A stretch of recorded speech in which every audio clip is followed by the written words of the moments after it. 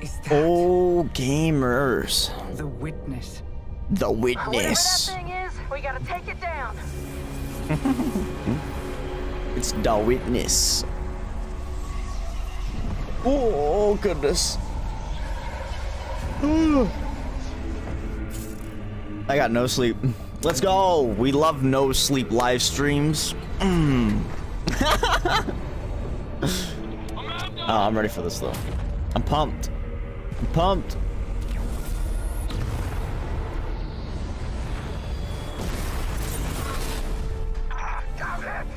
Going down. Multiple casualties out here. We need to pull back. From the witness. Whoa, why are we getting buffering? We don't need that. We don't need that. We don't need no buffering.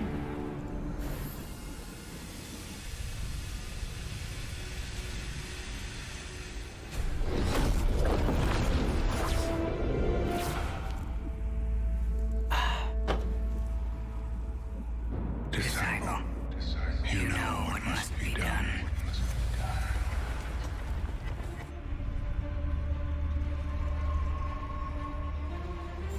They found the veil. We're in no position to engage the enemy. We don't have a choice. We're out of time. Osiris.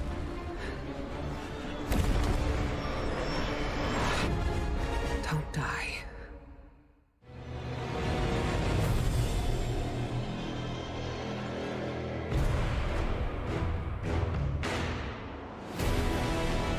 I'm glad I didn't stream the pre-show, by the way, because it was really just a recap of everything.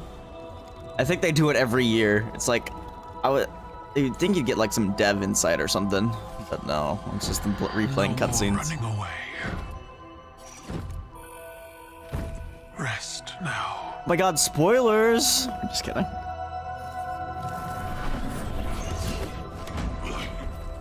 Well, the uglier they are, the harder they fall, right? No? Come on. We finally found you. Get your coat. What's wrong, Osiris? Get your coat out of there. Finality takes shape. It's creating the link. At long last. Destroy it.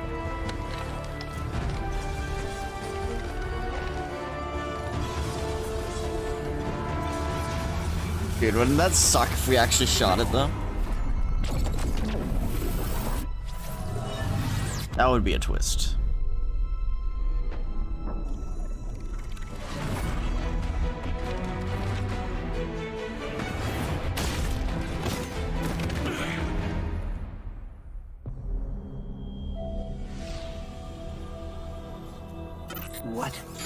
What just happened?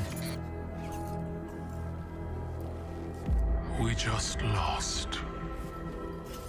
Oh my god, we played an entire expansion to just lose. Let's go! Riz! Zavala. Just kidding. Come in. Zabalda.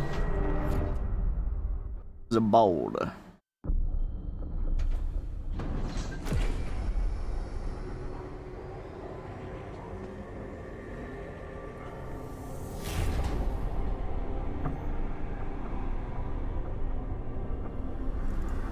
The universe makes us all victim and perpetrator. That's infinite cruelty. You, more than any, suffer both fates. Be free.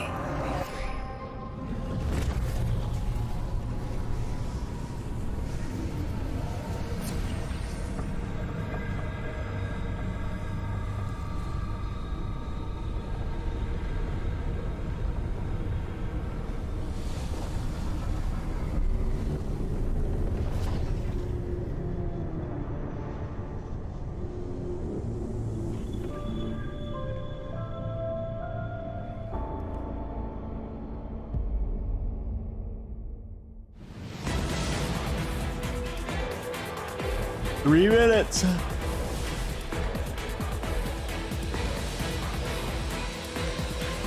Oh, goodness, man.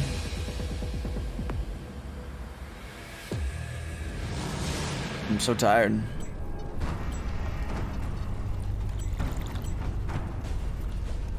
The witness has moved beyond The our witness.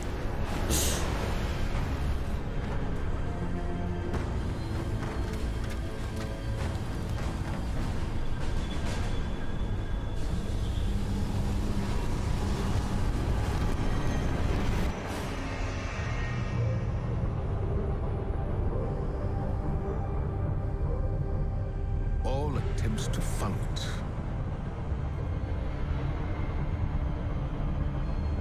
Oh, that's so dark. How twisted he got.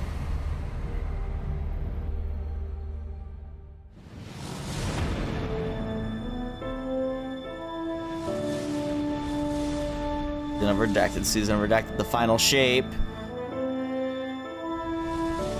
We're zooming into what's happening after. Our journey continues. Oh, we already figured that. Oh, let's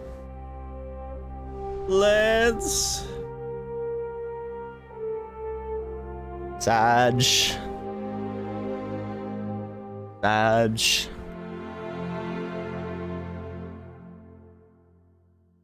Rest in peace, Commander. I've seen terrible things born out in the darkness. Every moment brings them closer.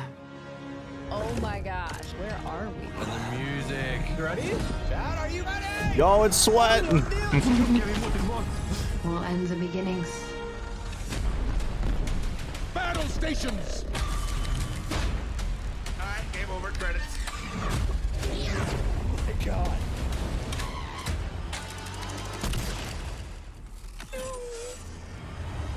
Holy crap. About time we go to the moon. I feel like it's quiet. Max volume though. We are your Salvation. Wait. The line between light and dark is Oh, so so very thin. Let's cross it together. Holy crap. This got me feeling things. Hello, old friend.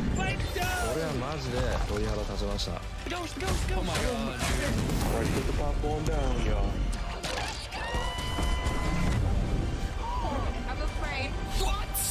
Traveler just did a Death Star!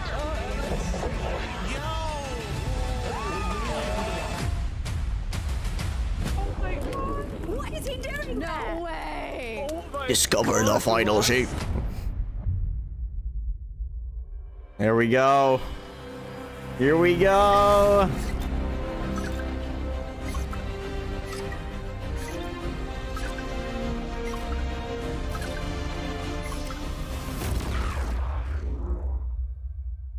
It's time. Thanks for What's tuning up, in. y'all. Joe? Like many of you, I've been playing games as long as I can remember. They're a core part of what makes me who I am. I believe there's this deeply rooted, often unstated mission of games to keep adventure alive. In 2014, Bungie set out to start a new adventure. Heroes awakened on a desolate planet. A silent god set in our sky. And it wouldn't be long before an ancient enemy, shrouded in darkness, showed up at humanity's door to destroy us. Over the years, our heroes would shape a story far greater than anything we could have imagined. Players would explore deep into the depths of Venus, hunting a machine god that controlled time itself. Atheon. They'd invent ways to combine their mythic weaponry and their paracausal abilities to stand alone against monsters that took others an entire elite squad. They'd race alongside their friends far into the early morning in the halls of an ancient city where only a select few Last wish. emerged victorious at dawn, clutching the heart of a dragon.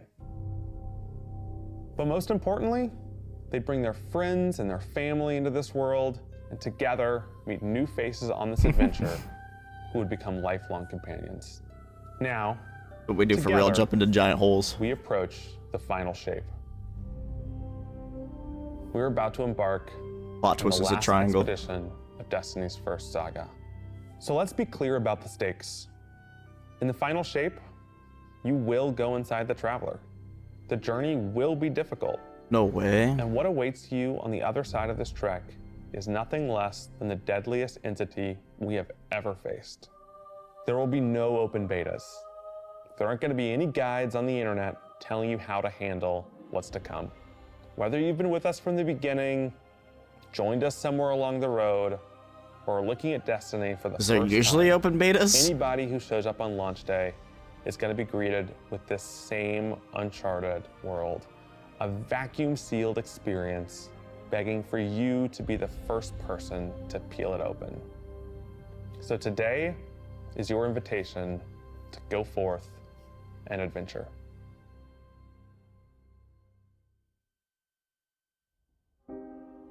Here we go, trailer. Cosmodrome.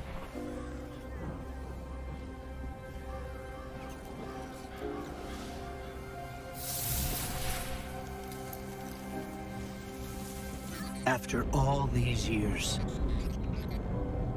we never talked about it. Why I brought you back. Oh. Okay. The tower? Why you were chosen. Once again, that's what we do. We just jump into holes.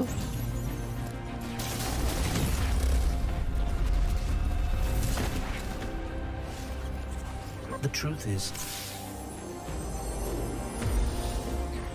I didn't know then. Oh. It's the It Gallon! was just a feeling.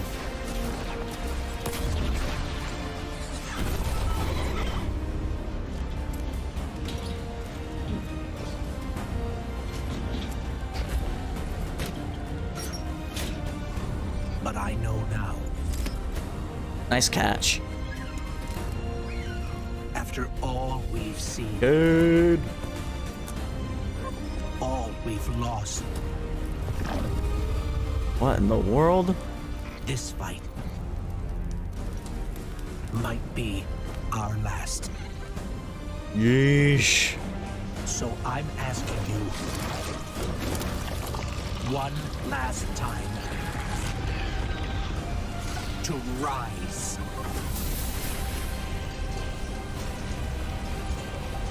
Hi, Zoki.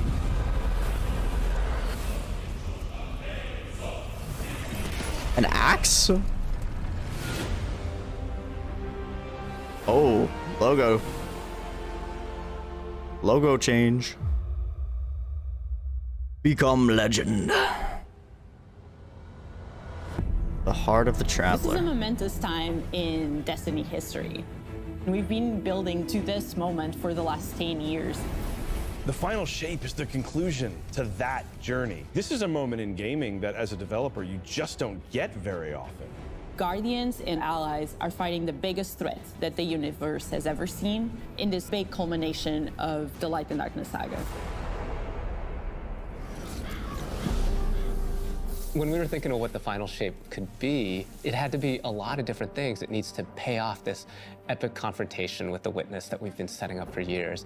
It has to bring you closer to your allies in the Vanguard. It has to be this place that like makes you feel nostalgic for the entire journey you've been on. When we were resurrected by ghosts at the very beginning of this story, we didn't know why, but it was for this. The Traveler is asking us for help. And it's our responsibility to protect every living thing in the universe from what the Witness intends to do. But will we succeed? When we first start Probably. the final shape, we are finally able to go through the portal that the Witness opened in the Traveler at the end of Lightfall. Inside is the pale heart of the Traveler. That is the stage for our showdown with the Witness. The Witness has the darkness. It has always had a connection to it. The pale heart of the Traveler is what it's trying to use to gain connection to the light. So with both, it can enact its final shape. The Witness looks around and sees a lack of purpose. All those meaning. hands. It wants to fix all that. So it's trying to put the universe into this frozen perfection where everything's just exactly how it thinks it's supposed to be. That is the final shape. If we're going to defeat the Witness, it's going to take everyone. Failure is not an option. We're gonna need the Vanguard, all of our allies, and all the Guardians to rally together and be brave in the face of Oblivion. In the final shape, we're going to answer questions at the grandest scale. But what I find really interesting is that it's also a very personal journey where we deepen our relationships with these characters that we've known for so long. Zavala, Ikora, our Ghost, get to reconnect with Cade 6. So, like, while there's this great conflict and everything going on around us and stakes of just unimaginable heights, it's still at the end a story told around campfires by a bunch of companions who have been fighting together for hundreds of years.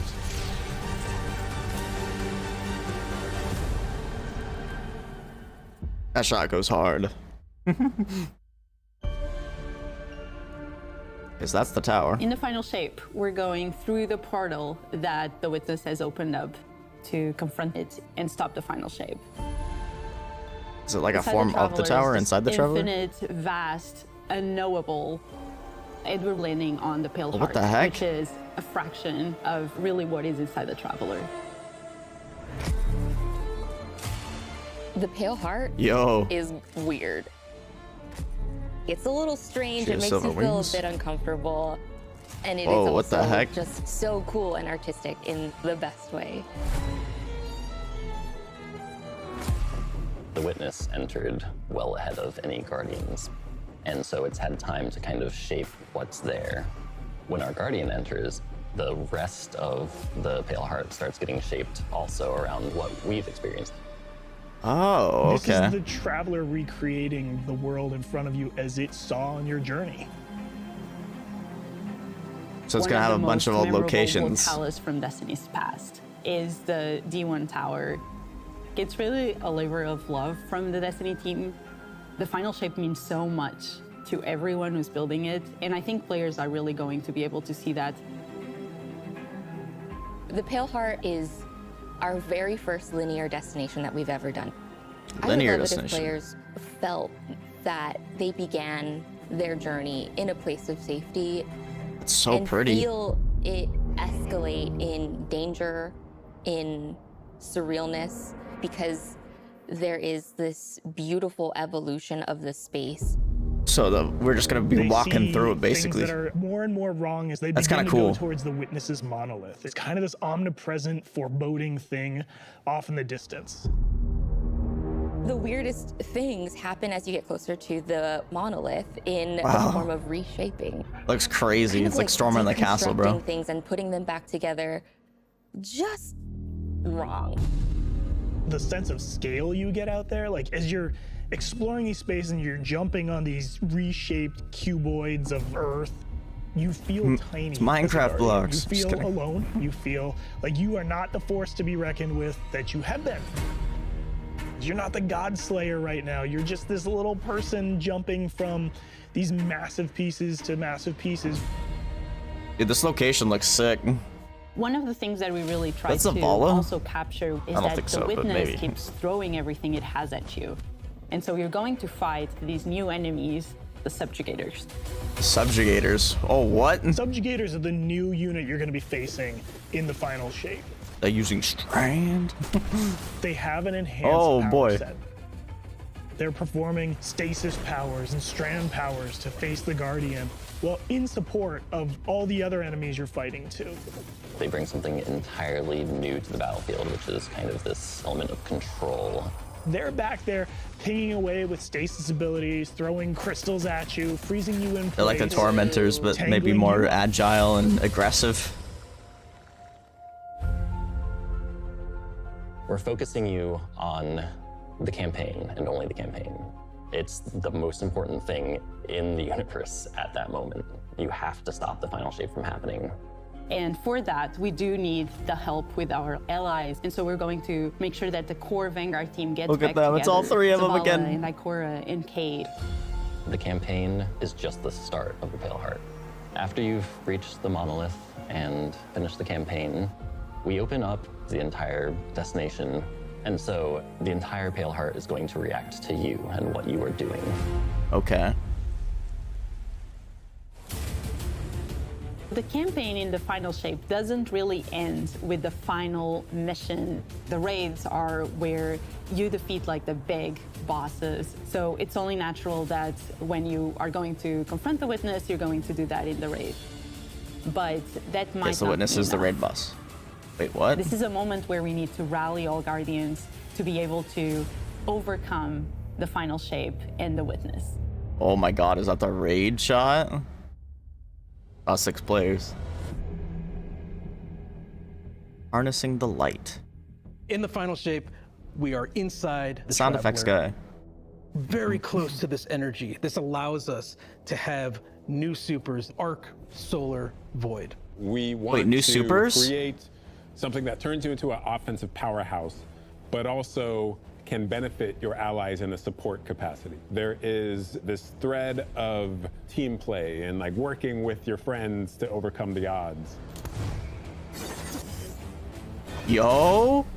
The Warlock Super is this ultimate expression of solar energy coursing through your Guardian. This Solar Warlock Super is a callback to Radiance from D1. Other than Golden Gun, this is the only other first-person super in Destiny right now. Your melee's like all these projectiles going off, doubling the amount of projectiles. Your grenade almost being sentient as it searches around, and then it hits a character. it's like an bounces off, empowered and goes form. to another one, and you're so overflowing with this energy that you are also giving it to your allies, allowing them to have their solar weapons supercharged. Wow, applying scorch okay. when they're shooting. That's a different The new type of Solar super. I Warlock like this. aspect. When I cast my Rift, it is going to create this little solar soul that when it A sees solar an enemy, soul. it launches part of itself out and hits the enemy and explodes and scorches them. It just feels very alive. Twilight Arsenal. It's a layered super. This is the only ranged one-off offensive super for Titans in the game. The Titan jumps up into the air, summons this giant void axe, throws it, summons another one, throws it, summons another one, looks at a different group of enemies, Throwing throws it. axes, bro. And when these axes fly through the air, they stick into the ground or an enemy, do their void gravity thing where they suck a bunch of energy and enemies in and then explode. That's cool. But that doesn't destroy Oh, the did it axe. summon The another axe one? Sticks around, and you and your allies can go and pick up that axe and Yo! start wailing on enemies with it. This super is insane. That's to me. sick. The Void Titan aspect, I press and hold my grenade button to consume my grenade and turn it into the shield. The more damage it Yes, takes, the more dude. it charges up, and then I can release that, and it creates this blast that deals massive damage. That's sick. The Hunter Arc I'm glad they Super. finally leaned into It's all the about finding big the weapon shortest for distance Titan between 2 again. points. The hunter kind of rears back, takes this knife and throws it across the world, and then is able to blink to what? its position, do the slash that just decimates Teleports anyone behind you. nearby. One really Nothing great thing personnel, about that kid. is not just you do it once, but you're able to do it 3 times. Oh, along wow. with devastating attacks each time you do it. The hunter Sick. has an aspect. We take our staff, we twirl it in the air, which propels us upward. It creates this burst, which amplifies you and Willow. any allies near you. It almost makes it feel like you're playing a Indeed. fighting game, right? Like these combos that you're chaining together to do these different moves. It like takes that sandbox to the next level. The more aspects we have, the more capable we are to do that. It feels like you're like riding the lightning, you know? Like that instantaneous, like That was good, but I think He's it's more doing like, his sound effects. Oh, he's joining in. you know? I like it, I like it. Let's go. Weapons team has been working on all sorts of goodness. We've got exotics, we've got legendaries, we've got perks. We're always cooking up stuff. We're always playing with stuff that we think is like really interesting or taking inspiration. So are those the only We 3 have new Tessellation, supers, which is and they're this like exotic locked to pyramid certain fusion subclasses, or they're rifle. gonna be It for has each? the really intriguing property of adapting your Guardian's current damage type. This will be the first time that you can run a weapon that can adapt to be strand or stasis in the energy slot. So you'll be able to run an entirely strand or entirely stasis loadout. That thing looks cool. Tessellation has the additional property that you can special reload to reshape your grenade and suck it into the weapon, and then fire out a super destructive single projectile. It's a really special weapon. What's the one specific exotic that I can make that's like really zany that you would like right now? What if golden gun was a sniper rifle. What if you could harness the might of the Traveler? You know, we had a moment where we saw that Traveler beam cutscene. I know people on Weapons went, I kind of want that. You're like, that is incredibly dope. So we've got this opportunity to bring back these iconic Destiny 1 weapons, but really turn it into something that feels unique in Destiny 2. We have to bring Kvotstov into the fold. The Red Death exotic pulse rifle. And Dragon's Breath. Burn the world, burn it all. Does it bring back all those? We have new weapon subfamilies coming, broadening what existing weapons can be. Really, like, bordering on exotic functionality. So, for example, we've got a rocket pistol sidearm subfamily. We always liked the special ammo sidearms. This fires tiny, Another special ammo sidearm. rockets. They hit very hard, do a bit of AoE damage. Oh my god, it's like a freaking tracer round or a rocket launcher stats. Wolfpack round. A new support weapon subfamily. The support frame auto rifle is a type of legendary auto rifle. It'll let you switch seamlessly from firing at enemies to healing your allies. What? I'm really excited to bring it to What? dungeons and keep my team alive. That's honestly. sick. A healing auto rifle? Weapons team is always coming up with new ideas. We've got a ton of new cool stuff coming over the next few years, and some new and really wild ideas, which we're pretty excited about. Come on, take a load off. We've got a lot to cover. This place is only big enough for one. Nah, Lumina has a 35% damage buff. Unless they buff Radiant, there's no way. Hey, you two, give me a sec. I was magnificent. This is great. Anyone want a hug? Get your rock off my map. Worst case scenario, you die. But Get your rock off my map. You won't.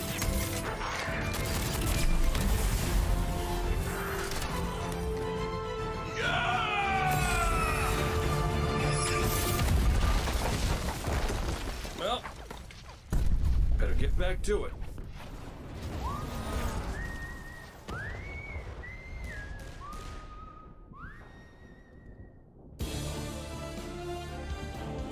In this moment where we're driving to the end of the Light and Darkness saga, it's great to see Cade like return to this world at this moment with all this change about to culminate with this confrontation with the long-standing enemy, the Witness. Cade is the quintessential hunter. His presence casts such a long shadow over the story of Destiny, whether it was when he was alive or when he was dead. What Cade goes through in this journey, how he serves as a catalyst for the other characters, the events that are uncovered to have brought him back. This is how the story had to end. There was no end to the Light and Darkness saga that didn't have Cade here alongside his friends to finish the job. Based. Once we started digging into the nature of the Pale Heart, I think that crystallized Cade's role as a guide. Cade is Virgil, and he's our guide through this other place. Cade is the one who is the most appropriate person to be the guide, because that's his job. That's always been his job. It just feels so natural for Nathan to be back in the booth. It felt amazing to just see him slip back into the role, like, without missing a beat. Right, instantly. In the flesh, or metal, as it were.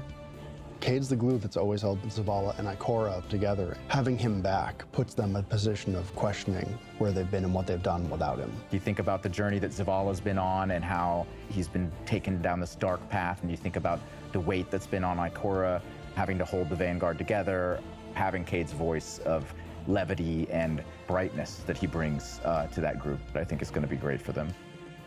Well, at least we have each other. We want people to take away that sense of reunion and that idea of like the gang being back together for this moment.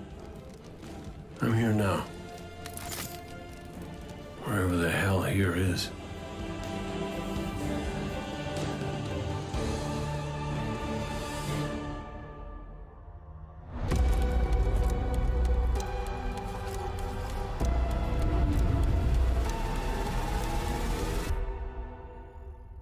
Unlocking the path.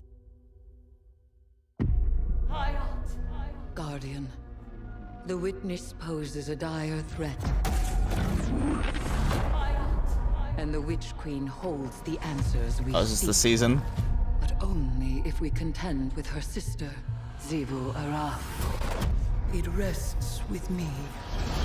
Will you come back from this? Do not be afraid.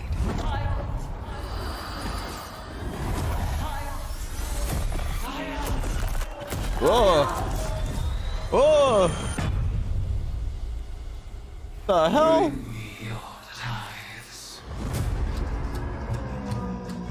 You now wield hive magic and have entwined it with your light. Assault the Spire Guardian and open the way to our tides. Ooh, what's that? Oh my god, is it the Hive Boomer? Let them know fear. The deck of whispers, and they do whisper. What the heck? Fight in my name, Guardian.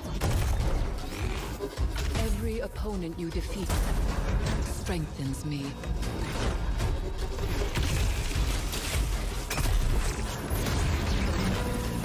My appetite rises for your brutal tribute.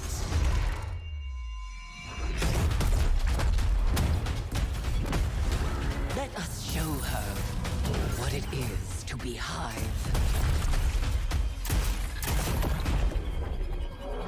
You have sounded the horn of battle!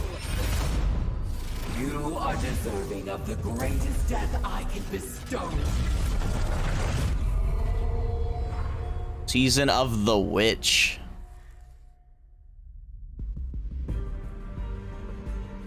The Season of the Witch is our opportunity as players. We've been annihilating and breaking Hive spells, and now we finally get to cast them.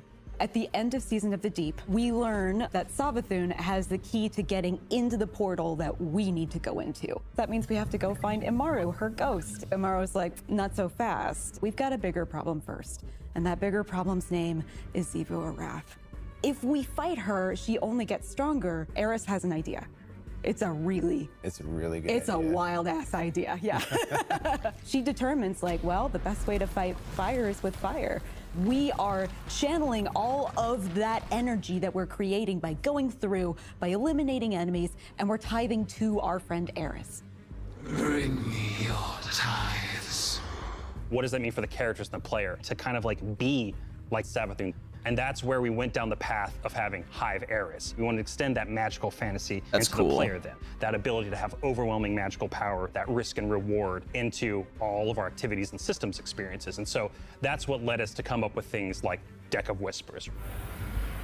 Deck of Whispers. This magical deck of cards that creates amazing synergies with your build craft meta and with buffs and the activities. They can then choose these cards at What? will, whichever ones they want, and then that really leans into what? the build crafting. You actually are getting cards that you can then use to place on the battlefield and change the way you play.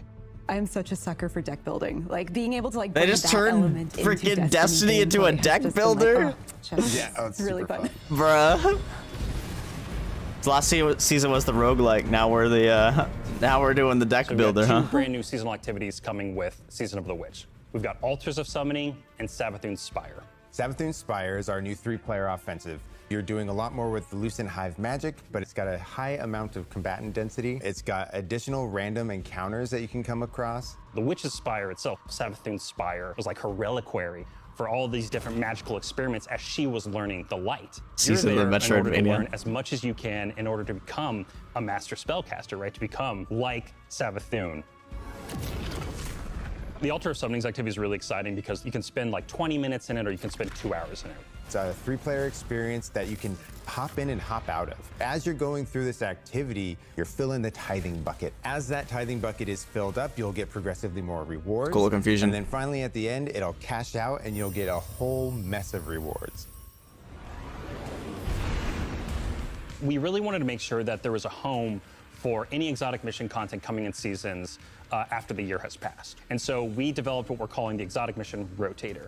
Right away, we're getting Presage, Vox Obscura, and Operation Seraph Shield. This is some of the most fun content the team has making. It's some of the Live content today. the fans and players of Destiny love the most. The most exciting thing, outside of just the missions themselves, is that every time we put a mission inside of that rotator, the exotic that comes alongside of it will become craftable. Dude, I wonder if the Vox Obscura Dead Messenger will get chain reaction. With Season of the Witch, we have a brand new Vex lo-fi PvP map coming. It's really exciting. It's got a bunch of really tight gameplay experiences. We wanted to make sure that we focus the combat a little bit more. With the new Vex Network map, I'm so glad they're making a Vex Network map. Like, hey, you're shoulder to shoulder more often. There's not as much deep sight lines that you're interacting with. And a lot of the flow of the map is actually built around this like kind of central pillar of the Vex network that you're orienting around. And there's also some modes coming. Hopefully it plays well. We've got a new PvP game mode coming that's all about relics. It's about multiple relics, so it's not just one. Hopefully this like one's the fun. Scorch game mode from the Like- past. like Team so we've got Scorched. the shield coming from Vault of Glass. We've got the spear back from Season of the Risen. And we got the scythe from Season of the Haunted. Yeah, so you're going to be reaping Guardians with that. I feel like the spear's the It's a lot best more thing. tactical gameplay. Oh, It's all well, about maybe they running around made the it map, worse for claiming PvP. these Well, relic dispensers, and then grabbing them in order to push for victory. I guess the shield would be really good too, though, because you can block everything.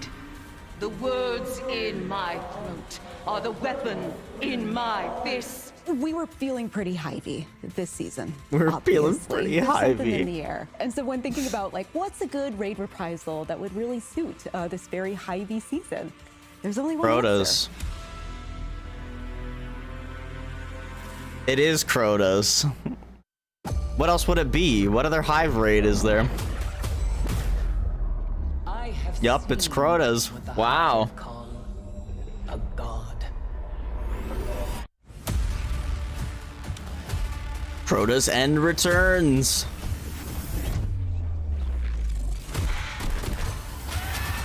They're gonna have to redo it, like big time. Holy thrall. Only a true weapon of the light can stop his wrath.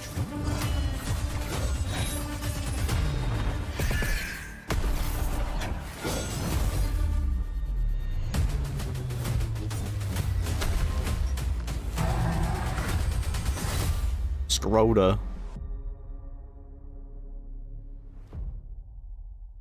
Hey, a new ring. Hell yeah.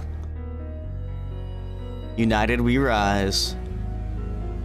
Heading into the final shape, we really want to rally all Guardians at the end of the Light and Darkness saga. We want to reduce those power barriers as well as catch people up on key story beats and make sure that they have a really great and easy time connecting with other players.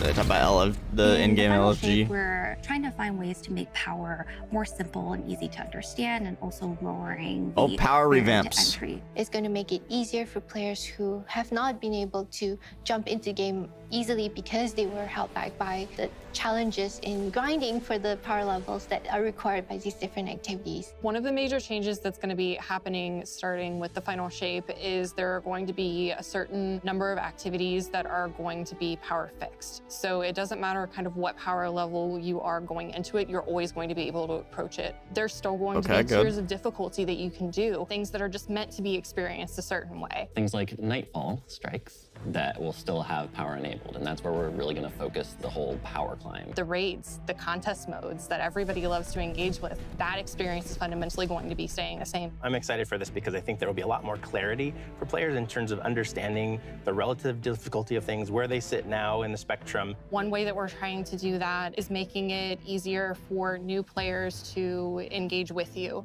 So we're introducing something that we're calling Fire Team Power. You can actually bring your Fire friends Team along Power, okay. to play any dungeons and raids in the game without having to wait them to be at a certain power level.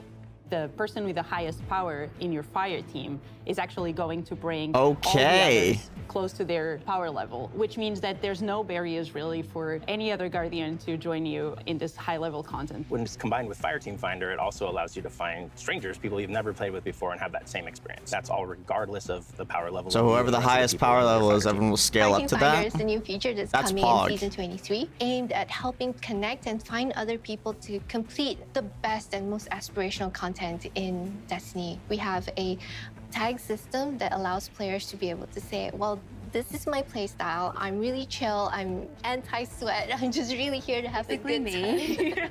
Exactly. Tags really In-game allows LG. players to show a little bit more personality, show a little bit more about what they're about. I think what's really great about it is with this launch, we're also looking at The lol including emotes. tags. As an example, one of the inclusion tags that we have are for colorblind players. Hopefully the inclusion tags will bring players closer to finding their community and even closer to the people that they're playing with. So once a listing goes live, players will be put into a listing lobby where players can gather, they can communicate with each other. So we wanted to make it as convenient and as easy as possible for players to not just sit and stare at a screen for a long time while their listing actually fills up. As a gamer who's typically more solo, I'm especially excited about this because it really is about helping reduce that anxiety and burden that comes with trying to make a new connection.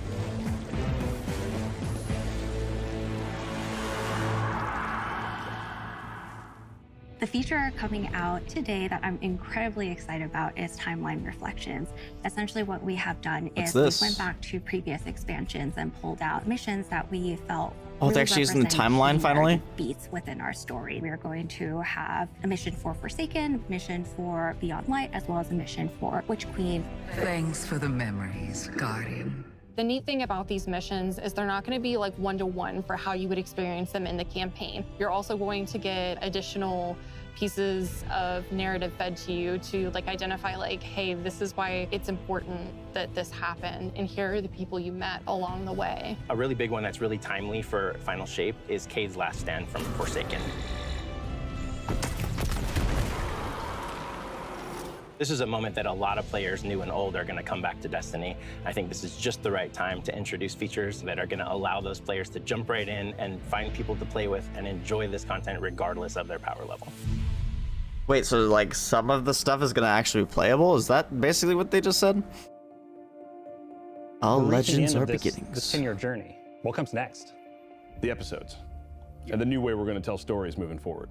What's really important about episodes is that it's a really big shakeup to what we've been doing. Instead of providing 4 seasons a year, you are going to get 3 larger episodes. And so the first 3 episodes in this coming model year change. are called Echoes, Revenant, and Heresy. It's coming right after the Final Shape. And the theme for the year is going to be all about the consequences and aftermath of the Final Shape. I think what's really the cornerstone of the episode model that we're building is the 3-act structure. Okay. The acts act as these anchors for us to introduce new weapons, new artifact mods, new activities. There's going to be new missions coming around the core. There'll be new story moments in every single one of these acts. We're actually providing more cinematic styled experiences throughout the Final Shape year and the episodes with it than any of the seasons we've ever developed before. These new stories are actually playable as standalone. Like each episode is something you can experience, whether you've been playing Destiny for 10 years or this is your first one. You're going to be able to basically enjoy them in any order you want to. I think the opportunity with this big epic moment is that we get to innovate the game. We get to move the game forward. It's all about change frequently. It's all about deeper story moments. It's all about more weapons, more loot, more often. And it really provides the team with a platform to go much deeper into the themes and fantasies and story of any individual episode as compared to the seasons you know of today. I'm so excited to see what the narrative team can do with this kind of new platform of storytelling. Episodes provides this awesome foundation for the future of Destiny. We're moving into the next stage of Destiny 2. I think some people look at the Final Shape and they think Destiny 2 is coming to the end. And in many ways, it's the opposite. We're leaning in. We're putting the pedal to the metal. opposite. Episodes provide us a new, innovative way for You players love to hear it. engage with Destiny 2 throughout the year. Bungie. What makes a guardian a guardian? Devotion, bravery, sacrifice. We know that we were chosen for a reason, by something greater than ourselves. Guardian. Guardian? Eyes up, Guardian. Shaped by the fires of each new battle, we are forged and sharpened into what we must become for the fight ahead. We are the final line that halts the second collapse. All of us. Every Titan. every warlock, every hunter. What is it the Guardians say? Devotion inspires bravery. Bravery inspires sacrifice. Sacrifice leads to death. The line between light and dark is so very thin. Dude, that line. Yo! Let's cross it together.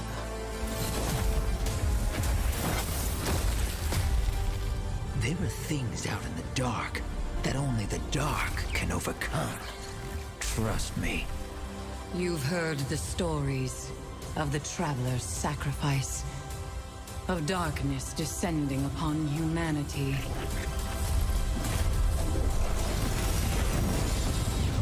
Our purpose is its end.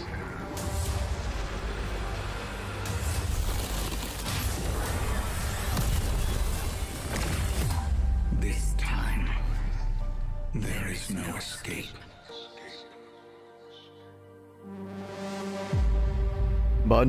Bungie. It's going to be an exciting year for Guardians. We get to make good on a promise that we made way back in 2014. There was classic rock blasting, a fire team racing across our solar system, and at the end, a simple message: become legend.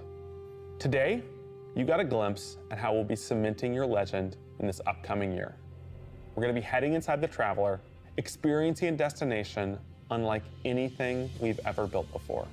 We'll face the biggest bad we've ever made, and we'll do this all alongside a streamlined progression system, allowing us to easily play with friends in any content in the game.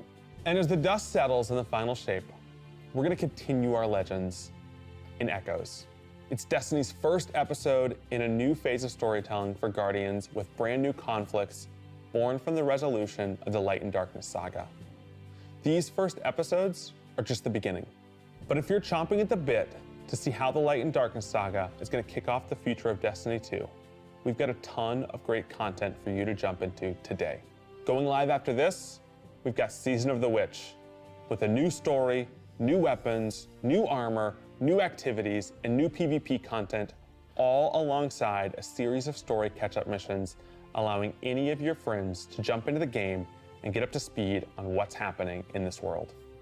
Then, next week, a brutal reprisal of Crota's End is going to join the ranks of our aspirational content. I can't wait to see you all in the Throne World as we learn more about the final shape and how we can stop it. Fog, dude. Fog, dude. Get your Destiny's looking good. Hopefully the season's good. Do not be afraid. Bring me your tithes.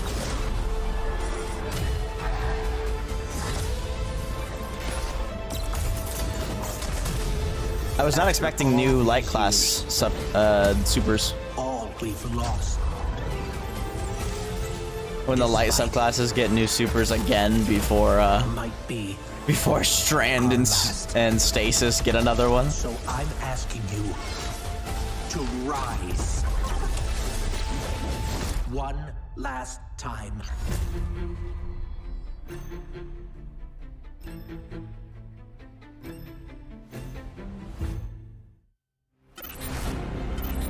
Collector's Edition reveal.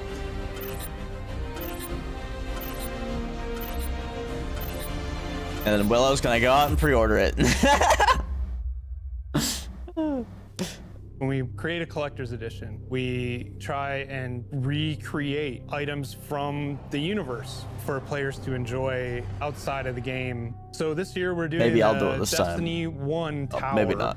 We really try to work hard at thinking about 10 True. years of Destiny and how best to encapsulate that experience. Even as the game dev who've worked on it since day one, like I think having it be the tower is super exciting for us because it's going to kind of catalog your journey of a player from when you first started playing Destiny all the way to now.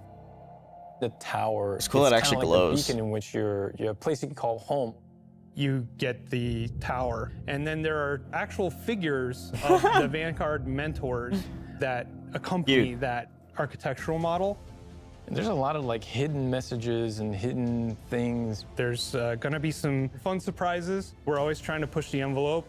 And so we've been playing a lot with magnetic locks and sound effects, and lights, just sort of make this experience as a whole. Place them and they say something, don't they? Really special. It's sort of the perfect symbol of Destiny. I'm so excited for it. Me too.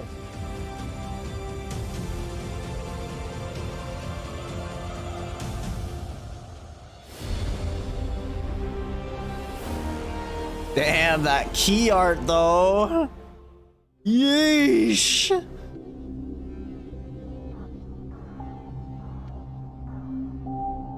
That looks fire. That looks fire.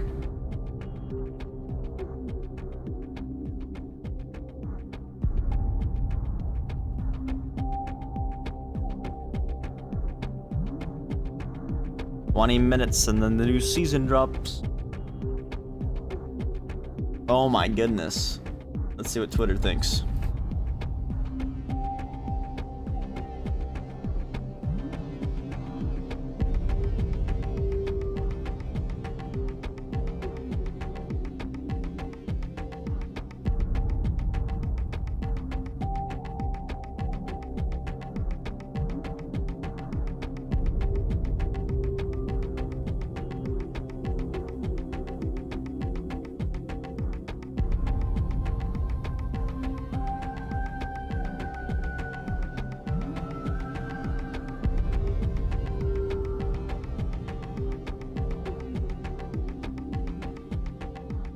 Oh, show.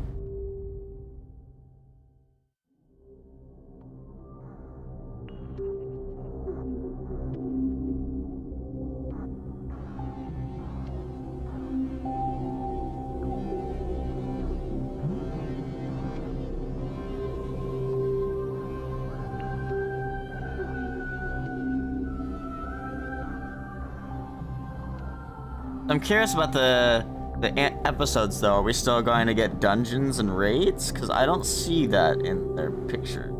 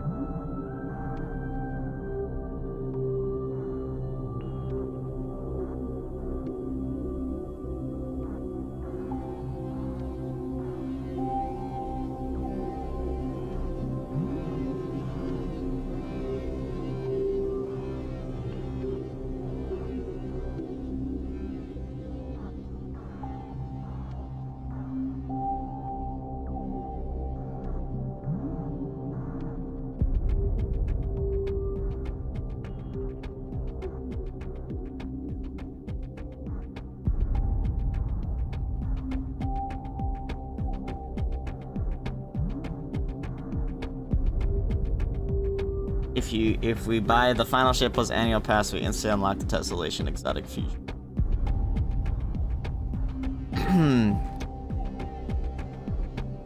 I'm gonna wait for it to come out on Humble, because then I can get a discount. Unless it's already on there. Final shape. Oh, not yet.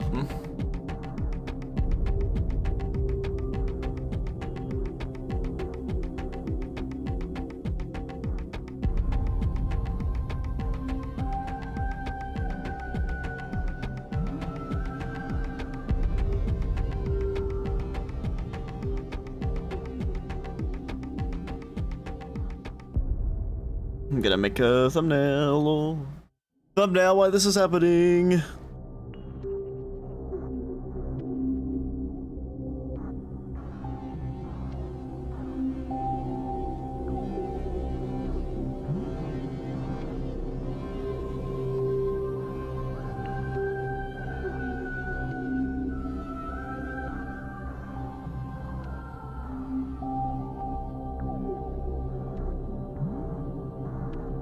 Season of the Witch.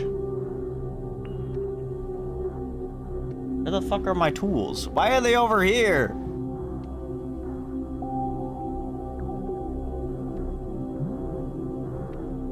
Season of the Witch. Hello, Not the Guardians. watch. Welcome to the post-show Hello. stream. My name is Taylor Liz. I'm a Destiny 2 player and content creator. I'm excited to be here No live way. at Bungie. We're gonna have 2 segments for you today. A little later in the show, I'll be playing through the brand new Season of the Witch content with my good friend, Pika Peach. Right now, let's sit down with Bungie developers to talk more about what we just saw and what's next for the future of Destiny 2. Pika, over to you. Thank you so much, Taylor. My name is Pika, and I'm also a content creator and Destiny 2 fan. You can often find Taylor and I playing together in some sort of challenge in-game. I'm beyond honored to be sitting down with everyone here today, so let's do some more introductions.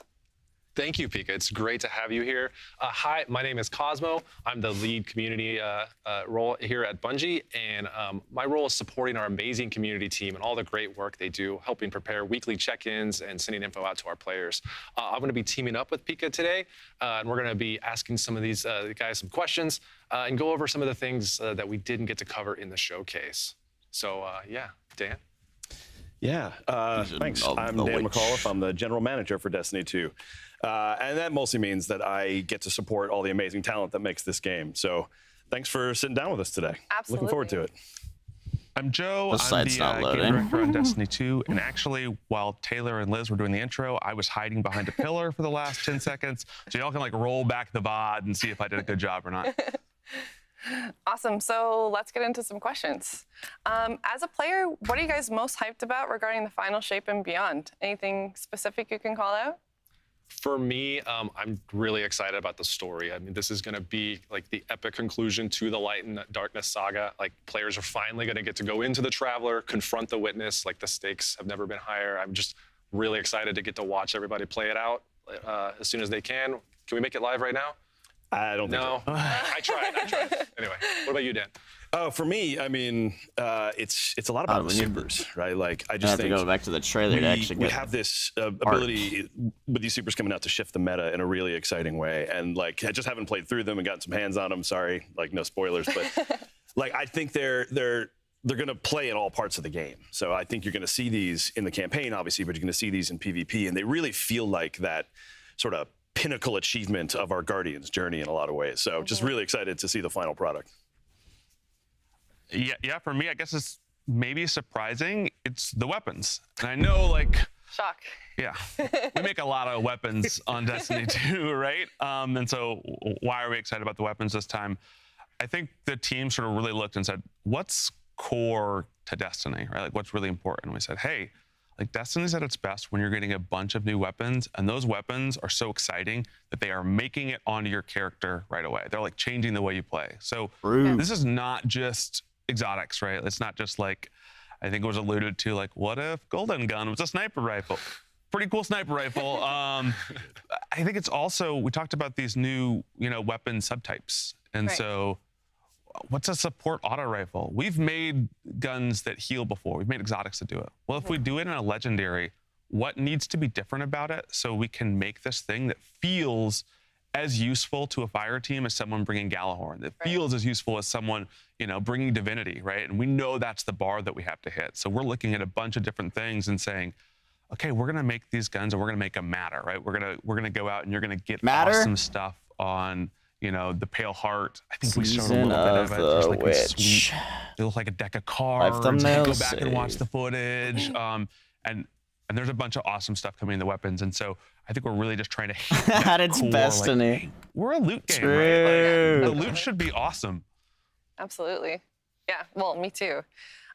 So speaking of the Pale Heart, the reveal It was said in the reveal that the Pale Heart destination is the first linear destination ever done.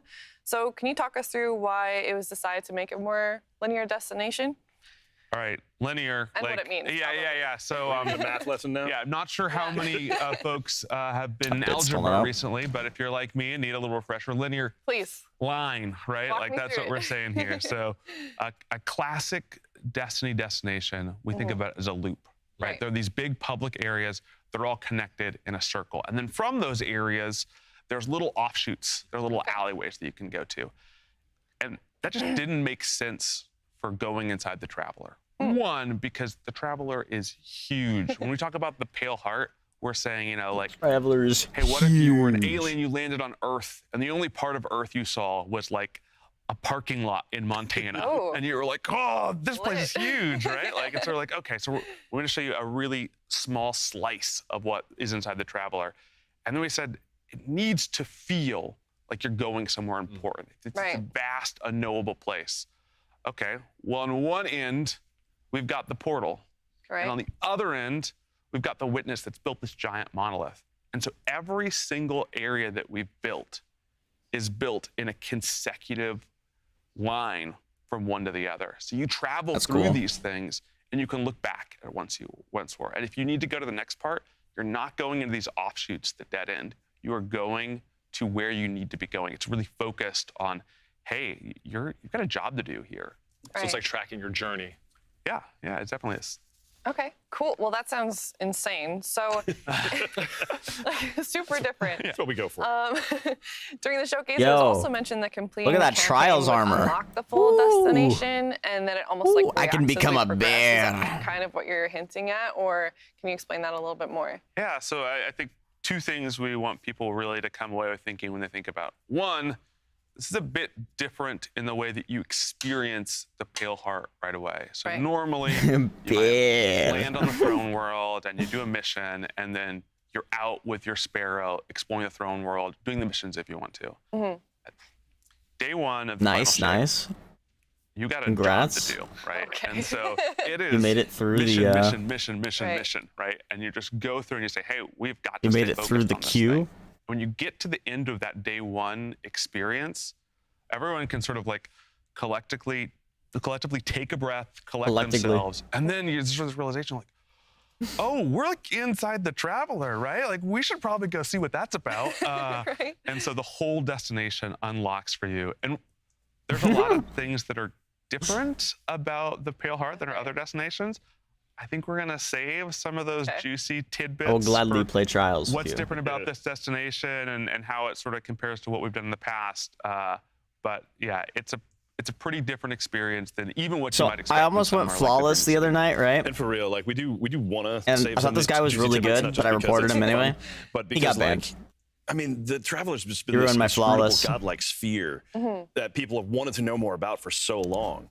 And like, this is their opportunity to experience some of that mystery. And I'm excited to see how that plays out. Well, it's alive, right? So, what can we really expect? Yeah, I think we talked about this. We showed a little bit. I literally got to hacker. Section that you're in. It's I got shaped off of who's there, right? And so who's been there? I got to 6 wins, no losses. So that means I had two chilling freebies. Right there. We're trying to knock on the door. We don't know how to get And inside. those two freebies got taken by that hacker because I played him 2 matches in a row. Eventually, and so. And my it's third got match was a both good match, really but I unique lost. Aspect to it, and a bunch of the geo looks like stuff 4 to you've 4. never seen before. A bunch of these places feel like, you know, this heaven on one side, hell maybe in the middle, crazy Destiny surrealness. And it sucks at the because end. And then it was the there are hand these cannon I wanted. accents of like, God, I'm at like a crazy heavenly beach, and then you see this. Well, you can't giant see who you're ghost playing up climb over a mountain, against or you see the until you're in the D1 match, tower and then if you erupting out of leave, this. it counts And as a loss. You know, we're really excited So. to sort of give people this like I should have waited, Destiny though. experience that still feels really new when you're in there. But the third match was so good. I loved that third match. So Dan, we've got feedback from players who wanted to learn more about the origins of the Witness and the Veil during so the it was Nightfall campaign, 3 to 4. rather than wait until like later on in the season. This play So players have that I big did narrative was so expectations for the satisfying. final shape. This How are we it was taking this 1v1 feedback me and this Titan, and making this Titan this just got his bubble, so he popped it on the point. I'm like, fuck, what am I gonna do? Oh yeah, no, I mean this is. So I this run is the at sort him. of fun I of the shoulder challenge charge for us, him right? Because out Light of and the Darkness bubble, saga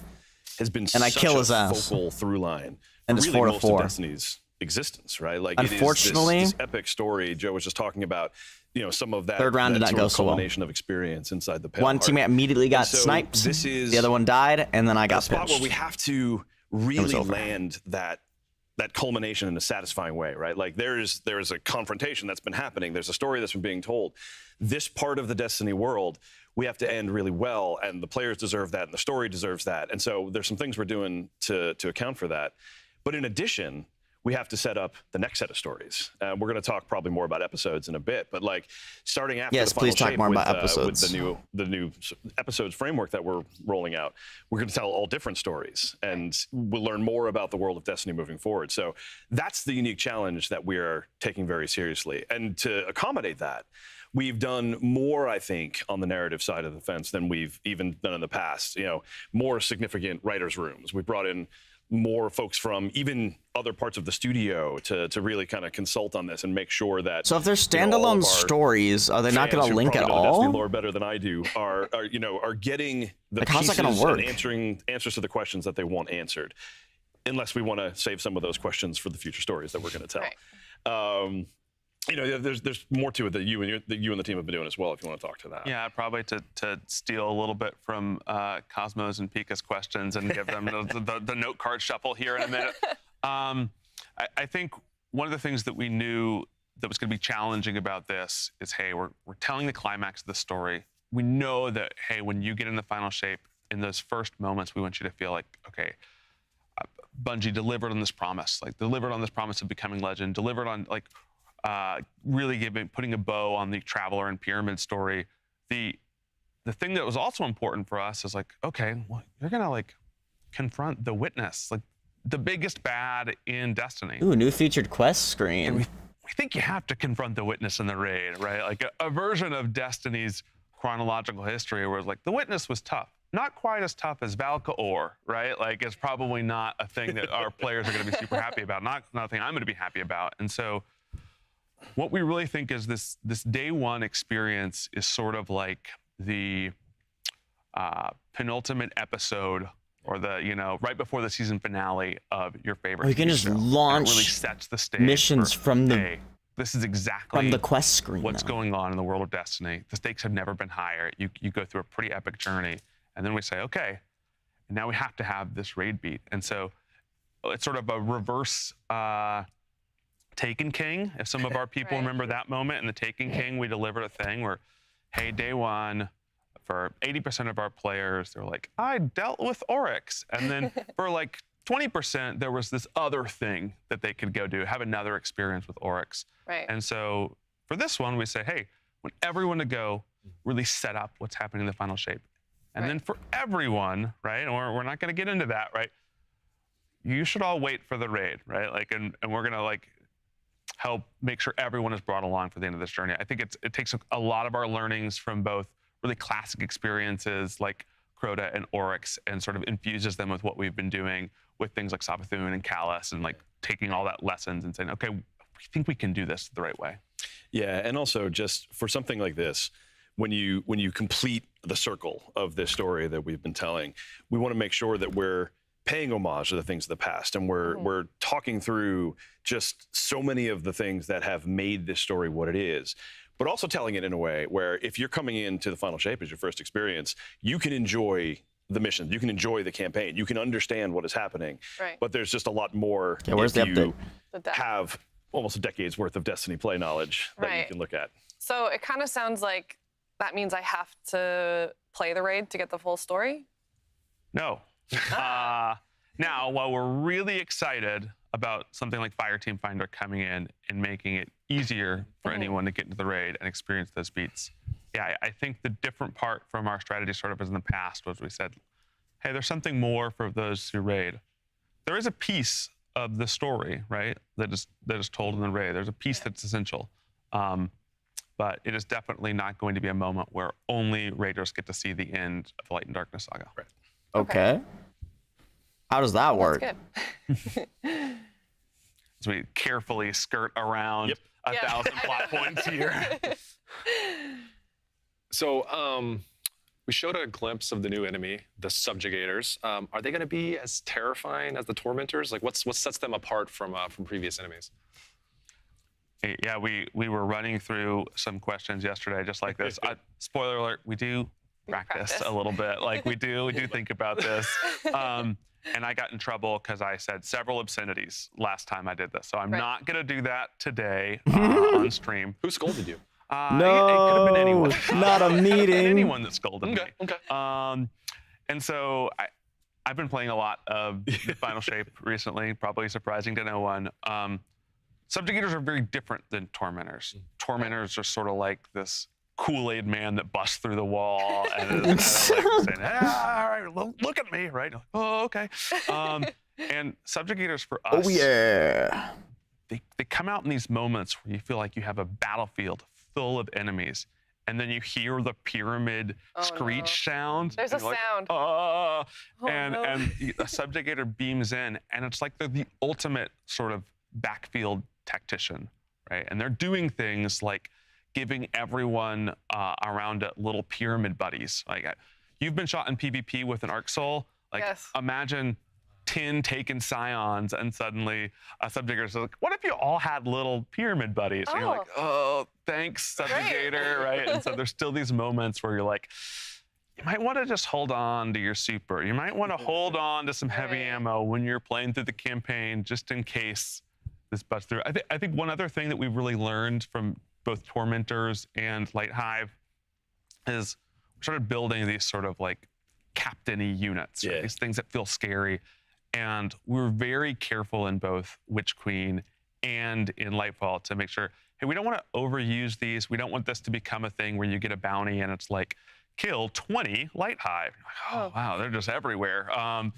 And I think we were striking an even better balance now that we have a palette of these captains where it feels like, hey, I'm getting these like really meaty sandbox experiences.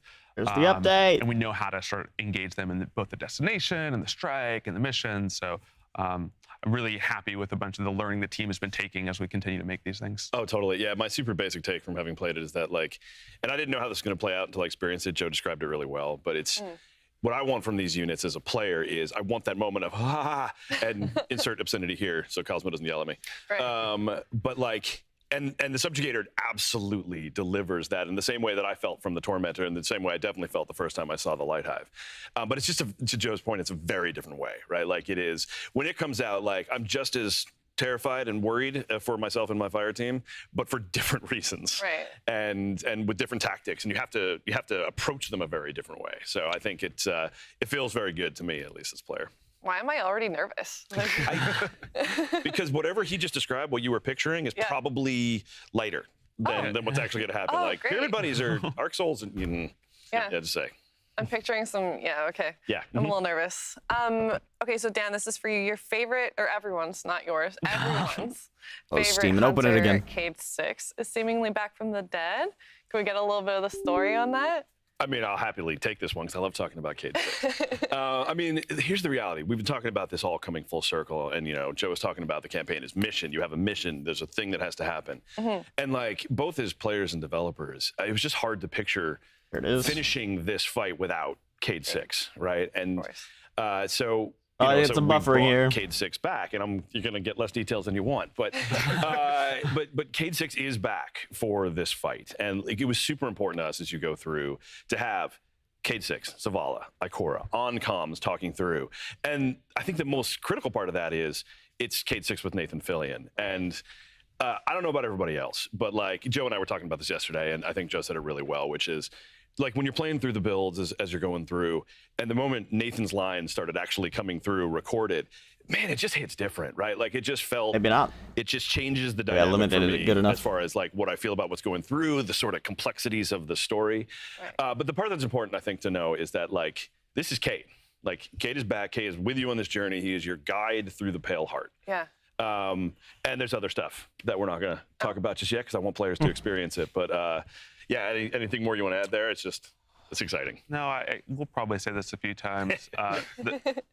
We were like, what's the final shape? How are we going to do this? What's really important? We really wanted to make sure that this experience felt like the most distilled version of Destiny. Like it's Destiny dialed up to 11. It is the like Destiny extract that if you were baking with, you're like, you only need a few drops. Like this is very potent. For us, you know, we knew, hey, we've been planning this narrative roadmap out for a long time. We were like, okay, we know we need to make the best of this moment that we have with Cade here. But I think it was really, again, as the VO starts to come in and you're in these missions, you're like, oh, that's like Cade 6 talking to me. And even, I wouldn't say everyone's favorite hunter. I mean, Eris Morn might have something to say about that. But yeah, it really starts to be like, okay, yeah, this is that distilled Destiny experience. Yeah. I'm now picturing Destiny extract on the Bungie store. I don't know what it's for, I think but you got something here, actually. You could bottle this. Yeah. Not sure what it smells like. Good point. I don't even want to speculate. Yeah, just stop. So we've been talking about Final Shape. Let's talk about episodes. We've seen some feedback from the players that the season model has gotten a bit predictable at times, and we just saw in the showcase our content cadence is getting refreshed with this episode model. Can you talk us through what episodes are and how they're going to be different than seasons? Sure, yeah. So, I mean, let's start with sort of what episodes are at their core, right? I think the easiest way to think about episodes is the natural evolution of the seasonal model. Because the seasonal model's done a lot of great things for Destiny. I think we've run seasons for the better part of 3 years at this point, and it has allowed us to deliver, you know, really quality experiences at a 3-month, you know, very fast cadence, really move the story forward. I think we've told some great stories, you know, introduced some new activities, new mechanics, really moved everything forward. The problem is, and if we're being honest with ourselves, and I'm going to be honest with ourselves, we really biased towards consistency to do that, right? Like we wanted to deliver it quality. We wanted to deliver it on time, all the time to the player. But that made the experience somewhat repetitive. Like almost sort of by design in a certain way, which is now, I think, stretched out to the end of its like, you know, utility. So episodes change up the framework and change up the delivery cadence. So there are 3 episodes a year. The first one will start alongside the Final Shape, and parts of it will start a little bit after. We can touch on that in a sec. But these 3 episodes are split into 3 acts each. Okay. And this means 2 things, really. One, that now what you're really looking at is 9 beats a year that are 6 weeks apart. And each of these beats gives us an opportunity to materially change the state of the game, to materially move the meta forward, introduce new story, introduce new weapons, new perks, new activities. And it doesn't have to be so formulaic. So it allows us to do what I think Destiny does really well, which is get a little weird at times. It allows us to, like, you know, I have some really bad baseball metaphors I'm not going to use, but like throw some curveballs into. You just said you weren't going to use the baseball metaphor. Use the bad one. Okay. That's a good one. Okay. You're really deep with this metaphor, and it's going to be interesting to about 4 people, so we're not going to do that.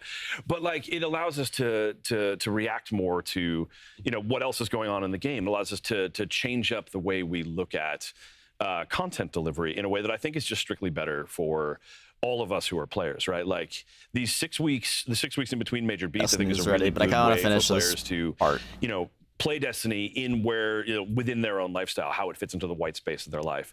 I think it allows us to introduce different things, to try some different things, like I said, make it weird, and really start to experiment in a couple of places because of not everything has to be there all at once, right at the top. Right. So I think what episodes allows us to do is to not only continue telling stories in I think a new and pretty interesting way, but it also allows us to just really amp up the variety of the types of things that we can bring and when we can bring them into the game, which I think is just going to be a great experience. Absolutely. What does that mean for the reward track? Yeah, so one of the most interesting things that we're doing with episodes is probably how they start. Okay. So for us, again, we've talked a lot.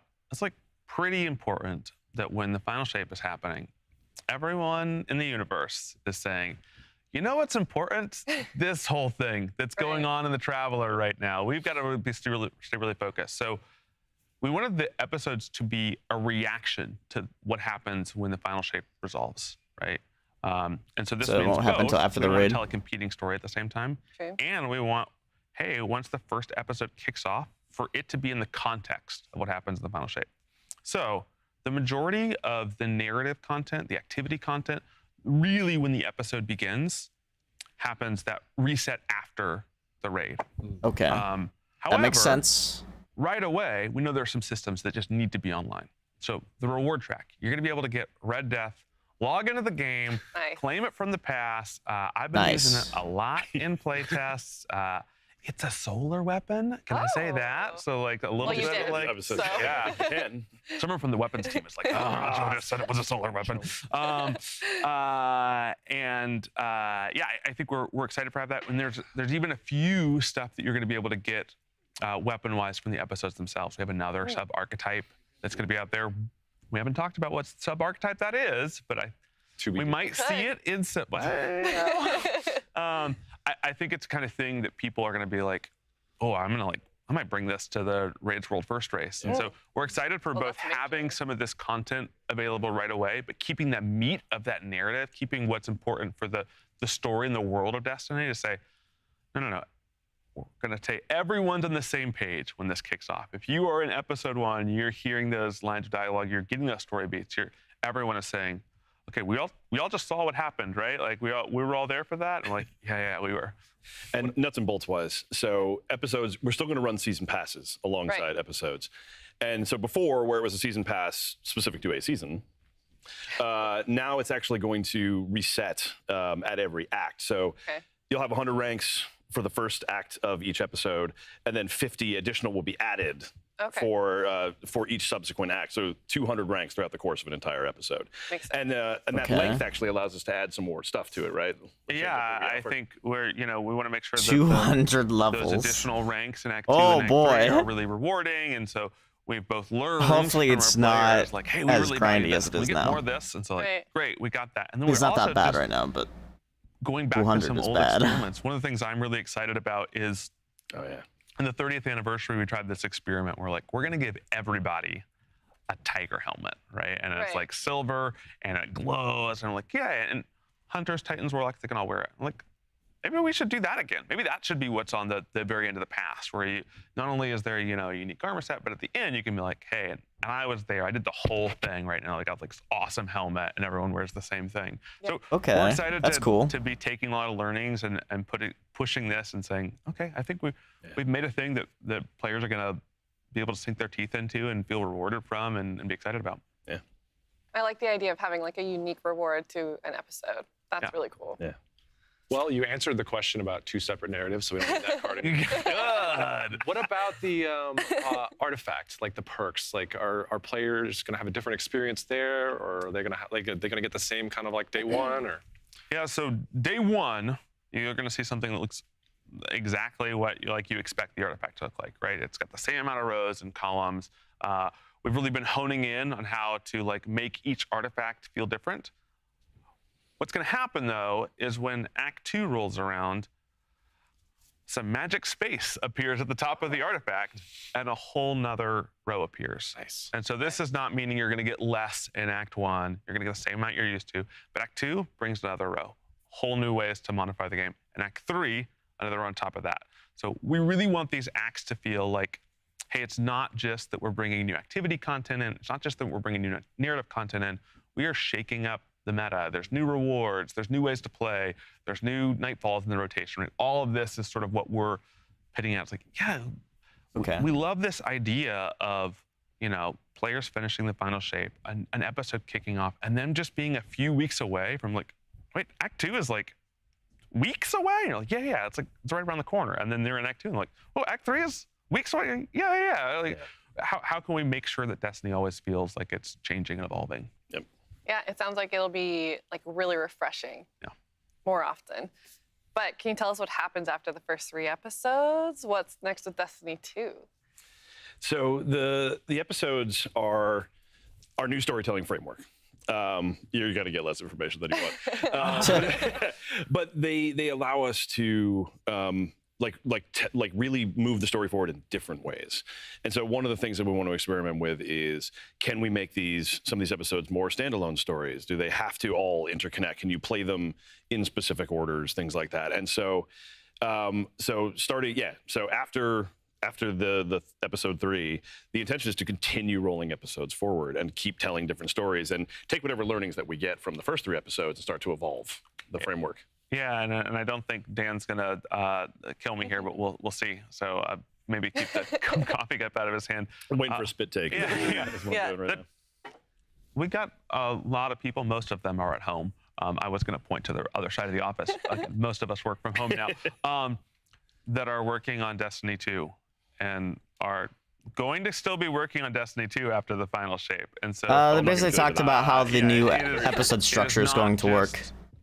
Episodes, like we know there's a bunch of content and there's different ways that we can get that into players' hands. And those folks still want to make that content, like the awesome stuff that we're sort of known for. And so, again, we'll be a little coy here today. They also said that episode 1's narrative doesn't start until after the weekly reset, or the next weekly reset after the final shape raid. So there's no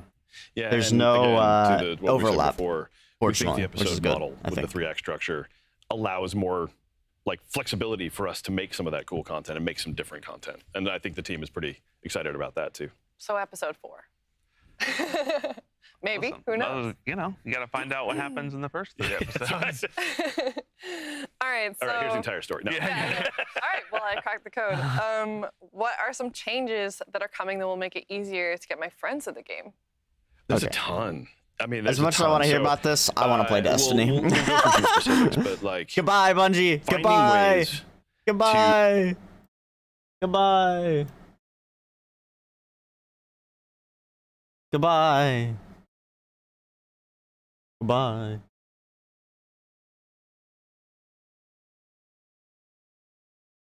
Swapping over to the new season. Yep. I wish it would update the thumbnail faster.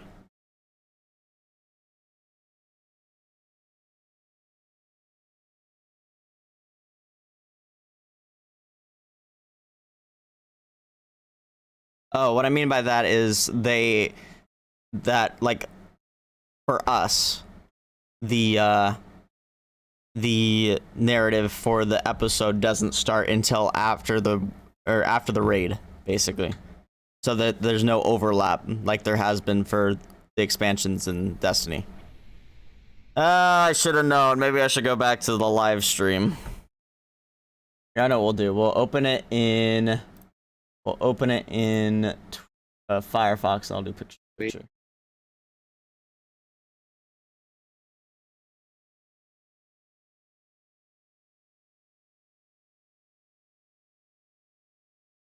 If it'll load. Hello?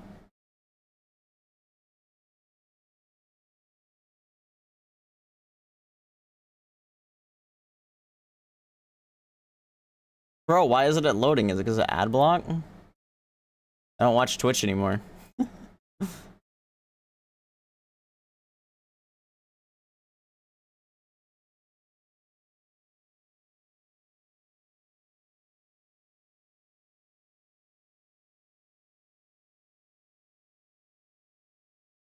I forgot how to make uBlock appear in the top right.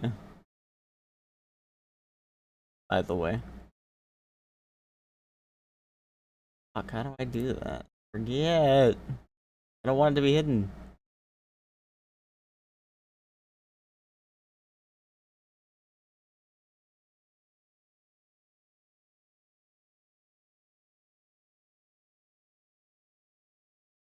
There we go.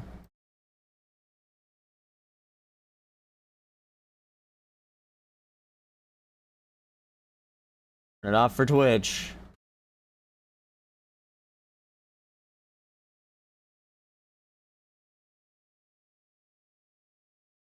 Bro, why won't it fucking load the live stream? This is pissing me off.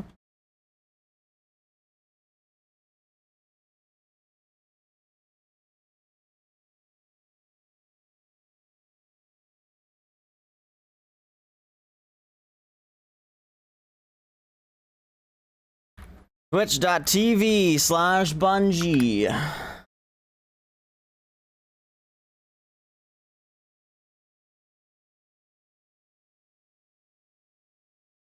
just won't load. It just straight up won't load.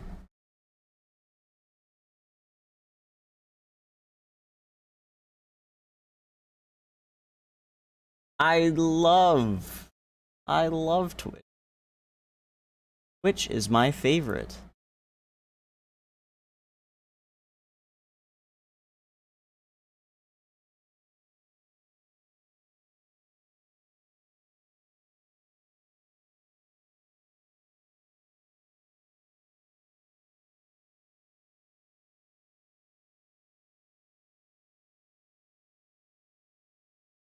Dude, it will legit not load it.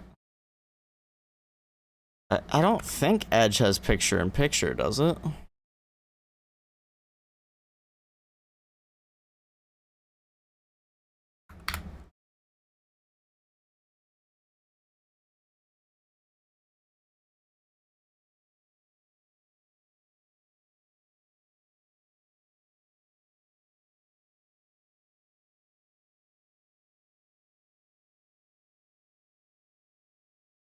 Pop out player. That works. How fire team power works for us? Yeah, so there's two ways that we're really thinking about power in Final Shape and beyond. One is what we're calling power fixed activities. And so this is stuff like free roam destination, the regular strikes queue, the base power of an exotic mission, right? Which we're really excited, like, we want to build more Seraph Shields. We want to build more Presages. And so for a bunch of this, we're going to say, even if you don't have a friend, right, go into this, bring whatever you want. We've adjusted the difficulty for it to just feel good to play, right? And so we know you want to go around the destination and be able to one-shot dregs with the hand cannon. Yeah. We also want the destination to put up a little bit of resistance and to feel like maybe I can't be shot by 15 dregs. And so like we're dialing in that power, but we're saying, okay, this is a great like base experience. For the story of Final Shape, that experience is power fixed. So you're going to get power upgrades, but you don't have to equip them, right? Right. Then post that, we're saying, hey, we've got a bunch of power-enabled activities too. There's the aspirational stuff, the raid, the dungeon, trials, right? For this, say, okay, I care about power. And so we've got an employee that we like to pick on here, a guy by the name of Matt Noguchi, who is a very hardcore Destiny player. I think that I'm a hardcore Destiny player, and then I look at my friends list, I'm like, how is his pass level this high, right? Like, amazing. And so we still want to say, hey, you feel like you're rewarded and engaged, but you can go into Nightfall and let's say, hey, you've been out across the world doing good deeds. You weren't able to play Destiny for the last 3 months. You come back and say, I like Destiny, but what I really like are dungeons, really like are raids. Yeah. Okay. Get in Matt Noguchi's fire team. Anyone that's in, a pre-made fire team, whether you made this how long am I gonna be in a queue? Gotta go take a nap, bro. Who's the highest fire team? Yep. Like who's the highest power level? And then it's gonna take that and say, we're dialing the numbers. I think right now it's 5. It might be 3. Yeah. I'm gonna say, okay, everyone in here, 5 below, no matter what. Now, if you're close on that, great. We're gonna respect your power. But no matter what guns you have, no matter what armor you have, we're gonna say, hey, we're gonna take this all up. And so you don't have to worry about, hey, I don't have the new stuff that I need. Instead, I'm like, hey, go play the raid and then go get the new really good raid weapons. I'm waiting for it to come out on Humble because I think I'll get a 10% discount. Not that you can't step in the content at all, right? Focus on the optimization, not on the requirement. So I can load in with the green loadout? You want to. Listen, I put on some armor that can't take resistance mods, and that's a bold choice. But doable. But doable, yeah. We will not. So I'm sure we'll see some wacky raid clears that are like, I did it all on the Broken Parade set. And they're like, you certainly did. That sucks for you. Yeah. What about with trials? It's like the one kind of like PvP's the thing that yeah. So we know there are some important reasons to keep power on in trials and really try to keep that a fair playing field. And so right now it's power enabled, and we're going to have a switch where we're going to say, hey, we're going to test out fire team power in this. Okay. Because one, we want to make sure that we keep that experience in a good spot. 2, like, it is an experience where I've got this friend Shane, and he is a master with Golden Gun. But he plays Destiny off and on. I would love to be able to say, Shane, we're playing Trials this weekend. I'm updating my I know thumbnail. You haven't played in a while. Please just put the client back on, get inside, and him just be able to go. And I'll have better weapons, I'll have better armor. But he's still going to pop Golden Gun and get us 2 kills every time. And so I think we do want to still have that, you know, experience for even at the high end of PvP. We just want to make sure we do it right. And so it is something that we are walking in carefully and saying, okay, we're going to try this. We're going to test it. If it doesn't work, we're going to find a different solution. Yeah, and specifically, we're going to like we want us to have room to experiment. And so I think Joe's right, where we'll start off with it power enabled sometime during the episode. We'll flip that switch and we'll communicate that out. We'll make sure everyone's aware that it's coming. And we'll see how it goes. And if it goes really well, you know, we'll figure out what to do with that next. And if it doesn't, we'll figure out if there's something else we need to try differently. But I'm excited to see if it gets more variety of players into Trials and more people who didn't feel like they could do it before. All right, goodbye, Bungie. Which would be interesting. Goodbye, Bungie.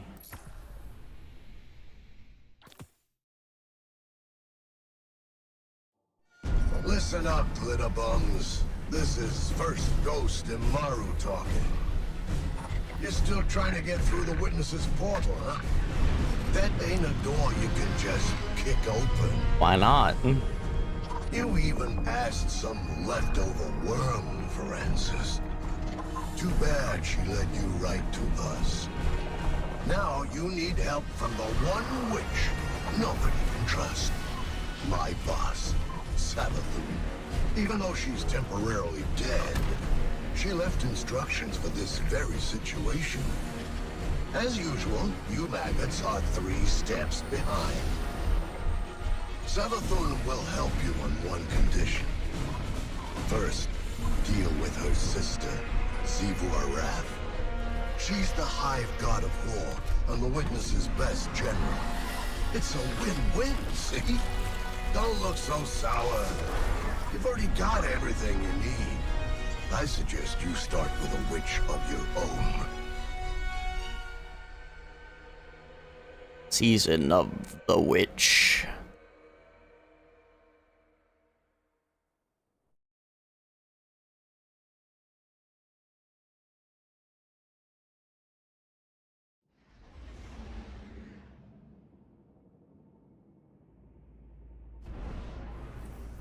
Loadouts are still locked. Bungie. Guardian, the Witness poses The Witness. a dire threat, and the Witch Queen holds the answers we seek. But only if we contend with her sister. Amaru has promised us a method for defeating Xivu Arath, arranged by Savathun before her death. There is a spire atop her throne world's sanctum, a place of dire experiments where she abused the light. With this knowledge, Imaru and I have devised a powerful artifact infused with hive magic. It will allow you to dispel the Witch Queen's trickery and master the spire through a ritual of our own. That's cool.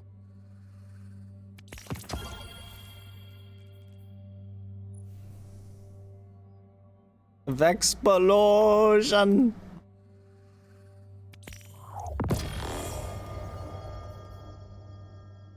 Grenade launcher.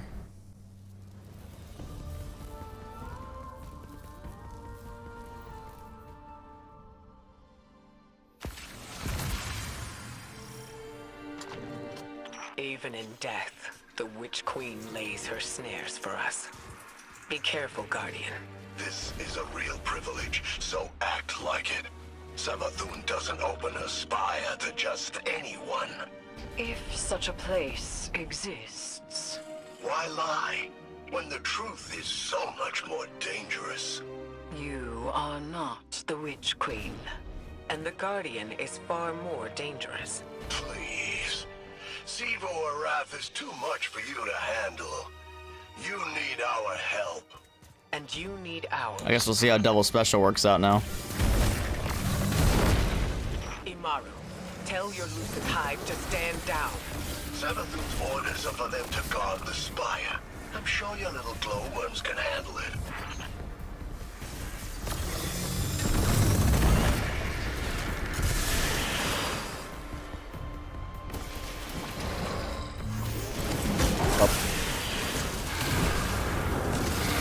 Hey, at least the last thing I did was on my frickin' bonk build. Apparently didn't pick up my hammer, but that's okay. We got it back already.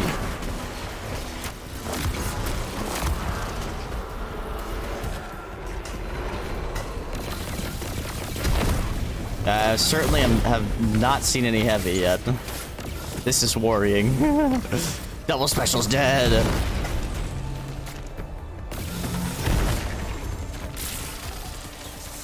I don't like this. Resurrecting Savathun, using her magic. This is exactly what we wanted to avoid. The Witch Queen knew she could entice us with a common goal. Removing the threat of Xivu Araf. Yeah. And she knew the Vanguard had a little hive acolyte of their own. That's why she's opening up her spire. She thinks you've got what it takes.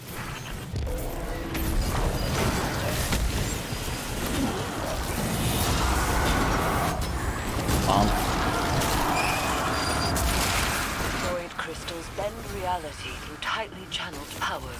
Shatter them to break their control. Oh, I have to be inside the orby orb. Yeah, I saw that coming.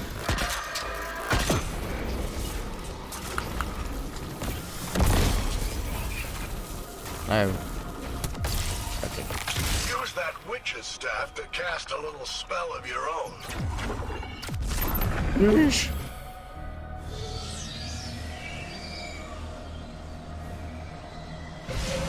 Spire's just up ahead.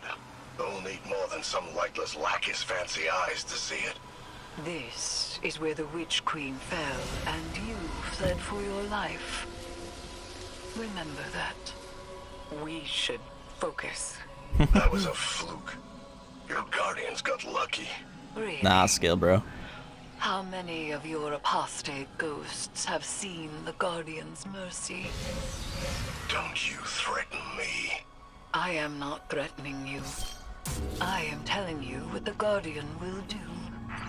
Based.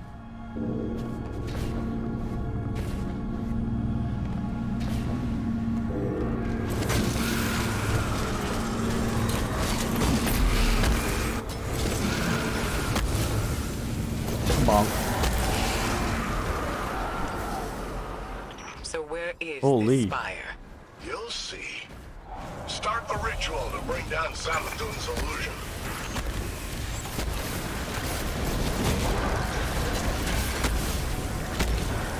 Punch! Punch! Punch! Titan moment. Workers want to physically halt to another location. That it may burn you.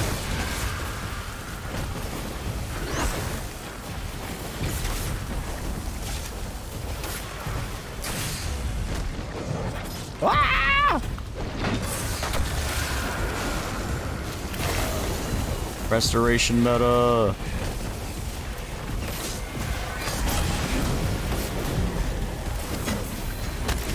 Bro, the thing got like a freaking moth shield as soon as I threw my hammer at it.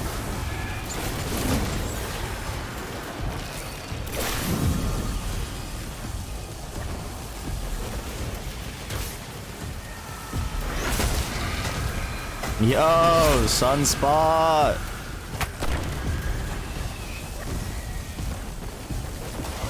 Donk.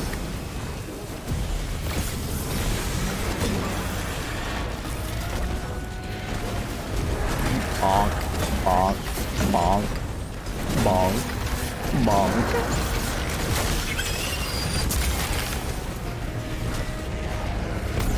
Bonk, bonk. Cool.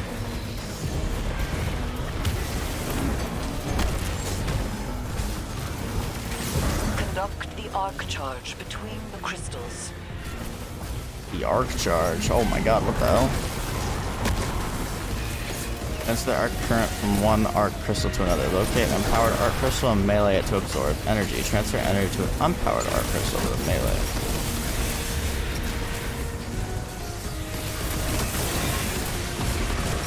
Yeah, but this ranged melee work. Time to find out. Yep.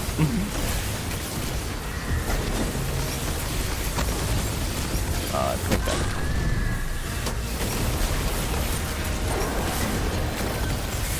That's so satisfying.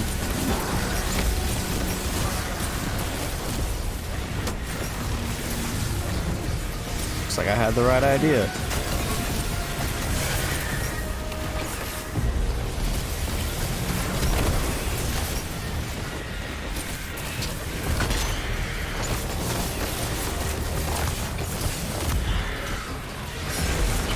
Oh god, what am I doing?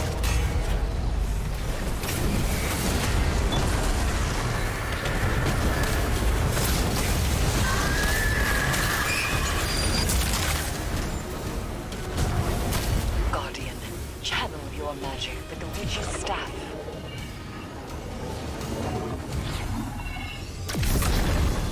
Yeesh. Oh. You now wield Oh. hive magic and have entwined it with your light. Whatever you face next, we'll test that power to its limits. You think your guardians are up to scratch? What will we find inside the spire? A way to take down her sister. That's all she told me. And that's all I'm telling you. And she'll uphold her bargain. Give us the information we need. I'll bring her back as soon as Evu's taken care of. Then you can ask her yourself. Guardian, traverse the spire. We shall see what morsel of truth awaits us. Can I have elevator music? Hello? Oh my god!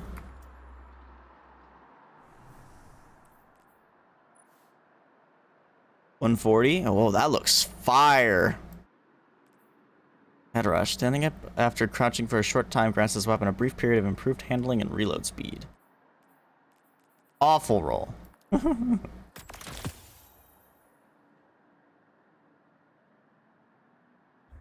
that looks fire. And it's strange. Right.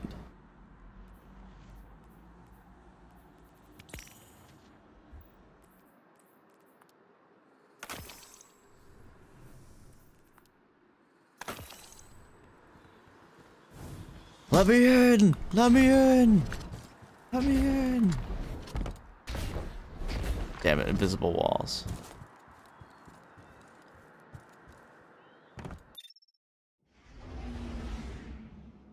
Savathun Spire. Hey, good thing it's Solar Surge.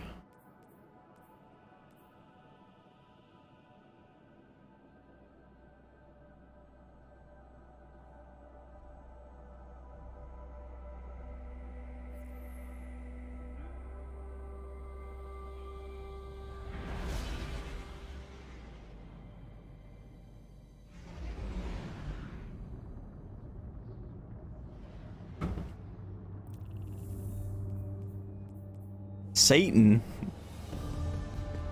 Tried using the new hand cannon.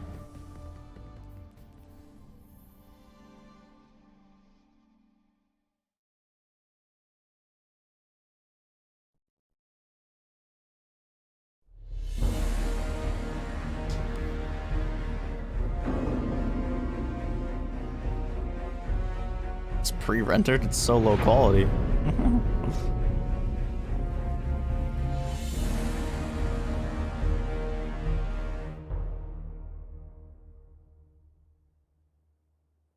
Okay.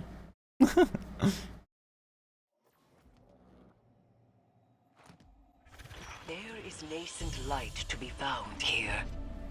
We must stoke it and harness its power. Be prepared for anything.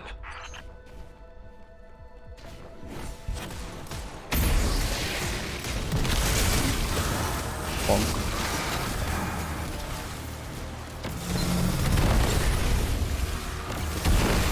we're getting the medals. Yeah, Pog. I love medals, dude.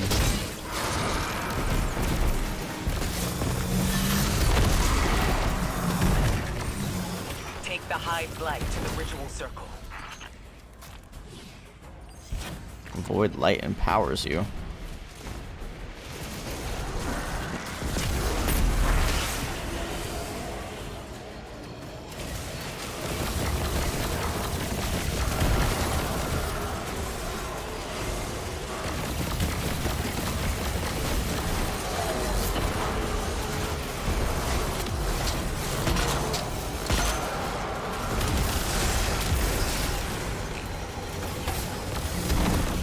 Someone's using the Galahorn.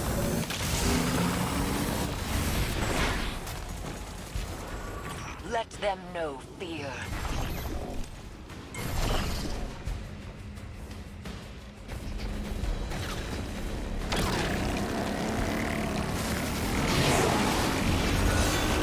Why does this feel like it's doing nothing?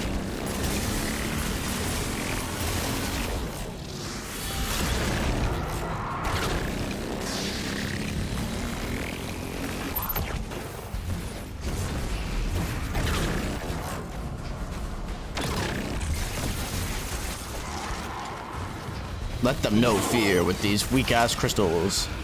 It's basically what just happened there.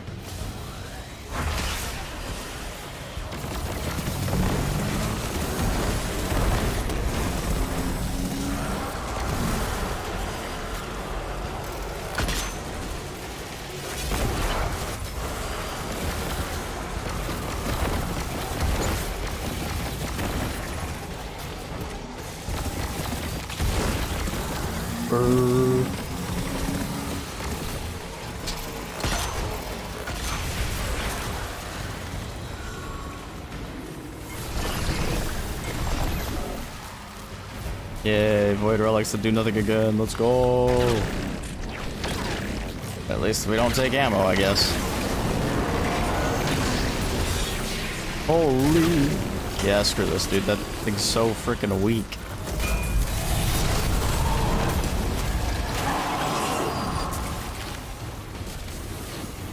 Pathetic.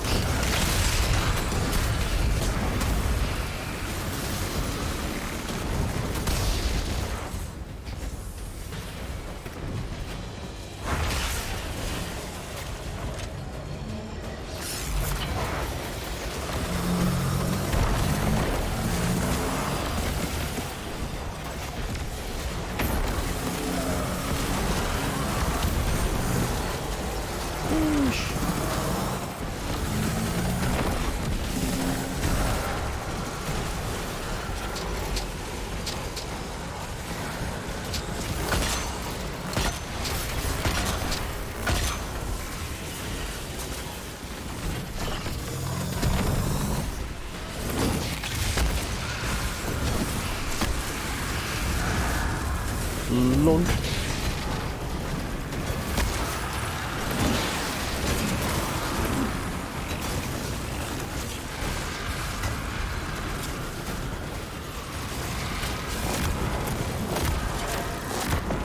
It looks like the way up is cleared. Be careful. Oh, not an elevator, but a suction. We getting sucked.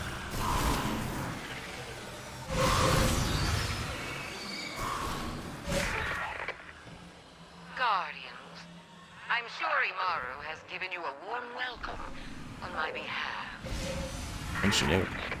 Savathun's dire machinations echo through these halls. She whispers from the past, anticipating each outcome. She left you some recordings. It ain't that deep. It ain't that deep. It ain't that deep, bro. You've accepted my proposal. We have mutual interests after all, despite our bad blood. You might not believe me, but I love my sister. But to us Hive, love is death. No one knows more about killing her than I do. Arc attunement.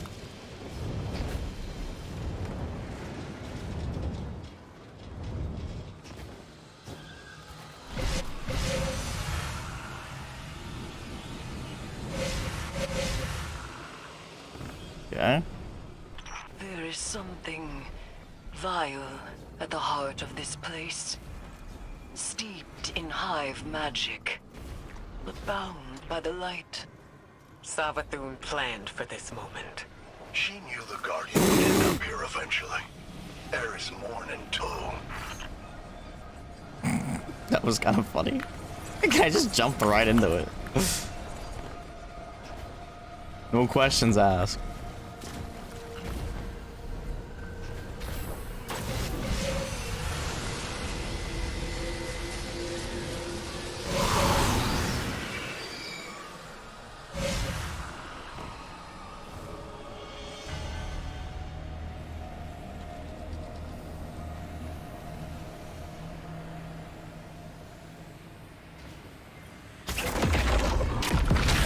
Let's go.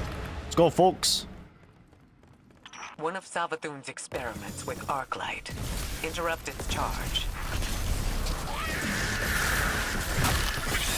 Transfer the arc charge to each crystal.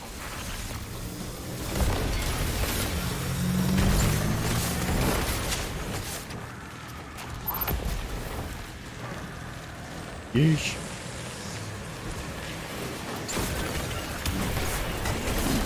Oh, I wasn't fast enough.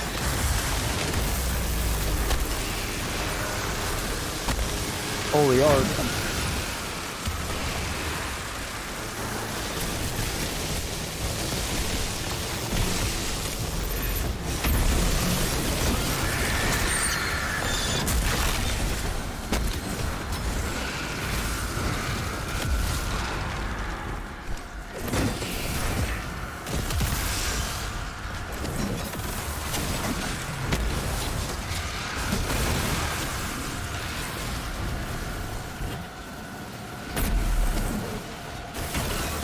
I love that throwing hammer works with this. Oh, you don't lose the charge. Sick. I thought you lost the charge after doing it.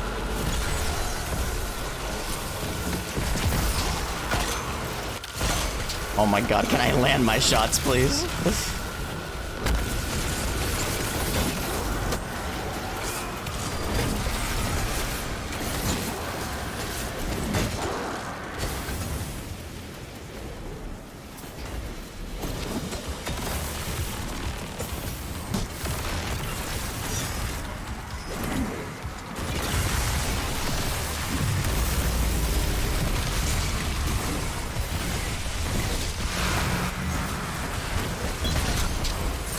Holy flinch, dog.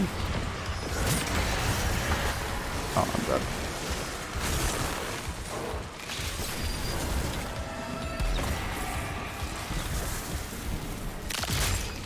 The spire is alive with light. We have redirected the Witch Queen's spells and empowered it to some end. I am not certain. Hive runes manifest here. Discern their pattern and traverse the Witch Queen's labyrinth. Zebrath can't be confronted. That's what she wants, and she always gets exactly what she wants. So spoiled, so loved. You'll have to find another way. It's a fun little activity. Could ever have a hope of overcoming No! my sister's warlord. Only a hive. So, it rests with me. Eris? You're leaving me behind.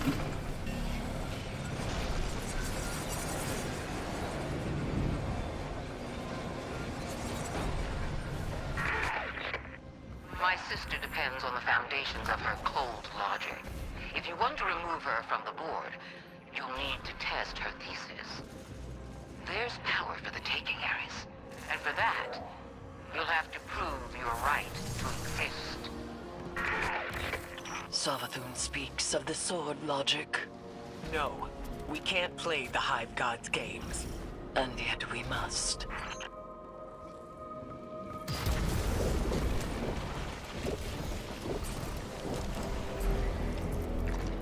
That looks cool.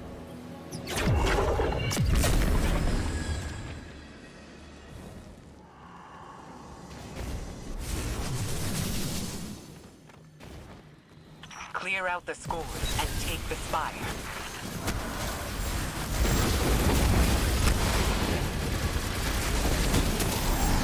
Oh.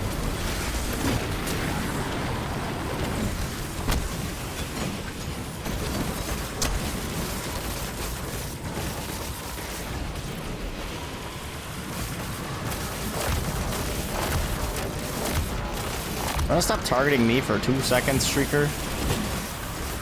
Yeah, there's 2 other players here, right?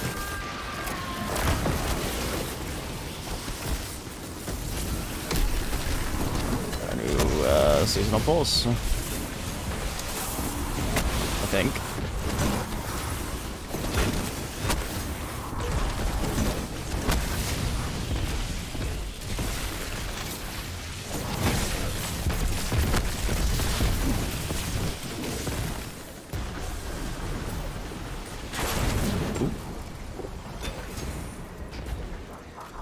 Can you stop teleporting? God, I hate teleporting enemies.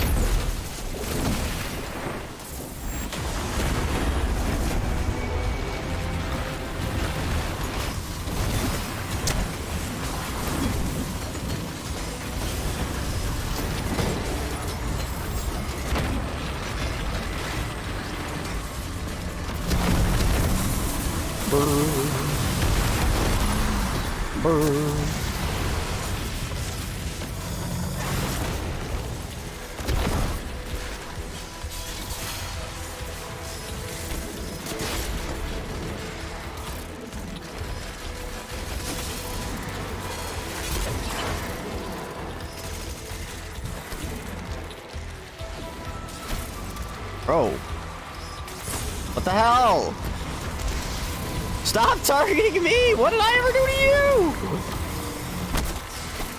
Bruh, this dick. Target someone else for once, jeez. So rude.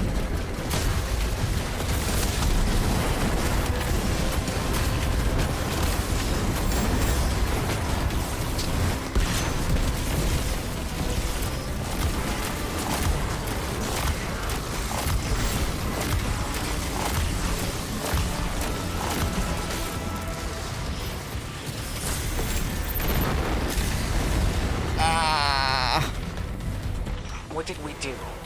We have reconfigured the inner workings of the spire and opened the path to its vetted hypogene. Not how I would have put it, but that's right. There is dire magic here, and I am its conduit. We may use this It's a power scout. to our own ends. Eris, you can't. This Looks is so cool. dangerous. Meet with me, Guardian. I will prepare the ritual.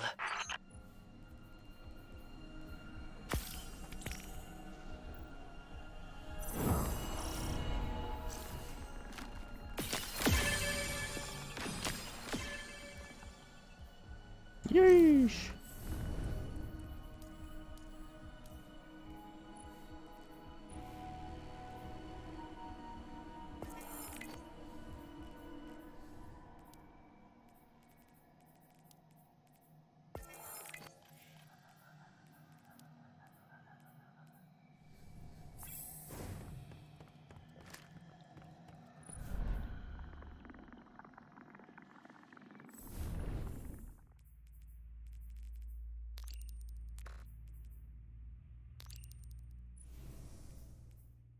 Dude, that's so nice.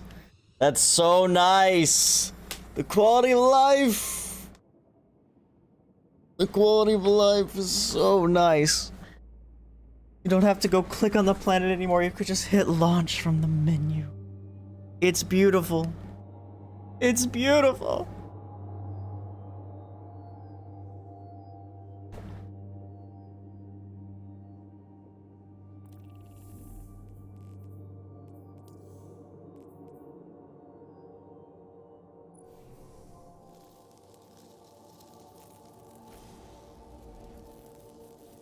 Oh my god, we get to use the moths.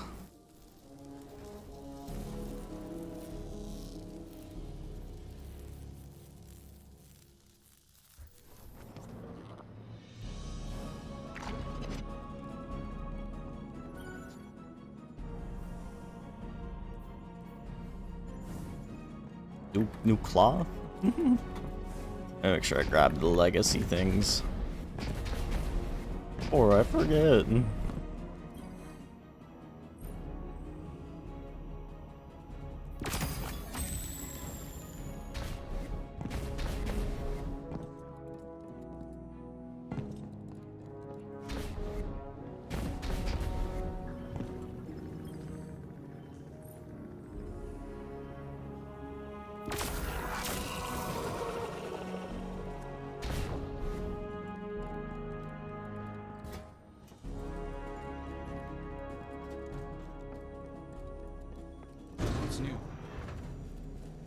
Oh.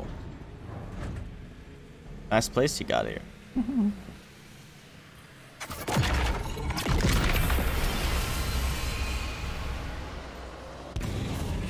Whoa, what?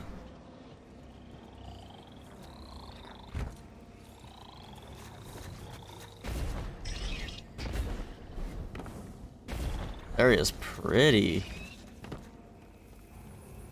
Chris? Eris eyes? Question mark? Savathun, actually? Savathun eyes? Guardian, though my form twists in this rune-bound circle, I remain Erismorn, given not to the deep, but to vengeance. The Hive have taken much from me.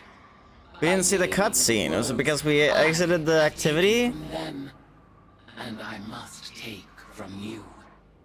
The splinter of Hiveworm rests in your staff.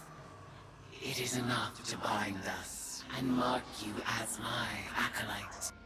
By the sword logic of the Hive, your conquests strengthen me.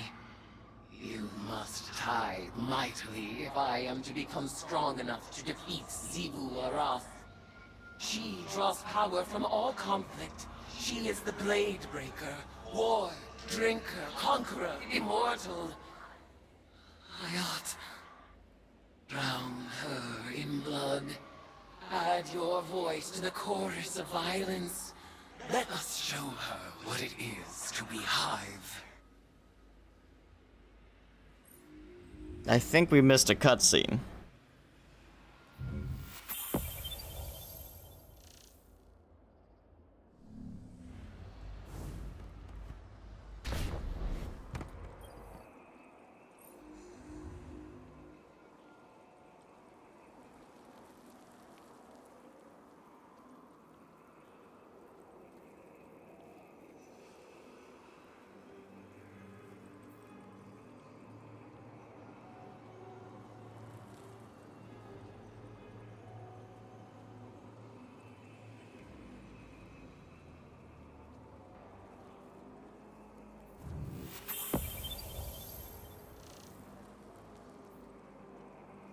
This is crazy.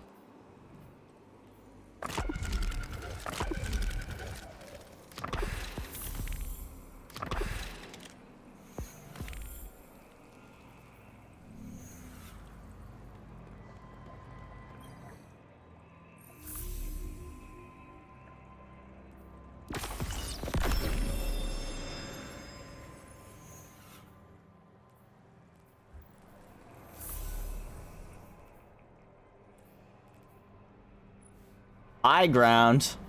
Anakin! I have the high ground! Gain bonus damage when attacking targets from higher ground. I wonder how big that buff is.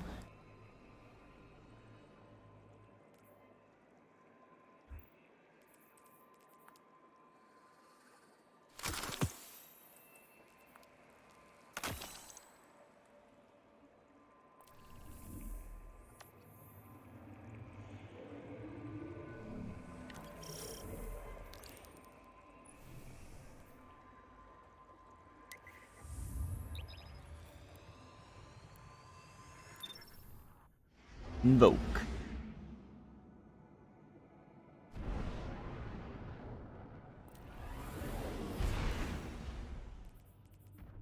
Guardian, Eris has detected a gravitic anomaly beneath the spire.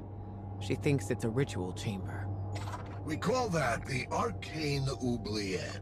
Savathun stores all kinds of drooling goons in there. Warm bodies for her magical experiments. If you want to feed blood and guts to your discount hive god, that's the place to do it.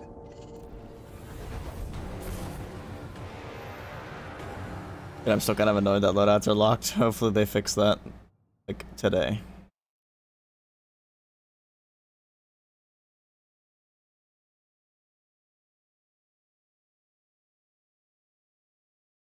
I want to switch to my ARC loadout so that I can use the GL, but I don't want to manually do that. I haven't checked my build actually. Good. I think everything is good. I don't think this used any seasonal stuff last season. I love black screens. That's why I play Destiny.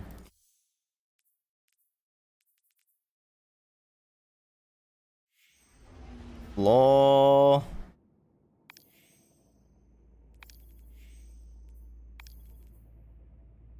Surfaces and texture move or change over time? What?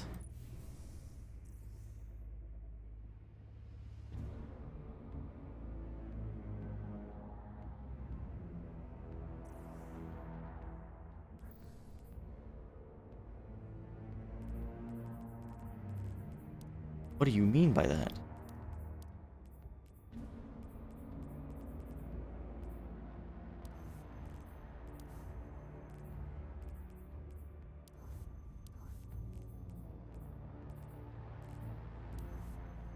Oh, did they take the ornaments? Is this the season they took the ornament set out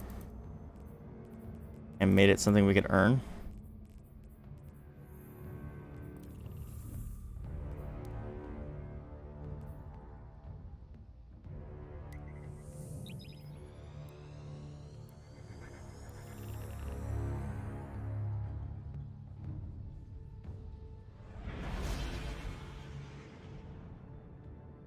Guardian, Eris has detected a gravitic anomaly beneath the spire. She thinks it's a ritual chamber. We call that the Arcane Oubliette. Savathun stores all kinds of drooling goons in there. Warm bodies for her magical experiments. If you want to feed blood and guts to your discount hive god, that's the place to do it.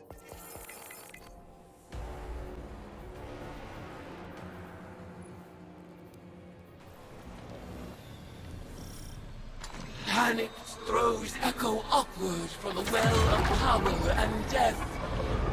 I sense Oubliette beneath you, Guardian. Assemble in the ritual space, and we shall harvest the fruit of Savathun's foul experiments as our own. After I resurrected Savathun, she was dying to learn about her new light. But she needed test subjects to experiment on. Same way you use the poor slogs in Gambit for target practice. Listen to this. I named this chamber the Oubliette, after a human invention. A prison where the only exit is the ceiling, just out of reach. A place for people to be thrown in and forgotten, until the time is right. This is where I'll keep in touch with all my bygone subjects, both as a queen and researcher.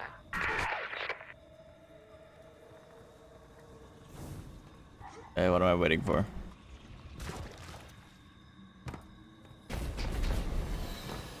There we go.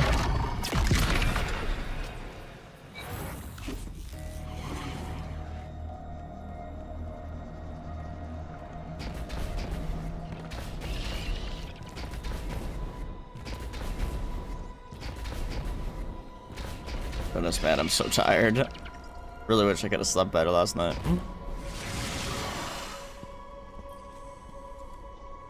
Do you feel it? The latent power of the Witch Queen's spellcraft. Finalize the ritual to complete the summoning.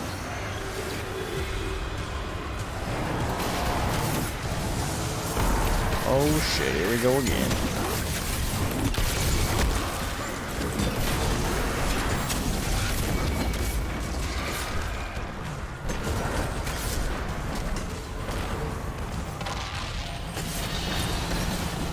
really do like their deep set.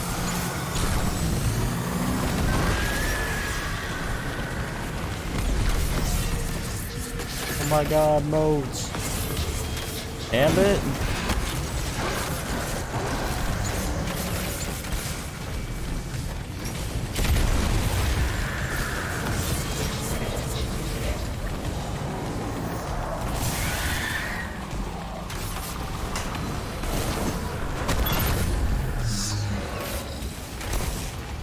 What do I need to do with these, though?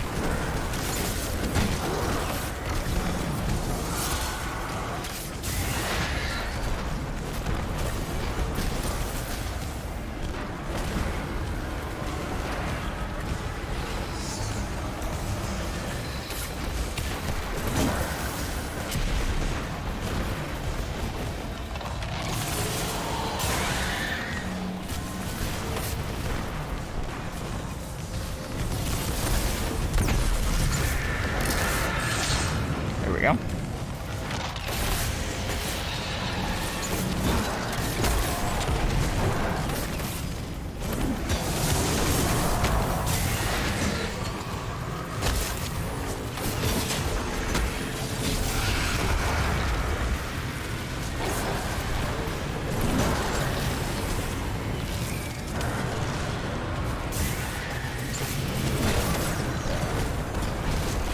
Oh no, I didn't pick up my hammer.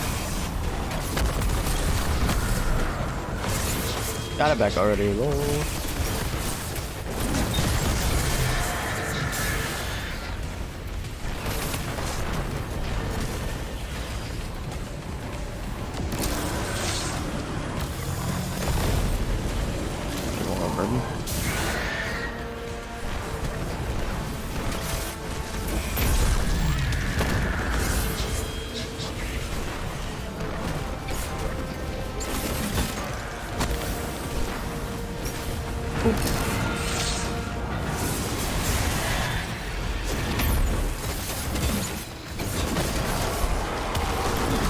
Lol.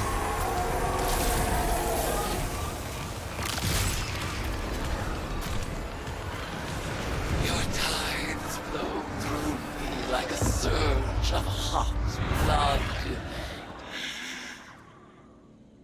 Where are these subjects being summoned from? Some kind of suspended animation? Or maybe they're teleported from somewhere right into your gun sights. Nah, but what do you care? They're all just dead meat to you.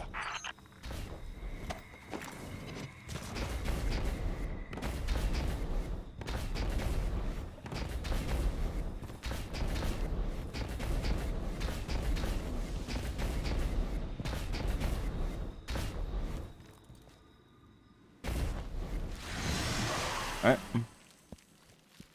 Your arcane skill conjures forth horrors once cloistered, awaiting brutal deliverance.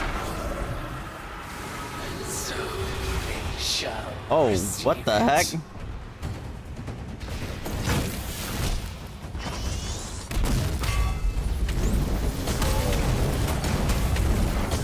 Didn't expect there to be Vex here.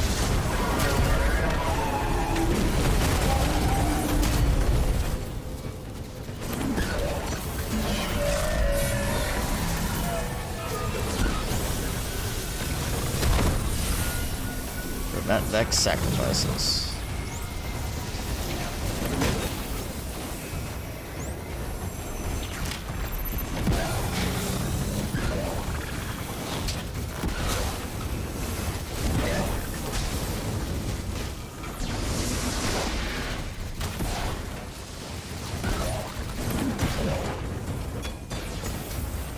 Bub. Bub. Bub.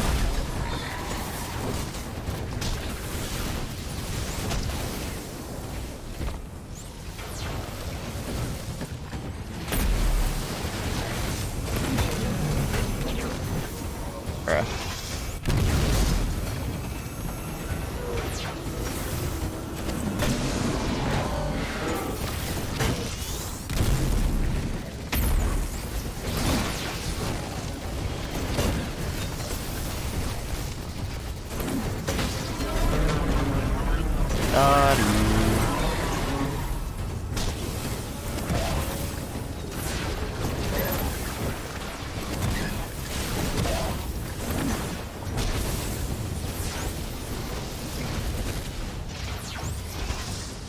What the hell? Okay.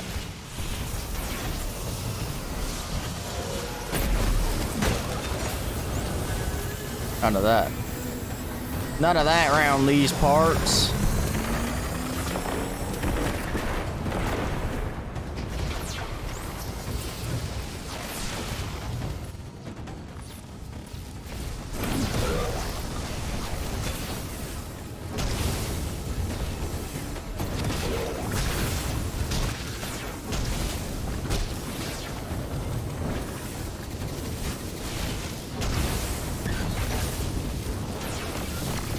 Oh, I can hurt you? I wasn't even aware.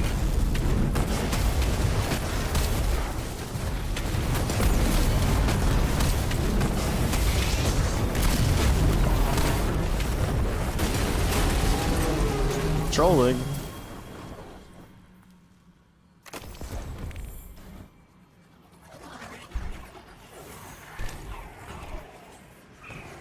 I feel in your tides the fear and anguish of our foes. Exalt in your retribution. You know why the boss is so much better at magic than you? It's because she's not afraid to make the tough choices. Listen. I'd like to share my experiments with the Guardians one day, just as we share the light. But I know they won't approve of my methods. They love omelets, but hate breaking eggs. Maybe participating in my rituals will expand their provincial sense of morality. Ish. Your arcane skill expands with each ritual you complete.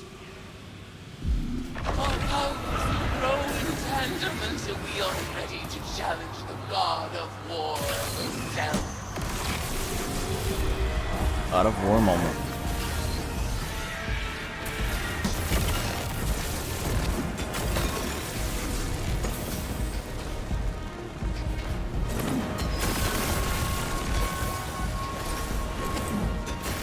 I love that throwing hammer works on this, man.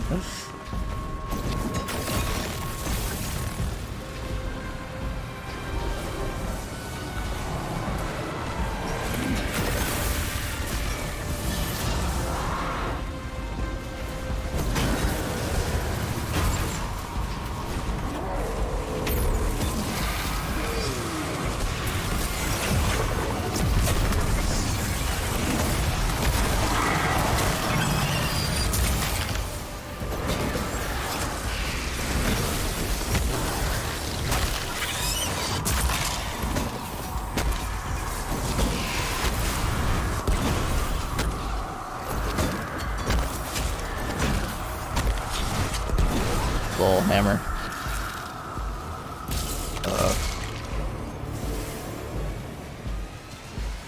In the name of retribution for the lost, Bell, Gloriana, Oma, Sai, and Colin. Tithe unto me, Acolyte. I don't have the fusion. Guardian, the value of the magic you've unearthed here is undeniable. But watching you and Eris revel in violence, tithing with hive rituals, it was disturbing. Like it or not, your witch is gonna need a lot more tithes before she's powerful enough to challenge Sivu. So, go ahead, sport. Make a mess. Enjoy yourself. Welcome to the hive.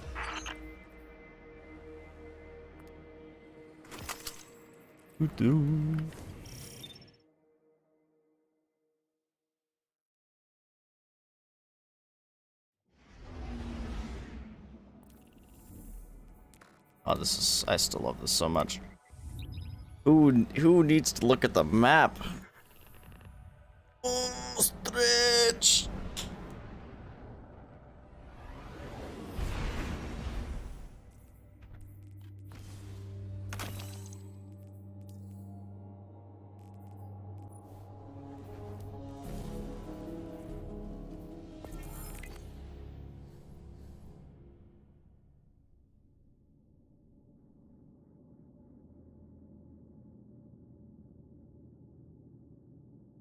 No, don't disconnect again, please.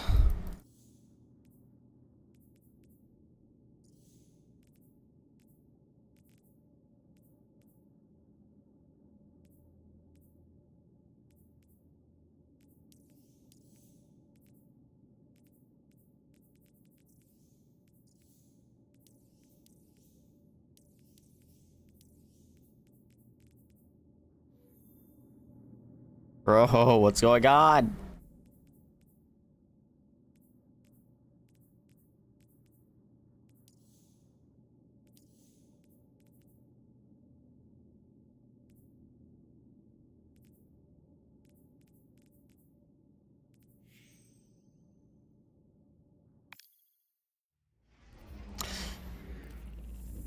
I love cabbage. I love cabbage. Actually, I hate cabbage. Got him.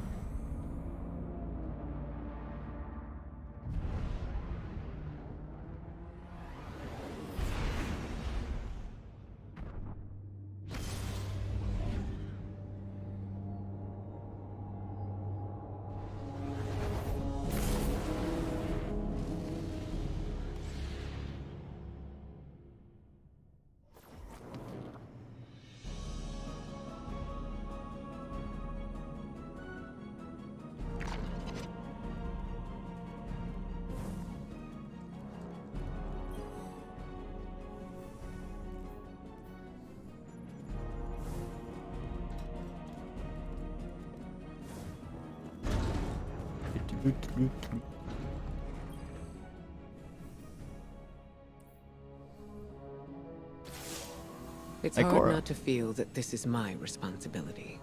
While we in the tower gathered intel and debated over what action to take next, Eris threw herself into a dangerous ritual of her own devising. She was audacious. And she was right. We had to accept Savathun's bargain. We must pursue the witness at any cost. But I didn't imagine we would risk Eris in the exchange. She remains herself. I recognize Eris when I look into her eyes.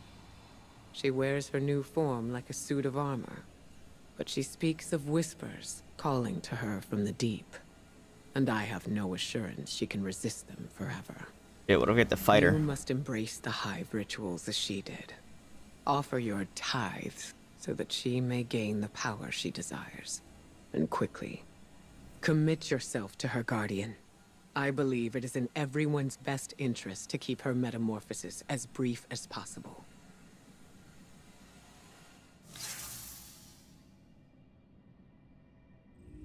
One final shape come available on Bungie, or on Bungie on Humble Bundle.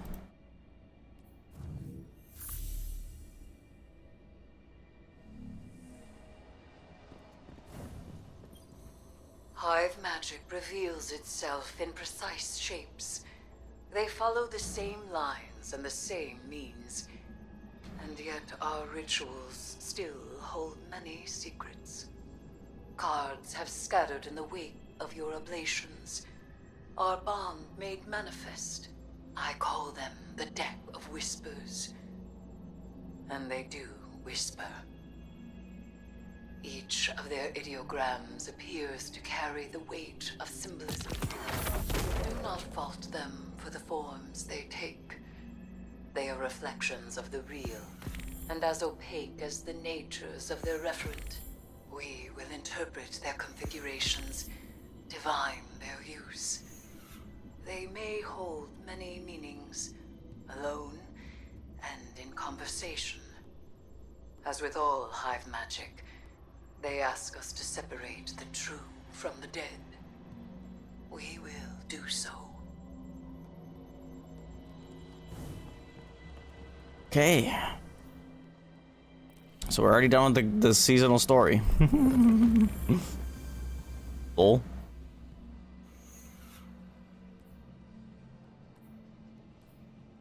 Like 7 challenges in week 1? Hello?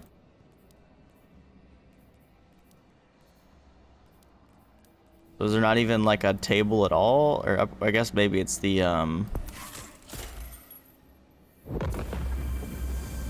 a deck of whispers.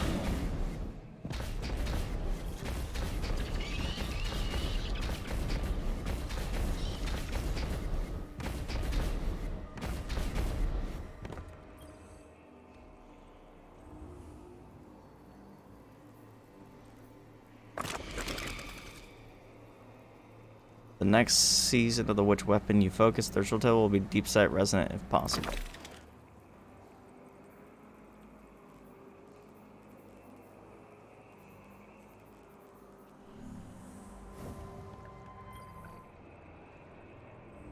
I always hear the whispers, it's because I'm crazy.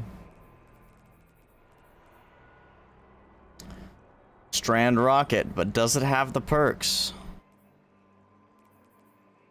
Does it have the perks? That is the question.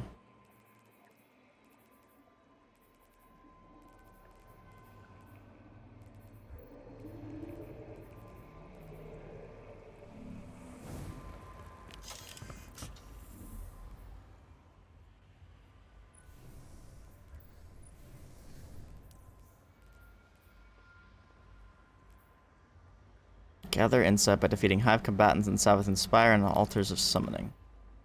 The altars of summoning encounters with, to gather insight. Higher tier encounters will provide additional insight. I love this so much. I love this so much. It's so nice. It's so little, but it's so nice. Are there no bounties?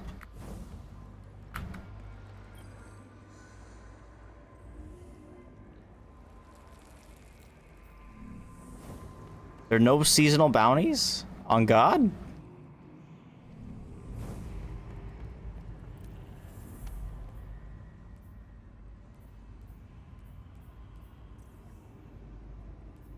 Let's go to the tower.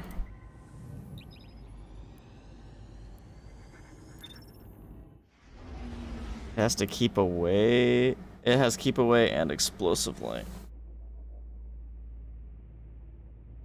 Oh my god, man. Oh my god.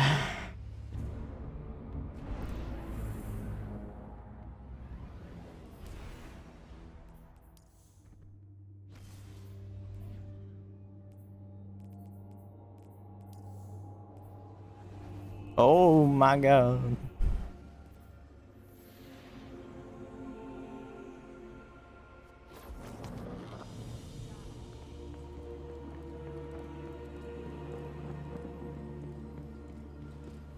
Oh, dude, I'm starving.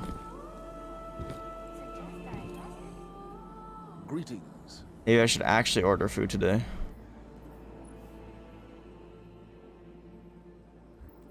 Ever vigilant. Very good. Why is it looking like bottom dollar? Not quite, actually. There's a 120, though. Enlightened action. Dealing damage improves reload speed and handling. We've seen high ground and that. I wonder what else is new. Remember what we fight for. This is humanity. Get the job done. What the hell?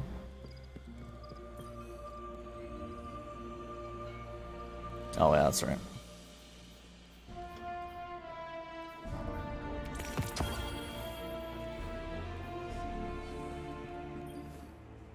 What do you need?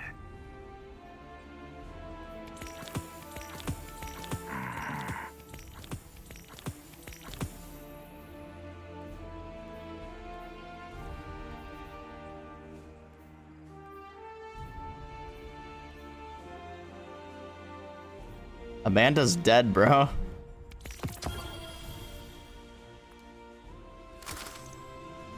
We'll be watching. And then Rahul took up the mantle, but now we have a thing here.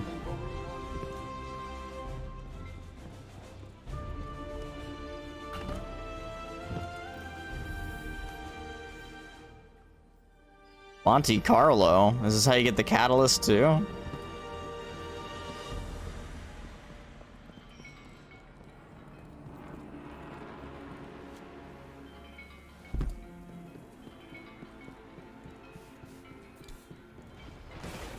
Rahul didn't want her duties.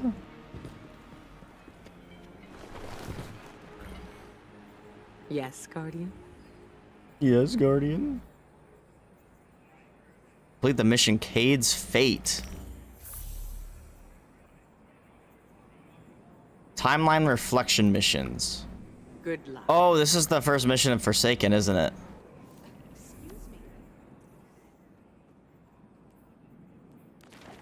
Because they're gonna make it so that some of the missions are replayable from the past. Cade's Fate. They should really make it so that you can play Red War, lol.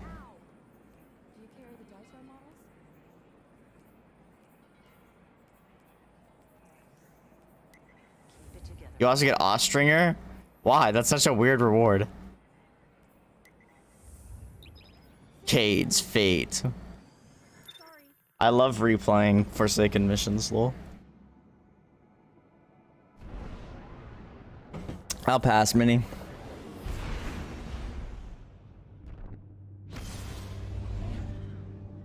I hope this is how you get the catalyst.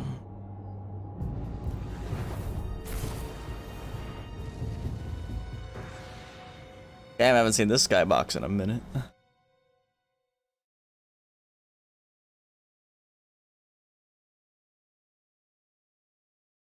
If you could change your fate. Damn. To understand where we are today, that's sus. There's only one place to start. Cade 6. Cade 6 was the Hunter Vanguard, a mentor to every hunter in Oh God, it's a way for them to explain who Cade was. Holy shit, new players don't be confused anymore. Daredevil, a dependable fire team member, and our dear friend. He never missed a chance to make light of the situation, even in dark times. Our responsibilities weighed on all of us. He tried his best to ease that burden. Cade's final mission was to prevent a breakout at the Prison of Elders in the Reef. Things didn't go as planned. L.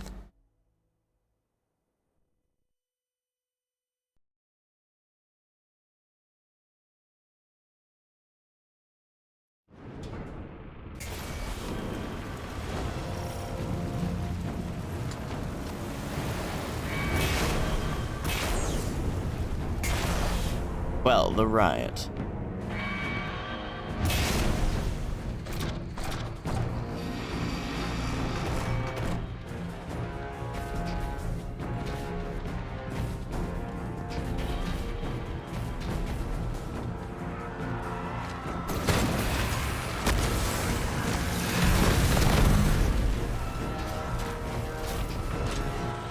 This is the security hub. Better clear the area before going in.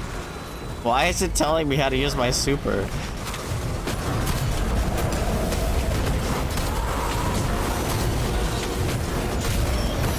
I wonder who killed Cade.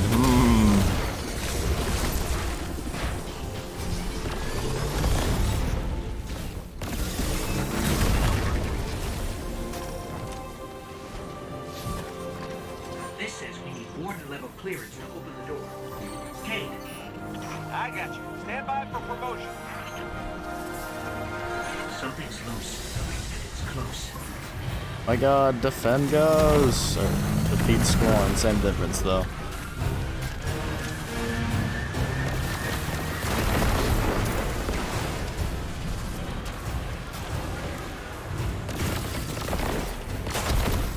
These things, they used to be fallen. So glad they changed the orb physics so they don't just freaking roll all over the place anymore.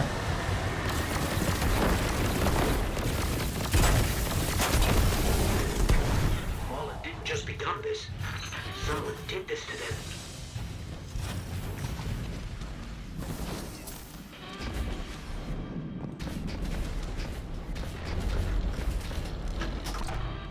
What's up, Cade?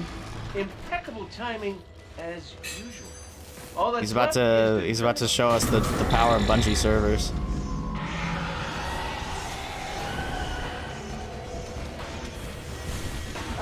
What's happening to the floor? Ah, these hive are gunking up the work. Get out of here, will you? That's unfortunate.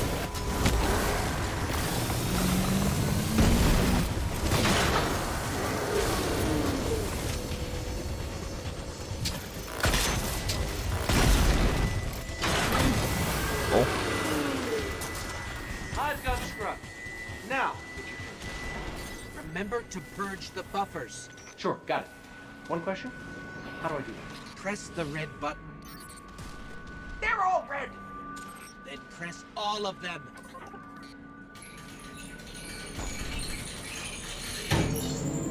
I can't believe that worked. I am amazing at this. Scratch that. It did not work. Don't worry, we got this. Do your thing. Come on now.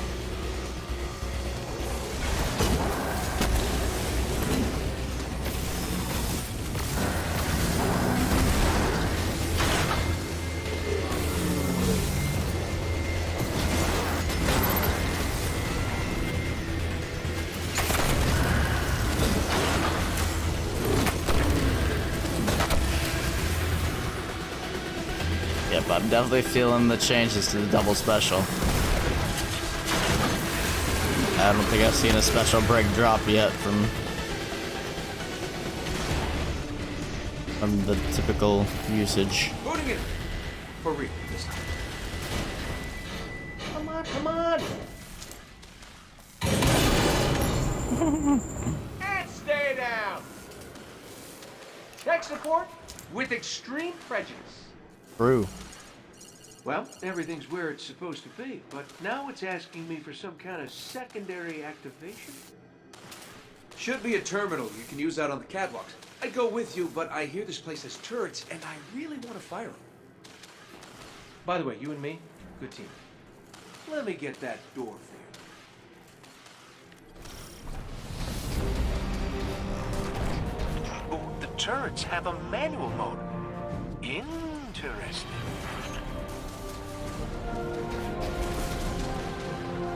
Let me in. Hey, buddy, what do you think of my new gun? You still with us, Petra? We're gonna clear you a path to Supermax real soon. Copy that. I like how they changed the armor charge thing so that it actually makes more sense. Holy shit, rally banner. That was definitely not there before.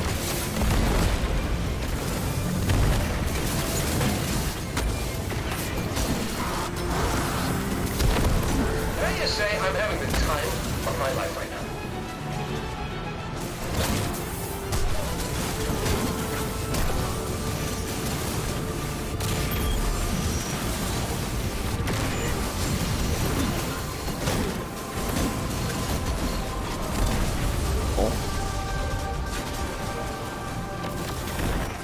Hit a locked door.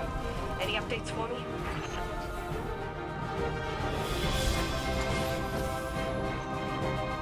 Bringing the security system online.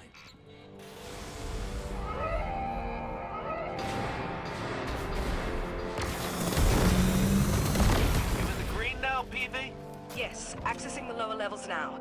Just gotta check on a couple of things. And Let then me we'll out. call it a day. So long as you're the one buying.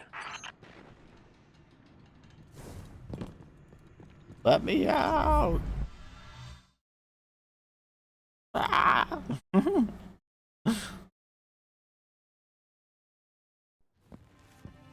Looks like we're all done and dusted here, kiddos. Ramen's on me.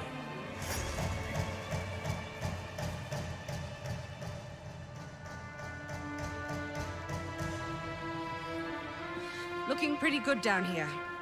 Just gotta check one last thing.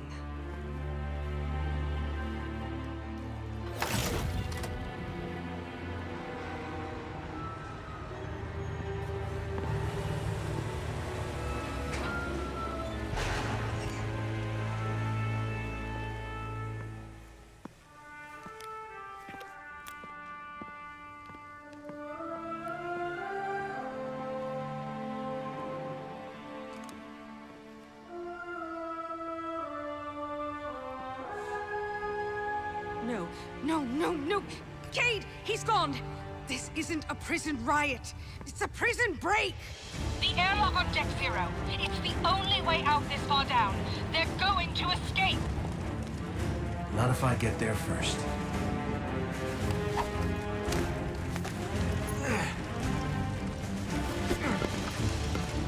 Dang, it's been a while since I've seen this cutscene, man.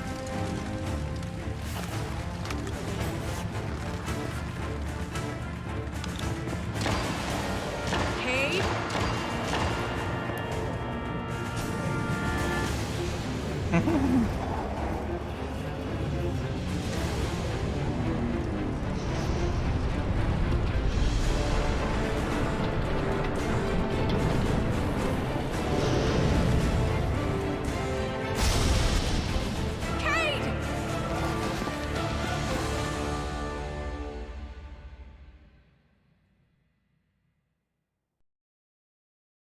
Lol.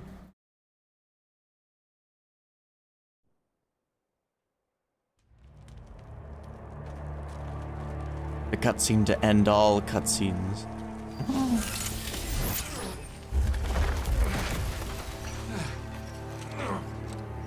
Never felt better.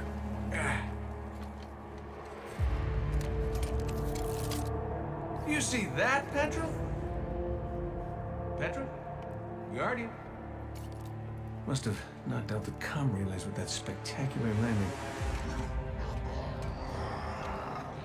And cue the ominous music. Okay, everybody. Back in your cages.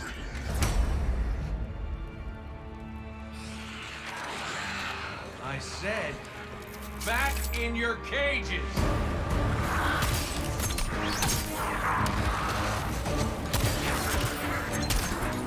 Yeesh.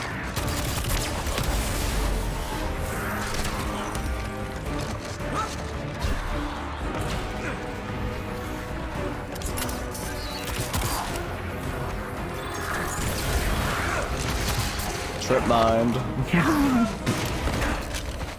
Yeah, that hurt.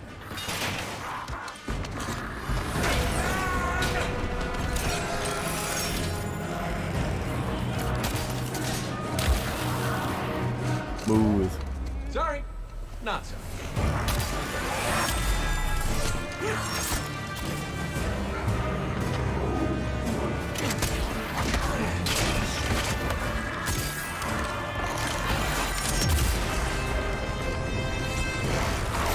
This is such a fun scene to watch, bro.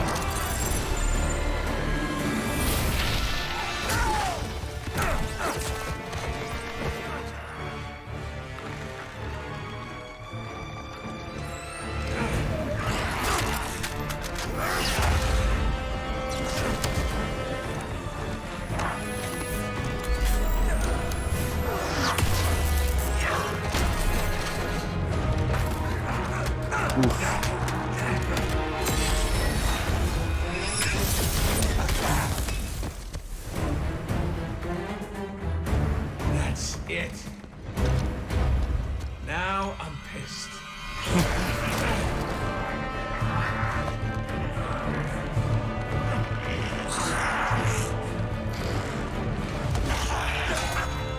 Oh.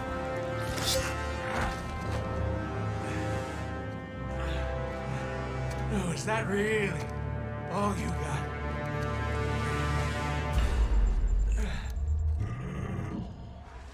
Help me out here, little buddy.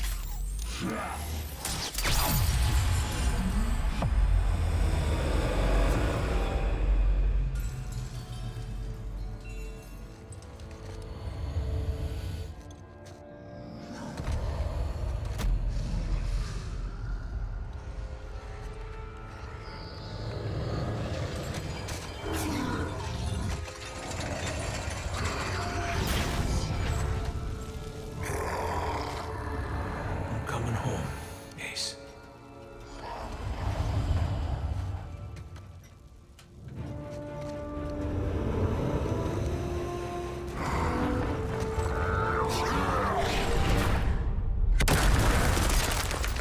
That would hurt so bad.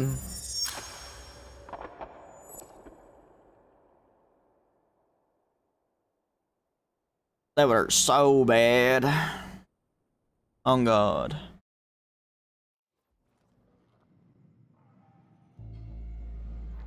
Cade? Petra? What's happening down there? Come in, Cade. Hey, welcome back. We fell at least 20 stories down, and I can't reach Cade. Or Petra. Cade must be further down. There's a hatch over there.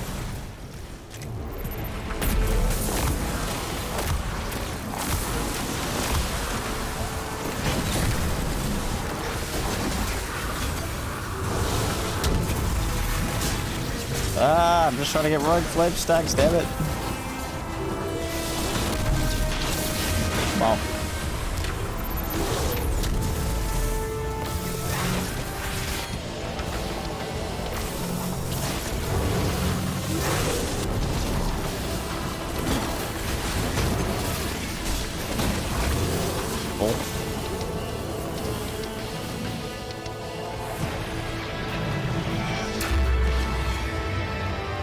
I don't think this was here either.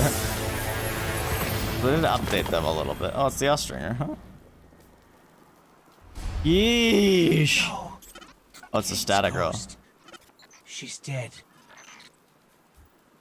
Actually, a really good static roll, though.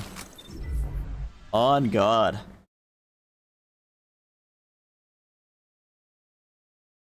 Ostrich.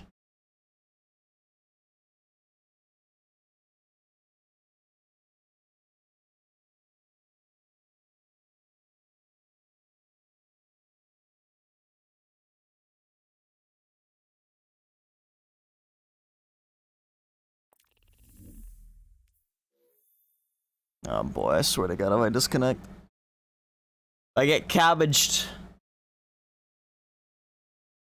Please don't cabbage me, Bungie.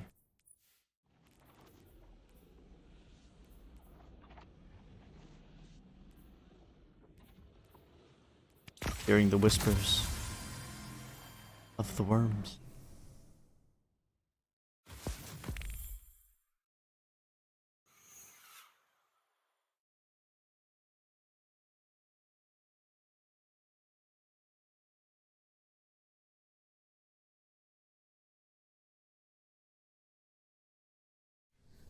Oh, fucking course.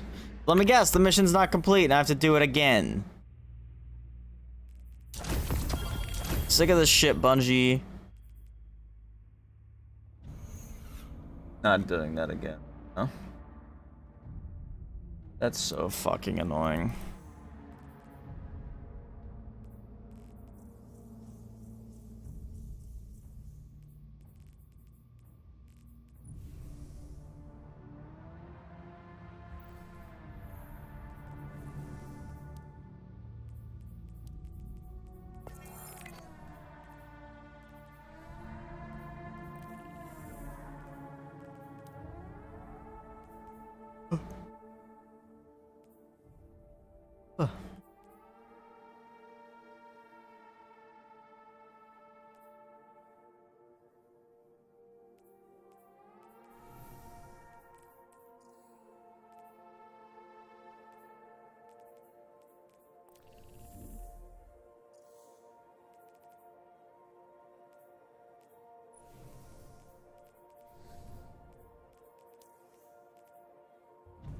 Sisters.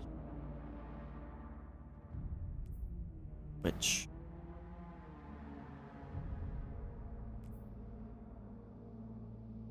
Summoning. Yeah. This is what we will do.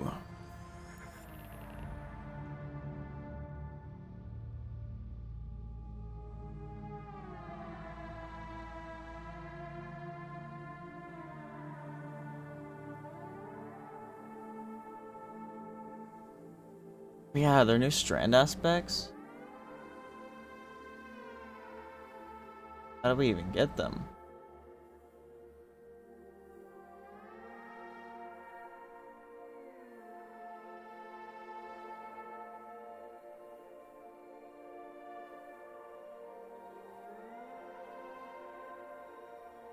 Many cabbages. Annoyingly so.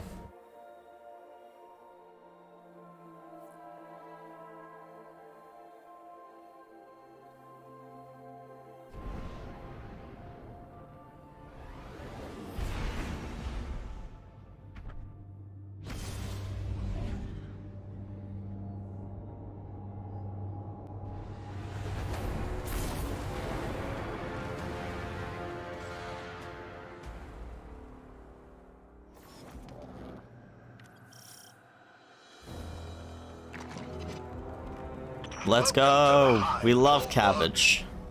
You ready to do things our way? We love cabbage.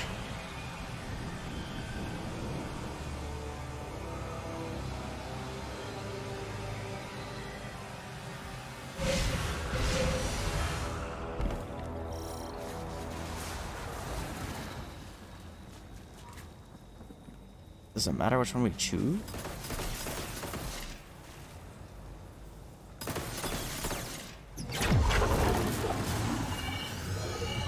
What are you shooting at, bro? I think we're supposed to shoot at the ones that are not like the other, no?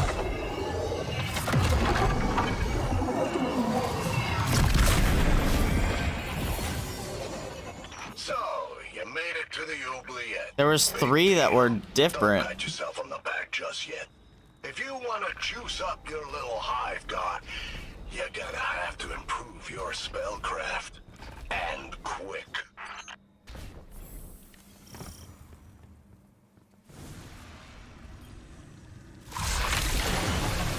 What the hell did that do?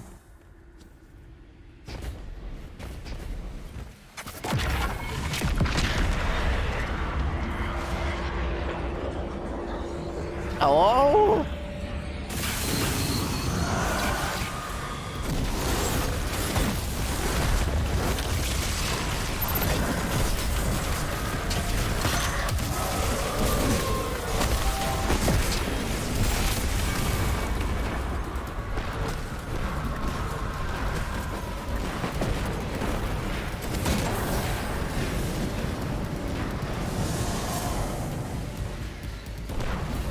Pop.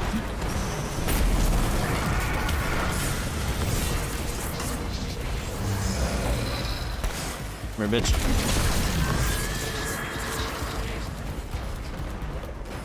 Ah, it's so bright. It's so bright.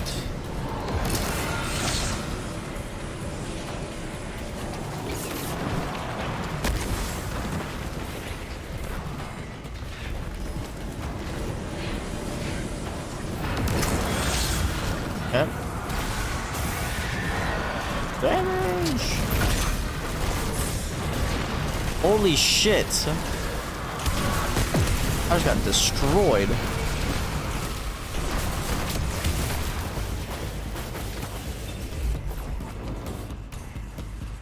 So did they. What the hell is that? Oh my god, what the fuck, man? Why does it hurt? Why does it hurt, Pudgy?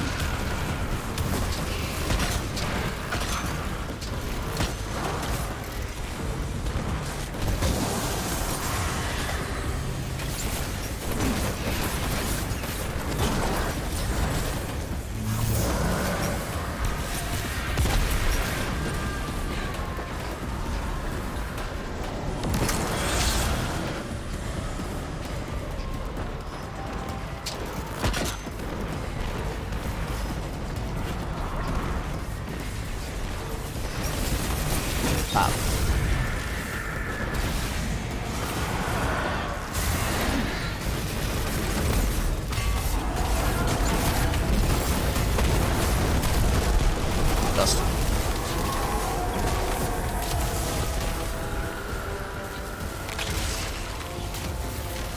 You Vanguard types may be smug, but you can deal some major damage.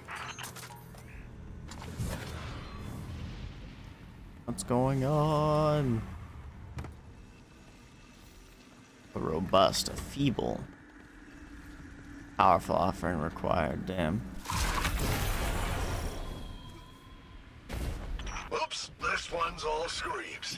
Oh, Screebs.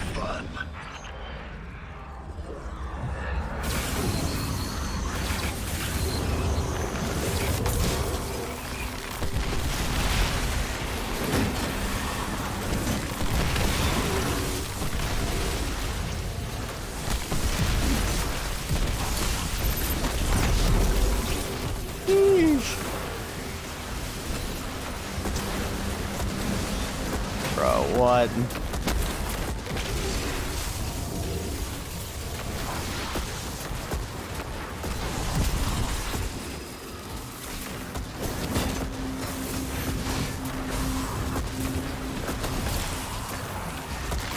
Ah!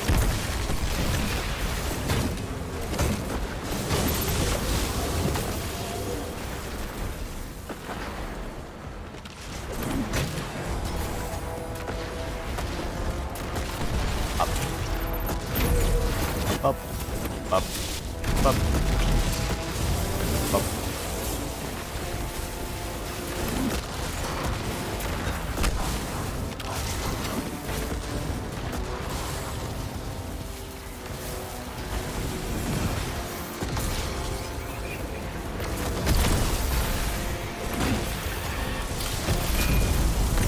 Holy shit, let me get launched to the stratosphere real quick.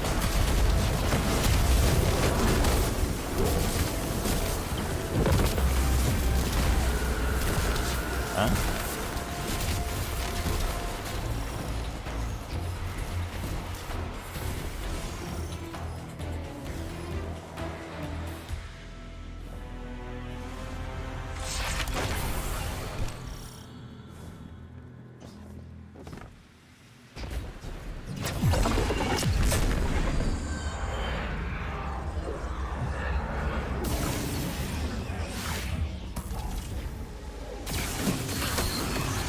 It's crystalline time.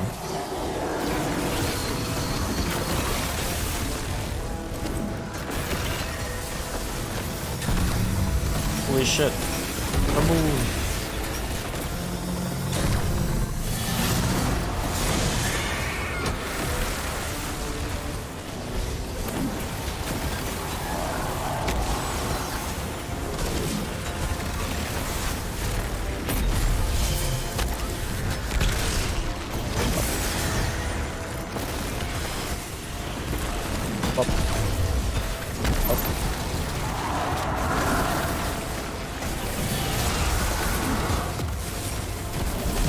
What the hell?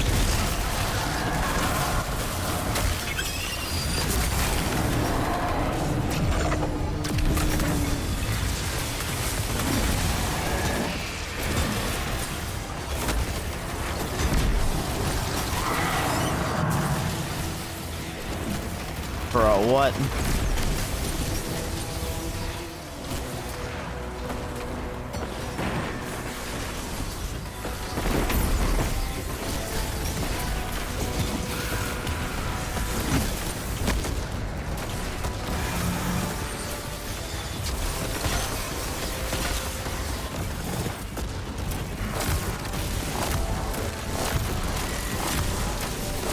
Can I please hit the head?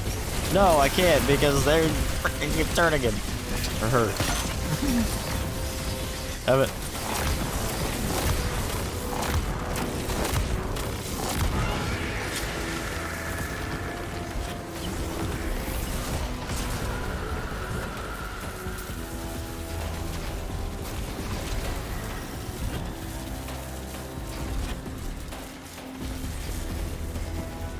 Method of divination.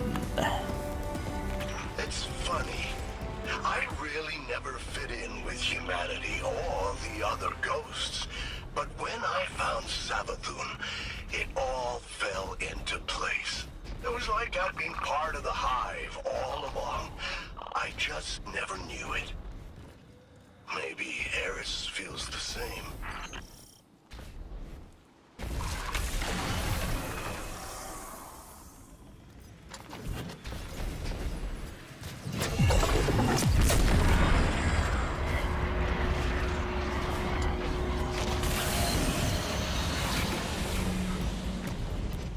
Minotaur boys.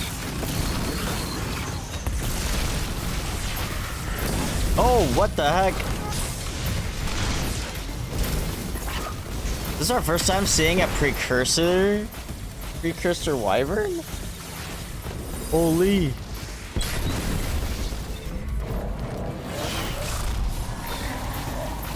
Precursor wyvern moment.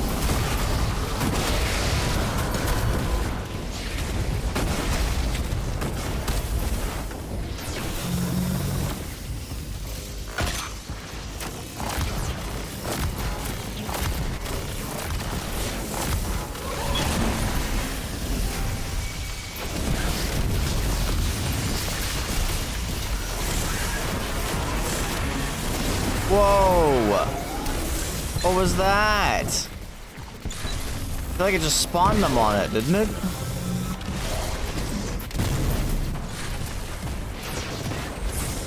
Holy shit, dog. Oh my god, can I land a fucking hammer when it matters, please? I'm gonna die. Unless.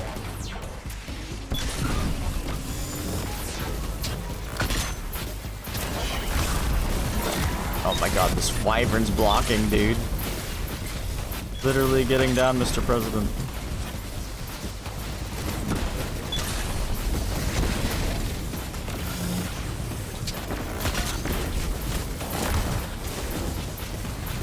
Dude, what the hell?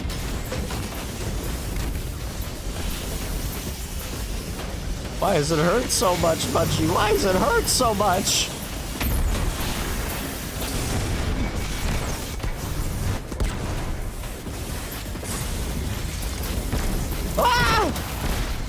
I'm being knocked around like a fucking like a freaking pinball.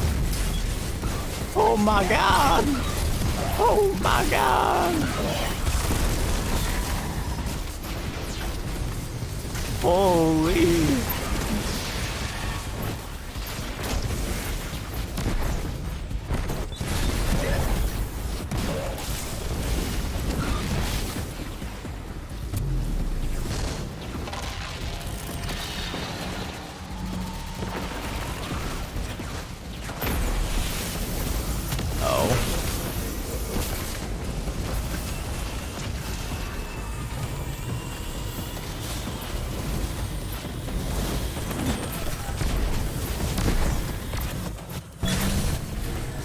Jesus Christ.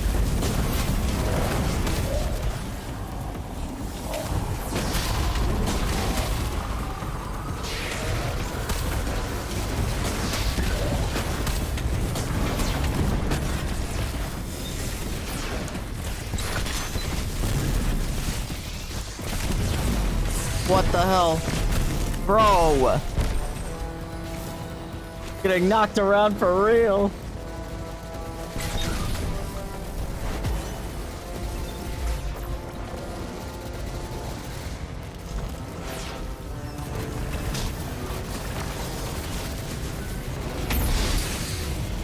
We're getting fucked. Holy!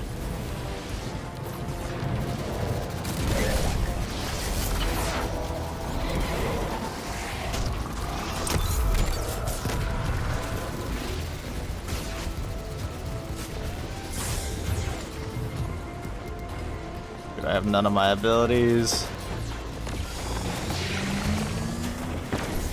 Oh god, dude, I hate the Wall of Life modifier so much. I don't know if we're gonna get this.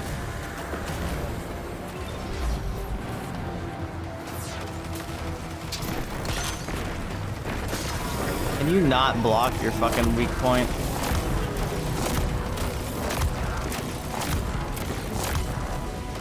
That's so annoying.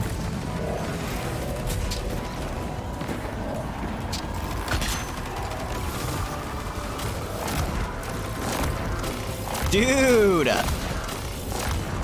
Oh my god, most annoying fucking enemy ever. Objective failed. I don't think I've ever seen that before. I shall hold your tide to a fine edge and bleed Sivuarath dry.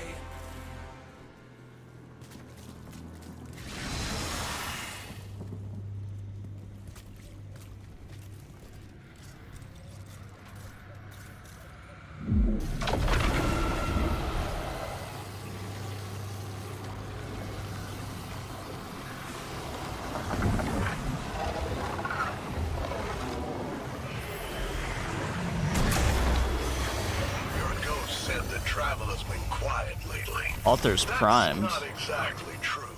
I think he's sparing you the details. The witness is doing something terrible to it.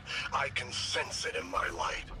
Listen, imagine your god spoke to you, and all it did was scream for help. Yeah, it's kind of like that. What does it mean by that?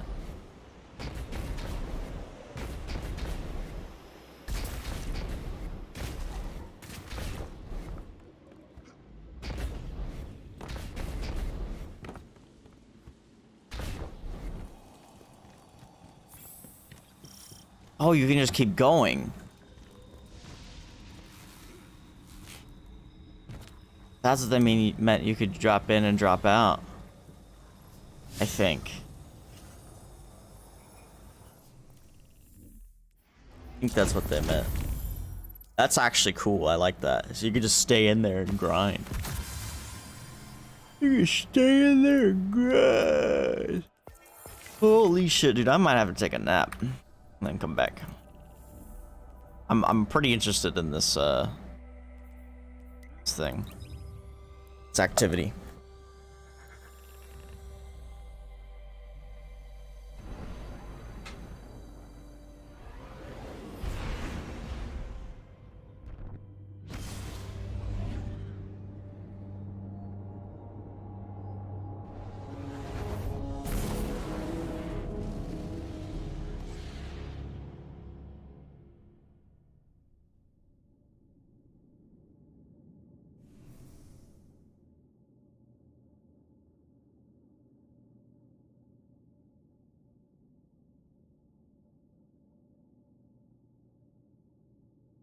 Well, I think I know what I'm bringing into the day one. Especially if Crota has swords again.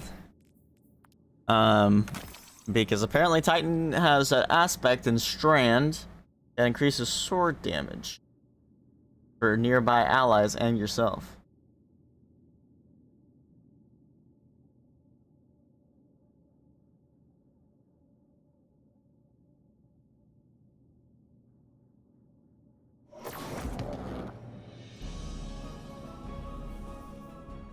The Bungie help issues.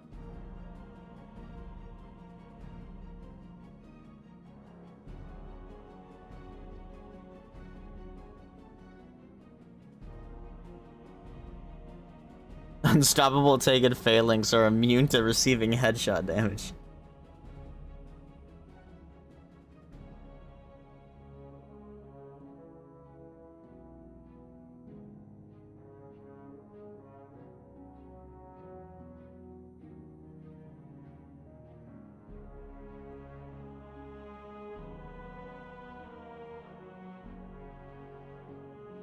Oh my god, the new Warlock aspect is already breaking PvP.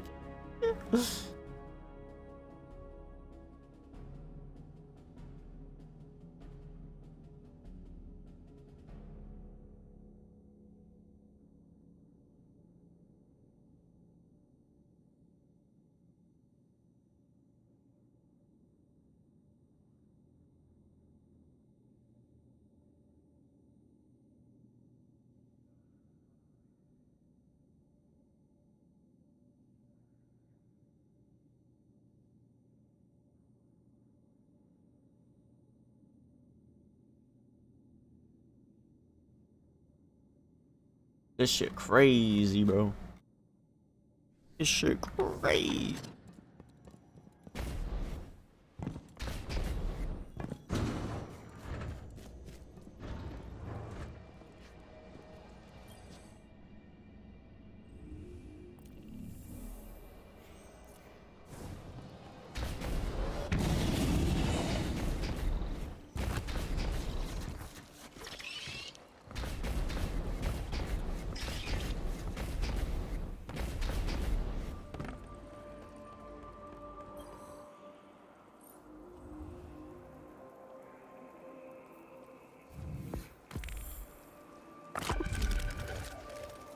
Contemplate the meaning of this card. New daily bounty. New card. Rapidly defeating combatants is a chance to drop heavy ammo.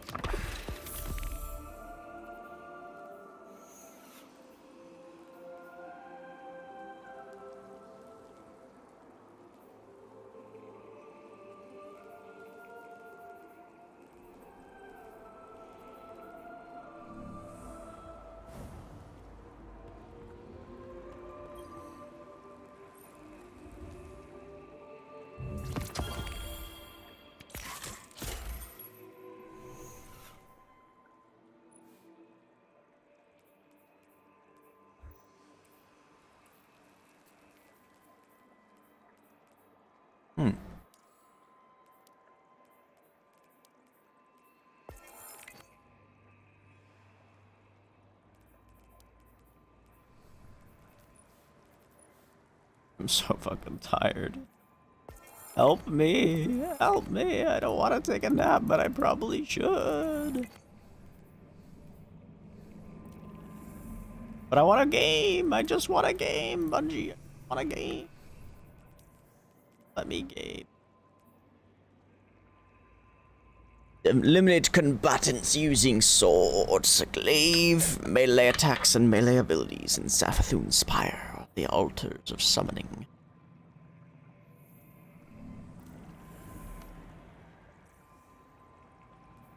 How do we get the new aspects? Do I need to go do...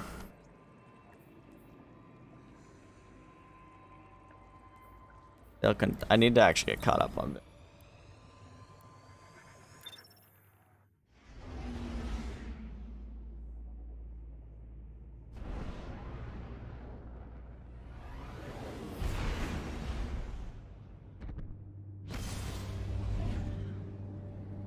New strand aspect from Warlock basically makes you invincible. Oh my god.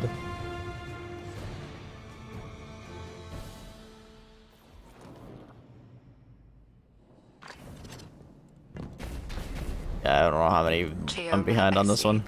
Personal log. Incidental. Maya's dead. I found her in the conductor's chair. Alone. Time to order Nobody food. knows what she was doing. Her copy, that thing, Lakshmi, is still developmentally incomplete. It doesn't understand what happened to Maya. I had it quarantined until we can... Until we... do something. There's no dates on any of these files. There's no telling how much time is set between them. Time enough for loss. How many are left? 3 more. Then let us hope there are yet more answers to uncover. Geoma AC. Log. Whatever. The war mind has reactivated. Our base on Hyperion detected network activity. They found us. Classified our location, Nephili Stronghold. We already estimate that Rasputin has attempted remote interference with our network, our research. It can't. I won't let what we've learned here ruin more lives. I'm going to send Stargazer off-world to deal with the problem. They can take Lakshmi with them and do whatever. As long as it's out of the city, out of my sight. It's a risk, taking an action off-world, exposing ourselves. But we have to. What we've done here has to be quarantined. The Veil is too much power. Too much for anyone. Stargazer. That puts the time of this recording around the foundation of the Cloud Striders. Geoma must have been really old. Stargazer is the one responsible Got for him. redacting Nephili's stronghold from Rasputin's records. Or Maya by proxy with Lakshmi. Fascinating. There's 2 more logs left. Once we've decrypted them, I will need to take time to contemplate the larger picture they present. You and me both.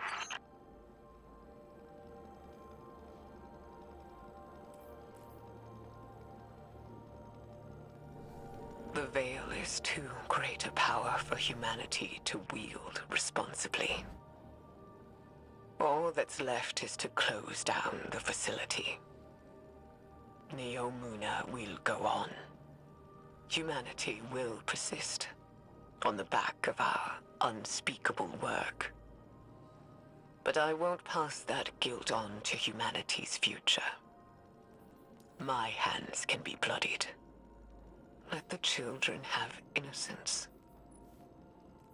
And in my dissolution, I will find peace. I don't know if I agree with Geoma's choice to hide the sins of the past. But I also do not know what I would do in her place. Quinn says there's a data signature on this file, like something else was crawling the network. Vex signature. What's MSund-12? There's one log left to decrypt. Perhaps we'll find out. Perhaps. Years ago, back on Venus, the Vex simulated copies of us, Maya and I, trapped in a virtual hell. After so long, even hell can look like heaven, can't it? I'm tired. I'm done. Maya has to be out there. The Maya I remember. And all I want is one more moment with her. To hold her in my arms. Tell her that I love her. So she can tell me to hush one more time. If we learned anything from the Veil, it's that eventually we all have to learn to let go. So, I made contact with the Vex. I'm ready. And it's time to say goodbye. In the end, Maya Sandaresh was consumed by her desire to understand and her inability to let go. She and Chioma lost everything in pursuit of knowledge. Chioma abandoned it all, sought to wipe the slate clean for future generations. What did we learn from all of this? That the Veil is darkness, the power of consciousness made manifest, as much as the Traveler is the light, the power of the physical world. The implications are great, but so too are the risks. As a younger man, I may have fallen into the same trap Maya did. But now I know better. We must proceed with caution, lest the river sweeps us away.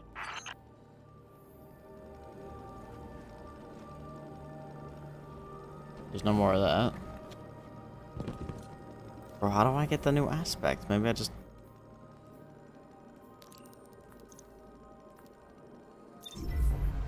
Ah! You just buy it?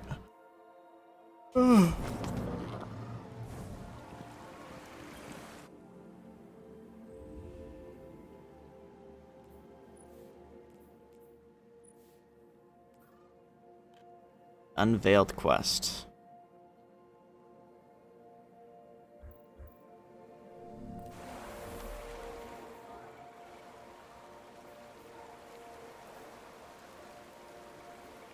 Oh. Go talk to the man. Oh.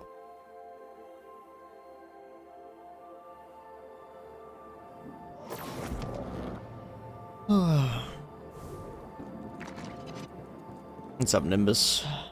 Looking good, pal. Data crawler. Hey.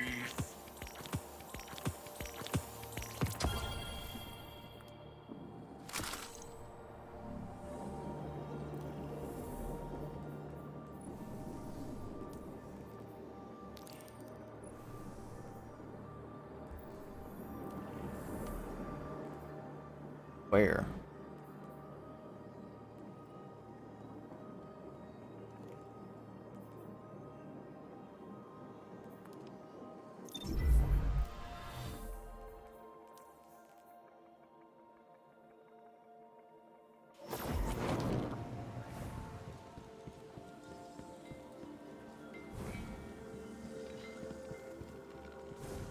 Where's Osiris's data crawler? Hello?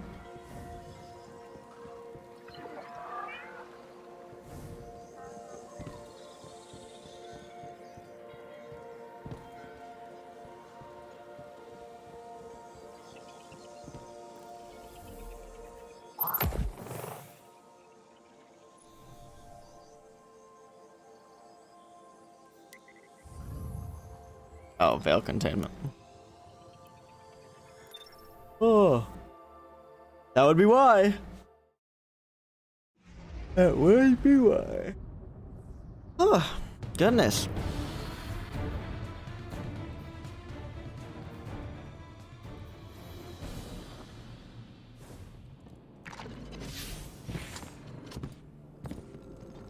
I found no more logs from Dr. Essie, but I have used her algorithm to crack the data core of the Vex conceptual mind.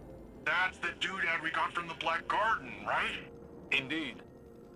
The data within contained the Vex's blueprints for their artificial veil, the Black Heart. It all but proved Dr. Essie's theory. Dr. Essie theorized that the paracausal energy of the Traveler operated on a quantum wavelength parallel to electrons. Magnets? In simpler terms, the Traveler's power runs parallel to the forces of nature. Gravity, magnetism, sound, light. The Veil does this too. Interesting. It is synchronized with the Traveler. Wherever the Traveler came from, the Veil may have as well. But what the Vex made, while connected to the Traveler, was inherently flawed. It did not create the link the Witness desired. Instead, it weakened the Traveler, created static in the flow of their cosmic forces. But it did reveal one intriguing possibility. That at one time, they may have been united. Part of a whole. So, wait. Does this mean the light and darkness were the same once? One force? Dr. Essie believed so. I am not as convinced.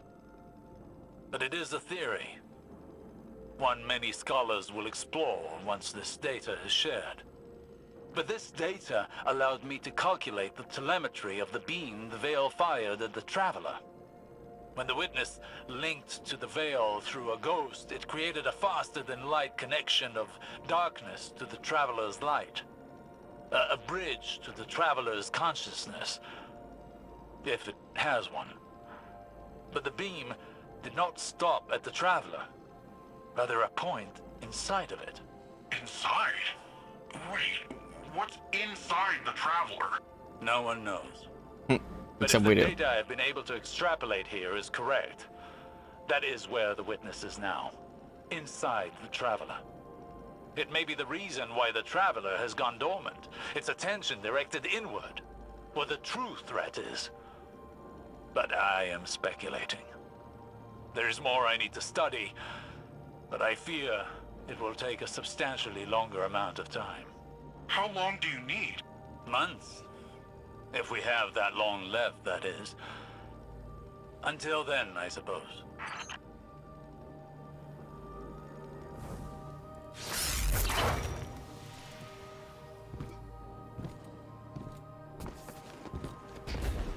Why is it?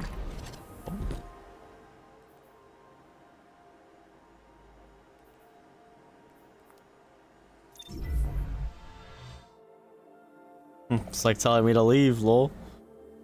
Can't really. Kinda stuck.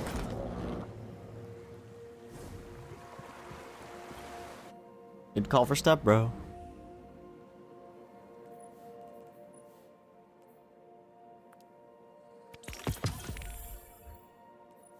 No new fragments.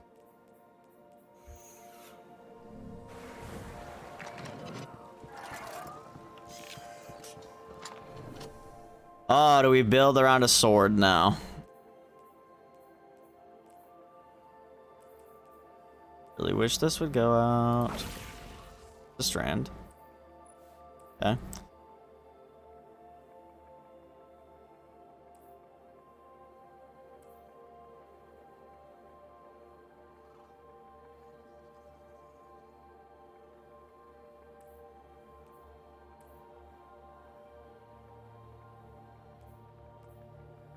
Hit a target with a melee attack finisher or sword to raise a banner of war that pulses with energy, periodically healing nearby allies and increasing melee and sword damage. Pirates defeated by you and nearby allies charge the banner, increasing the speed it pulses.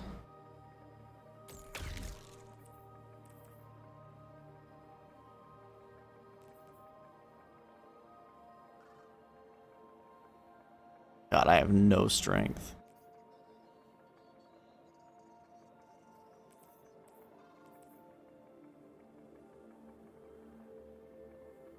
I think this is Pog, though. This is what I'm bringing to Crotos, probably. Especially if Crotos has swords again. This is gonna be the play, I think. Just the theory crafting. The theory crafting. I think this is gonna be the play. Also, strongholds, finally. It's time. It's time. It's time.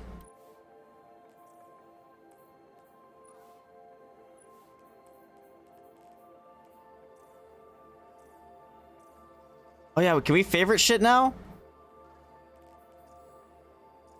Where's Carminica? Favorite. Let's go. I hate how small they look.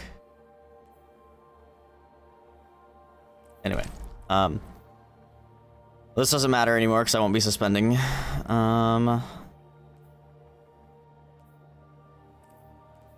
Oh yeah, this actually would be nice with grapple, I would think.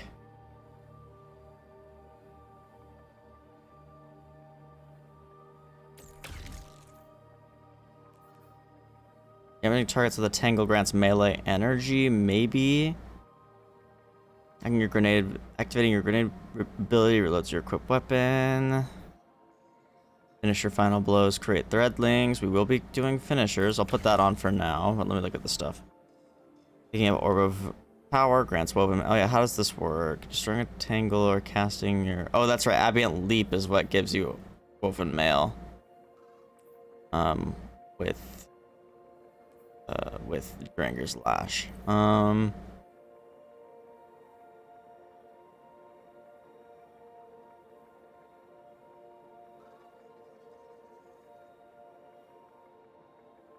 Gotta favorite that shader ASAP.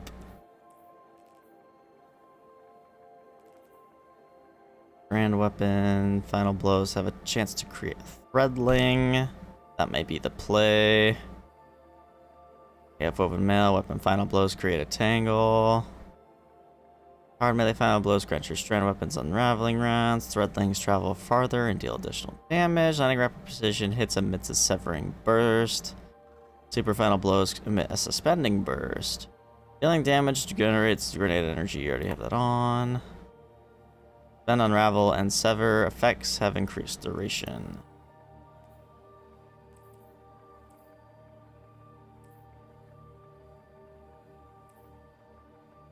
Well, I don't want to use that anymore.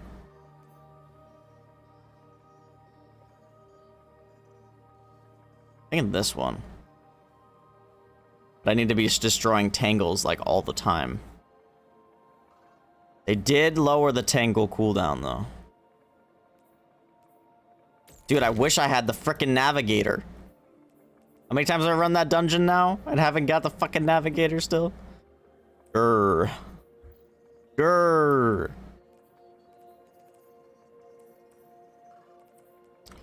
Oh, it's time to bring. Oh, please tell me Dim works. Please tell me Dim.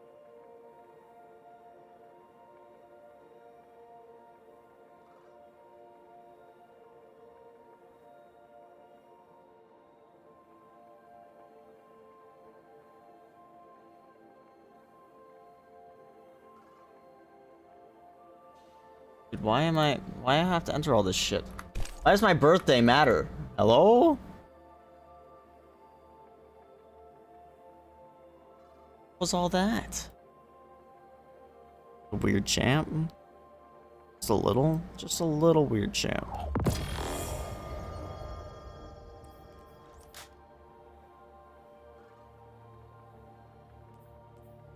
Ooh, hot damn, I was gonna say, oh, I could use the new exotic. No, I can't.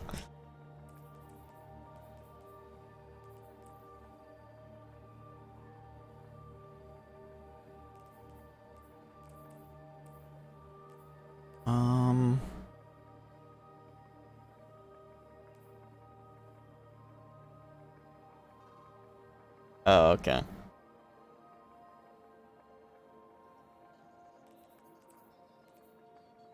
What do I want to use?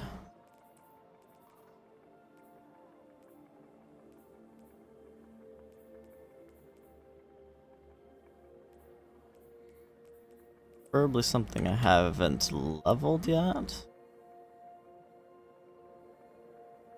Is crafted. And special. I'm pretty sure that's at, oh, it's at 19, but I mean.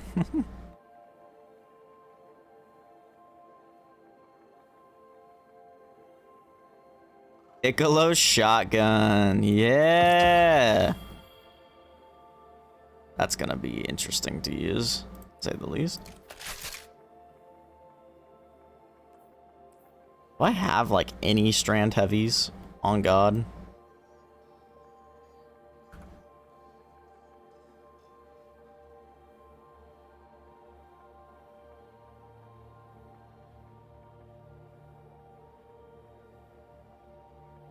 I'm kind of annoyed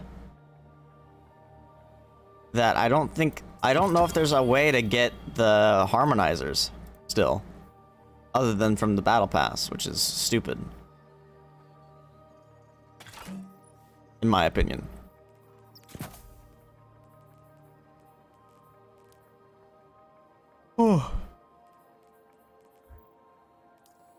But I haven't really looked to see if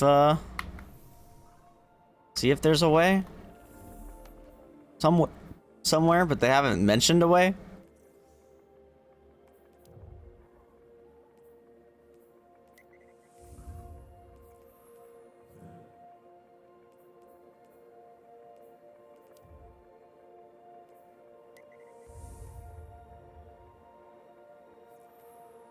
Like, I'd expect that to be a way, but it's not.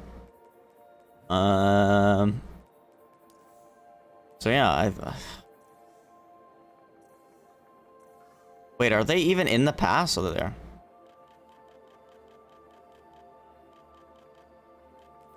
I could like inspect it. I have one. Holy shit, why am I so low light level? Oh, the shotgun.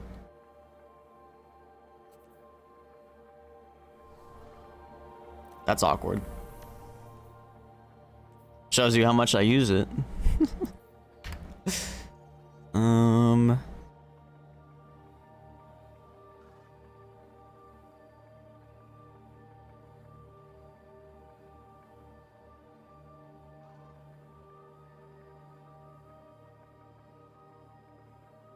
Oh, shit, I pulled it to my hunter, didn't I?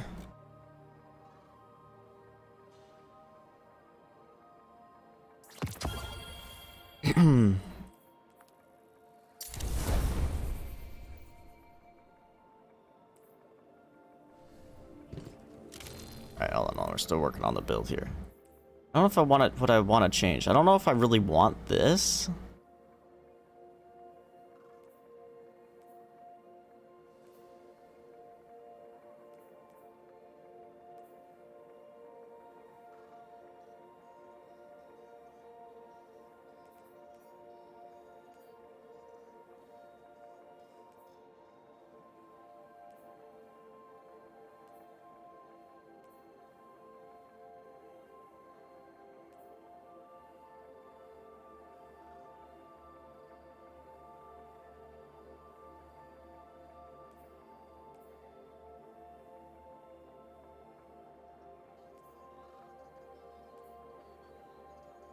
I suppose I could do that.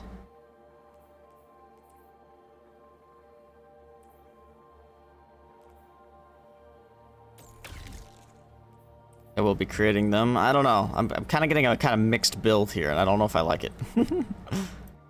Suspend might still be slightly the play, but I don't know. I also don't know if it'd be more worth to run... Maybe it'd be more worth to run this, but then I'm gonna really have to mess with my stats. Because then I will also have woven mail. Also, while I have woven mail, my melee regen rate is increased.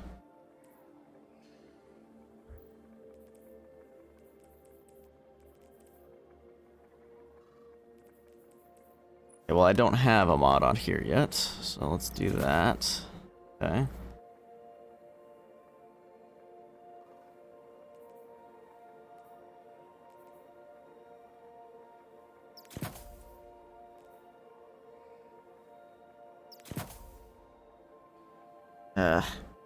I want that, but I also want like bolstering dust or impact induction.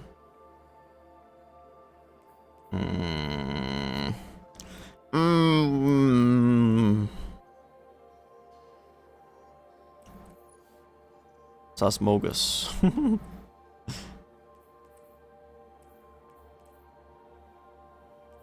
Give up the recov? I think I do. I think I'd give up the recov.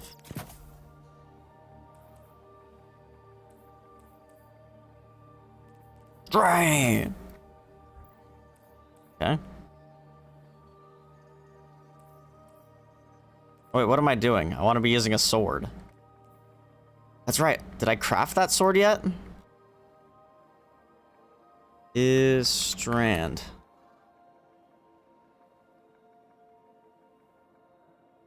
Yes, I have. It's on me. Aha! This is build crafting. Oh, okay. Here's the weapon level thing. That's actually not too bad for level 6 to 7. Actually, this might be really nice to get some of those early strong unlocks, you know?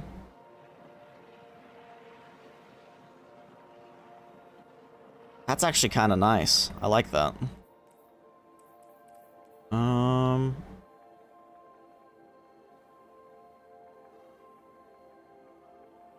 God, I hate the way strongholds look on my Titan, bro. Unfortunately, the ornament doesn't really help it. Alright, well, let's go mess around. This could be fun. Or it could be awful.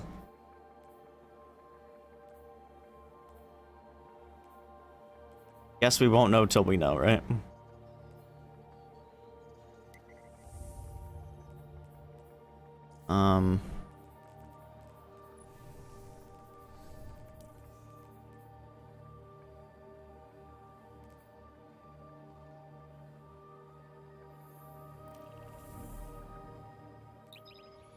YOLO.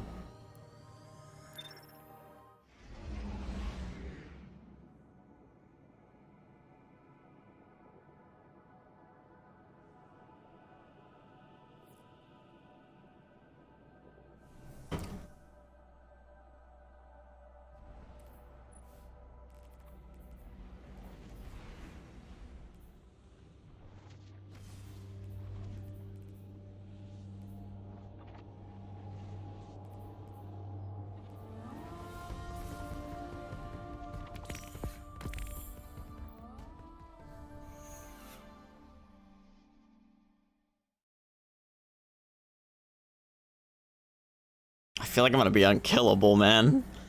Like, if I get a sword, if I block with my sword and get the thing. And skip this, nice. They probably don't know that, though. Savathun went through all this trouble just for you. Don't waste it. Bro, I can't leave my menu. There we go. The heck, man?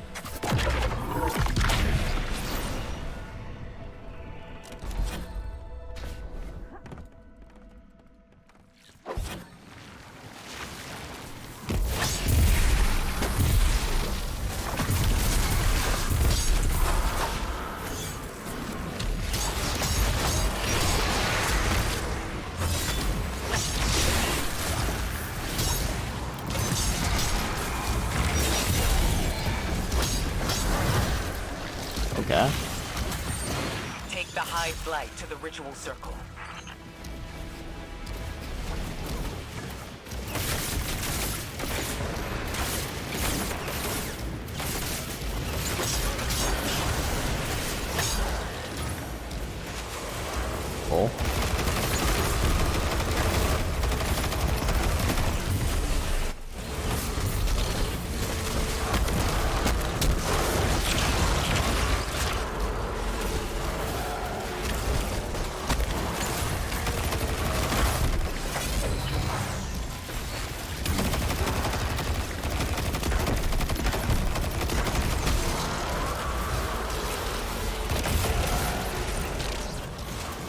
I missed. Cool.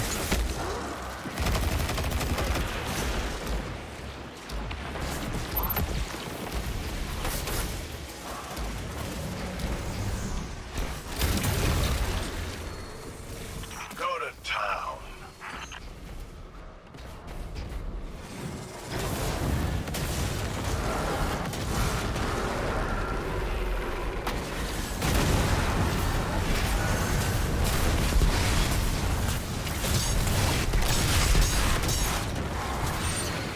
That is not what I wanted to do.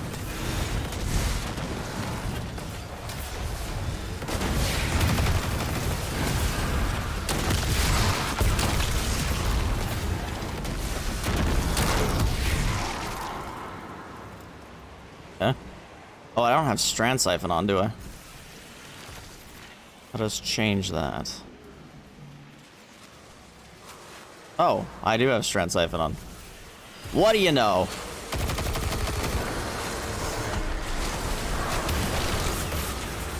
Dude. Dude, I'm just wasting melees.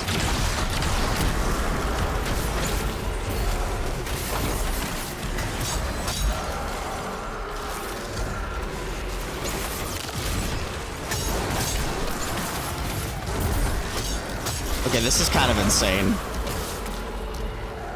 This is fun. I'm the sword man.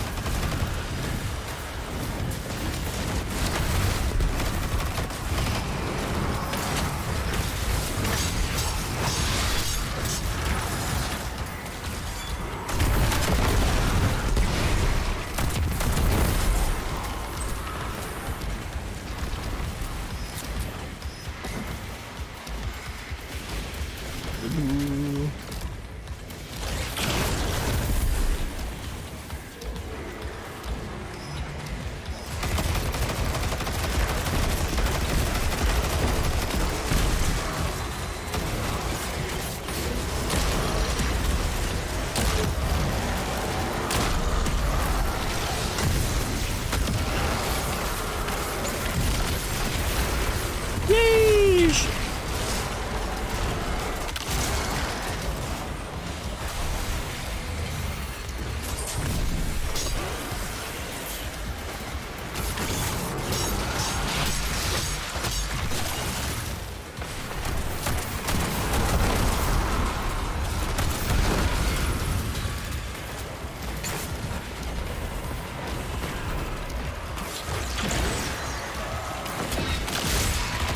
Hello?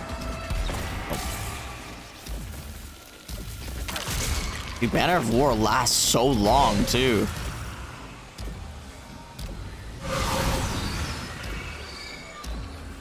These tides are reckless. Reckless? No. I know the danger, and I will accept the outcome. It's actually incredible. And if I won't accept it, that is what will lead us into recklessness. Holy shit, I'm happy with the Titan aspect for once? No way. Holy shit, the revolution. For Strand or Stasis, anyway.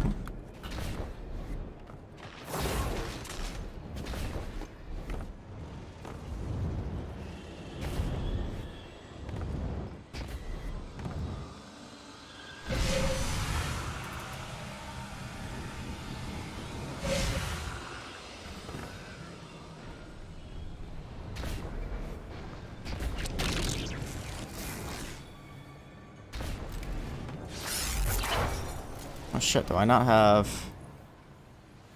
Oh, I don't need this on.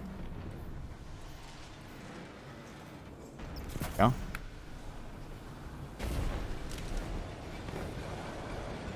Although maybe that's not a bad idea. Get even more melees, but I mean, eh.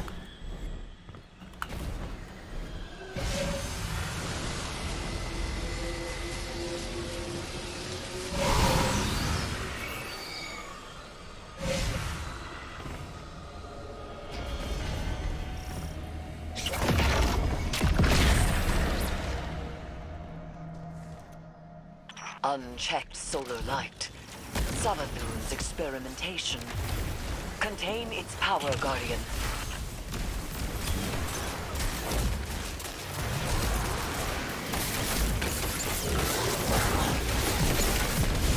I just face tank the super. Shit, I don't have any more sword ammo. Solar crystals to unleash their power.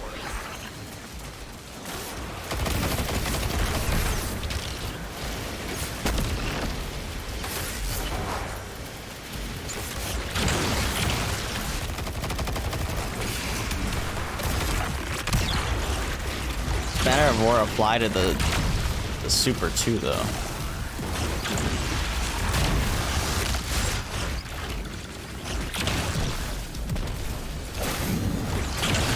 Well, it is giving me the reproc at least.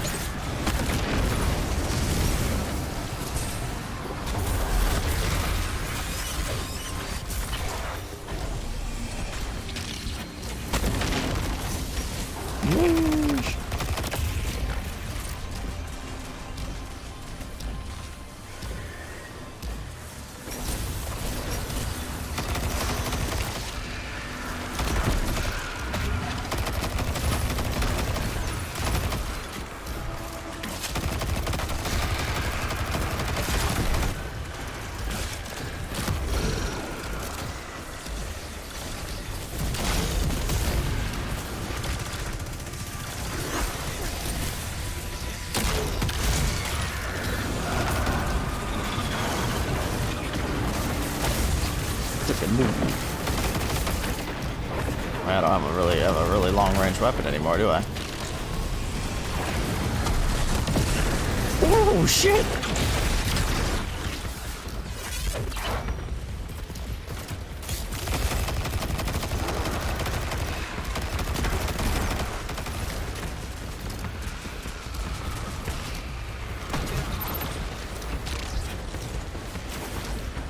Lame.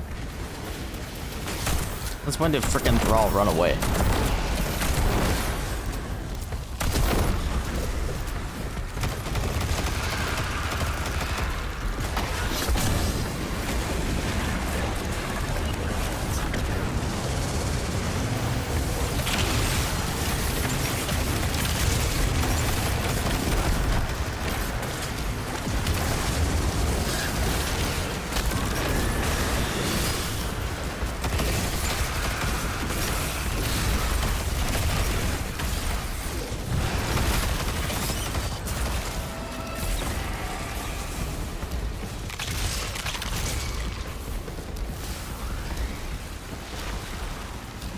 Banner War is so pog. You some kind of expert on hive runes? Yes. Each rune manifests their referent. Death brings death. Lies bring lies. We seize them with our inscriptions, grasping their malign power. We wield them as we wield fear. Yeah. Ayat. Forget I asked. Bruh.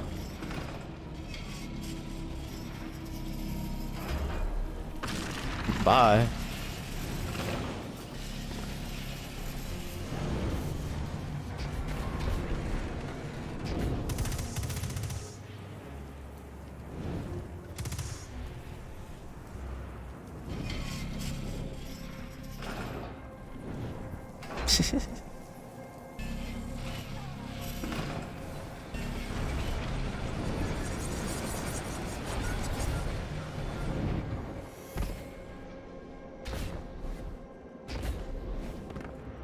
A division, I think.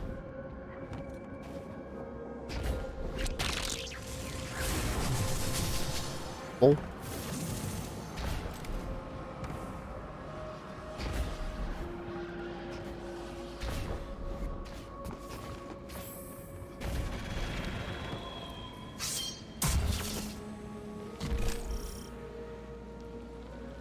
I don't know. Do we wait for this guy? He's like way behind.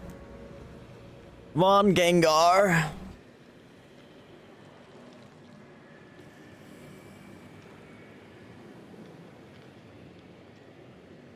Yeah, let's go. Hell yeah, beast. I wonder if my food's here. I wonder if my dog barks, so.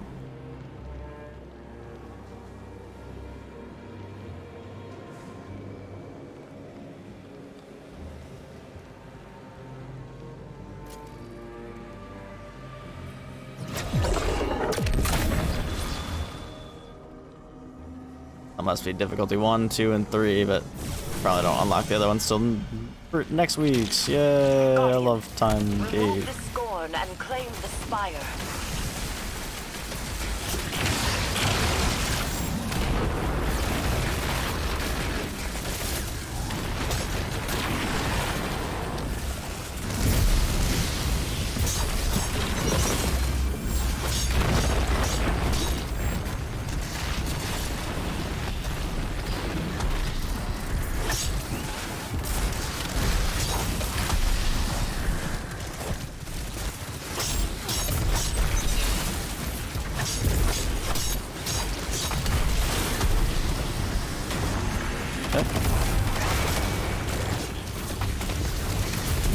So I wonder how the sword thing works now, if it's different.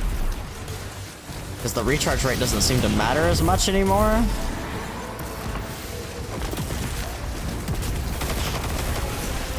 suppose I'll need to look at it. Cool.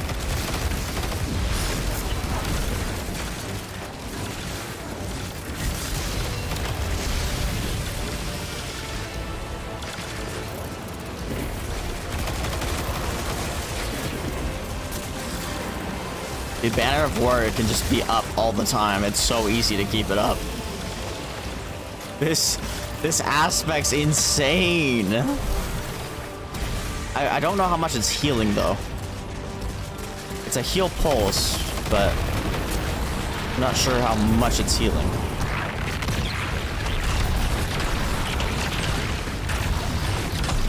I think it is buffing my super damage as well.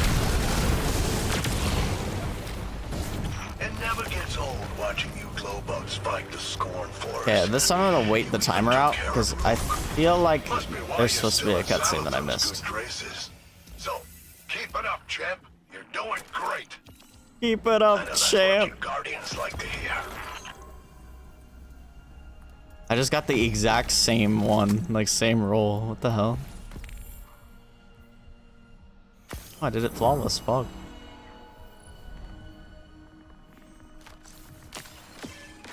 Let me make sure that my food isn't here.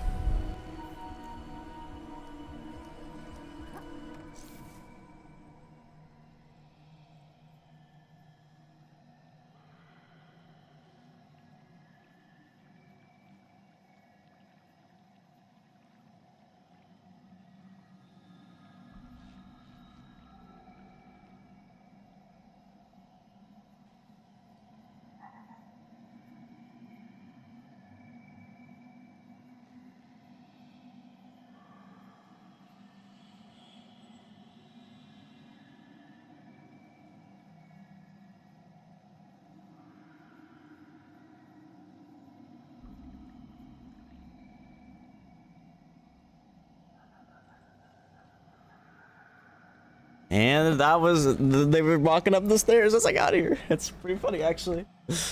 Oh, I wonder if I should eat. Oh, eating time. Got some toast. We'll start with the toast. Toast to the new season. I'm so funny and original.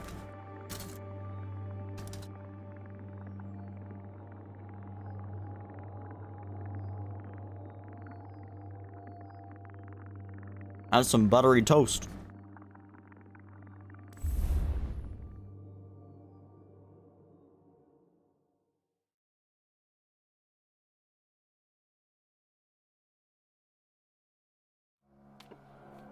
There we go. Here's the cutscene I didn't get to see. Xivu Arath draws strength from our conflict. She believes her logic absolute. I will grasp it and contravene its power. There is no other way. Will you come back from this? Does it matter if I do? What I am has served me, and has served humanity. Hiccups. Aka, Zeta, Sen. This is what Savathun wants. We serve our interests, not Savathun's. She's outmaneuvered you again. Oh, damn. You need me. We need your silence.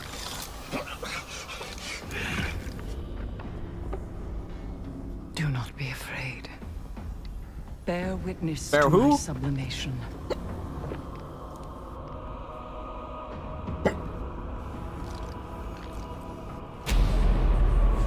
I separate the true from the dead. I am the many-mouthed hunger. I am the knife-edged truth. I devour the free. I conspire with my vengeance. I will take what I need. The words in my throat are the weapon in my fist. Hayat! Hayat! Hayat!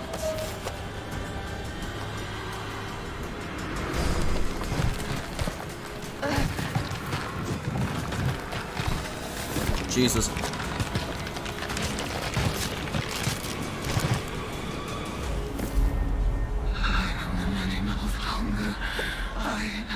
Knife-edged truth.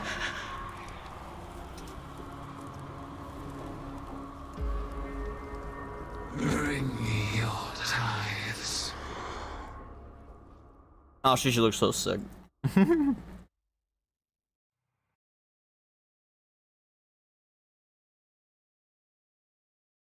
Oh god, she looks so sick.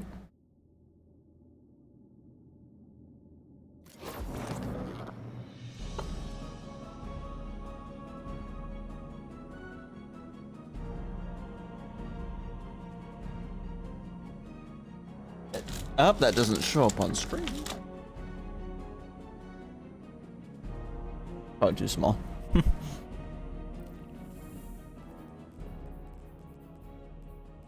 Damn, look at all them players online.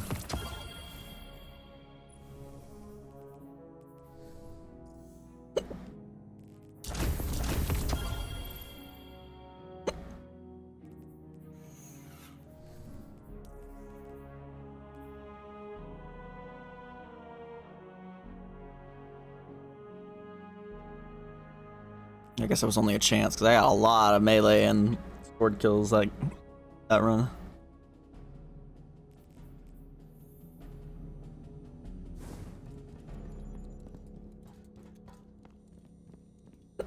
God damn hiccups, dude. Hey, don't get me wrong. This room is sick, but I wish I didn't have to run so far every time.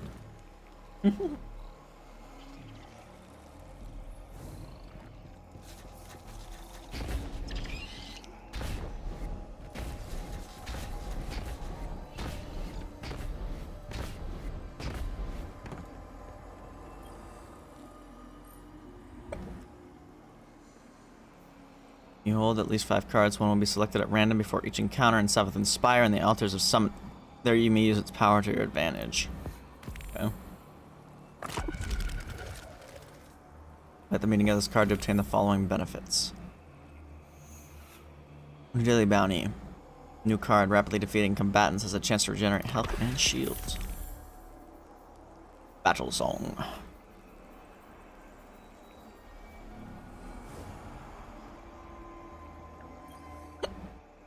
God, dude, hiccups. We got a bounty. No way. Give me the rocket, but not at red.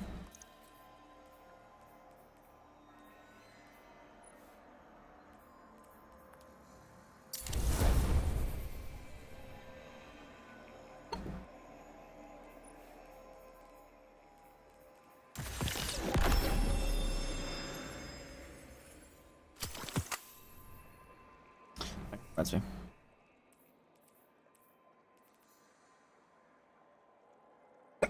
Okay, maybe it decreases the delay? Like, I don't really know what the point of this is if it doesn't.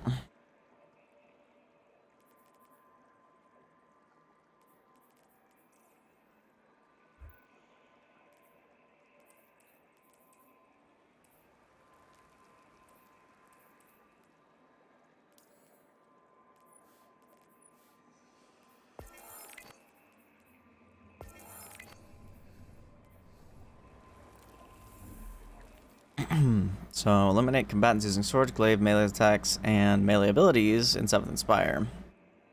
Rather, insight from public event chests. Heroic public event chests will provide additional insight. Let's go do that real quick. ADC.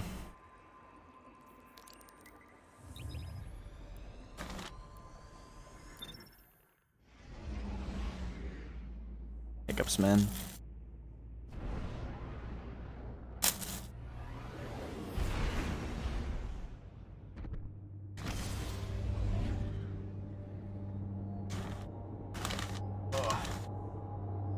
Is this the pancakes or is this the eggs? The pancakes.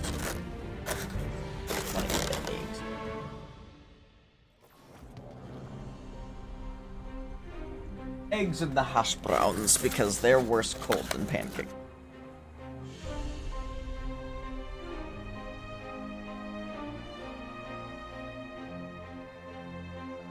Need a speedrun to this public event.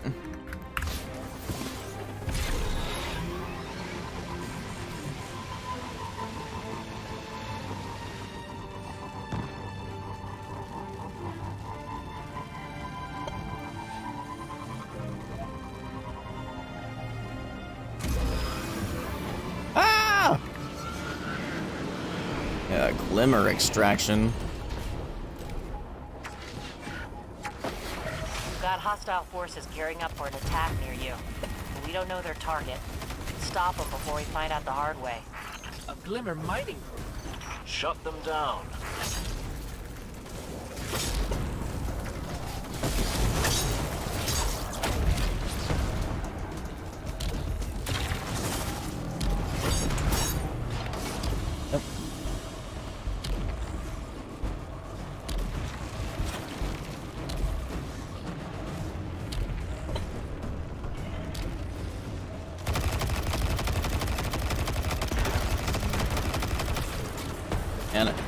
Banner of War ruined.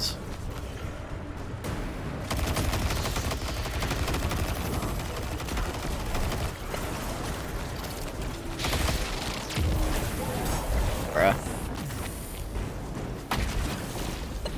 Can't get good Banner of War going. To another site.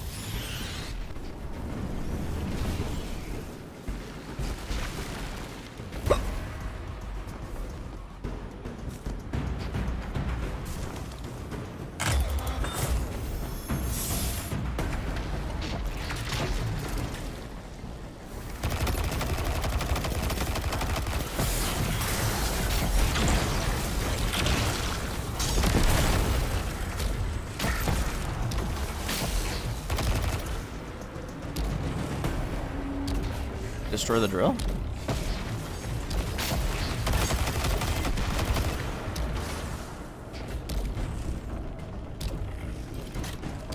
Still have no idea how much this thing's healing.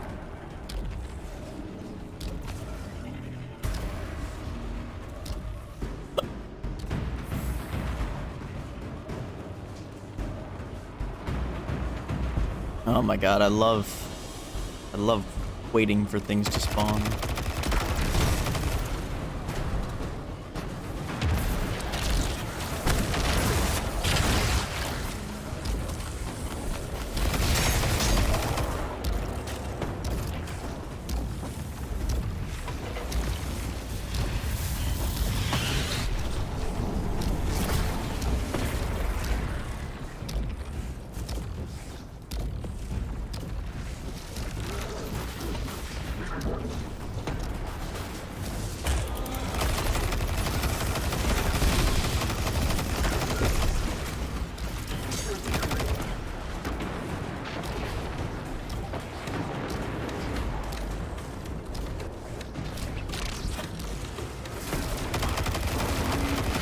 Tabor.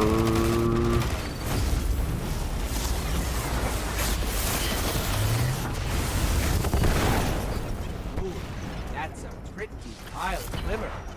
Hold them off while I transfer this.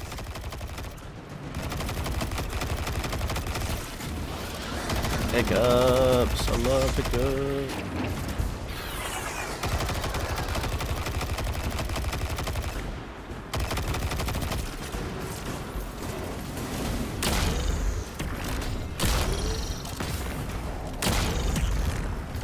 Damn.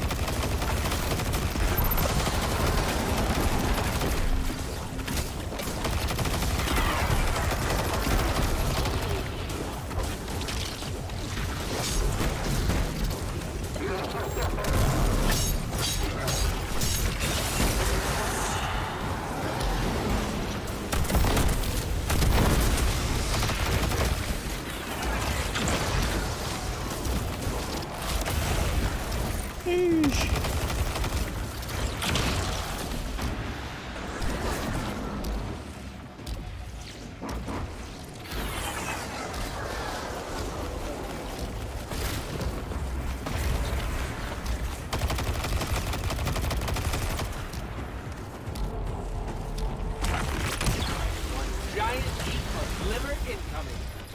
My word. You'll have to keep some for yourself, you know.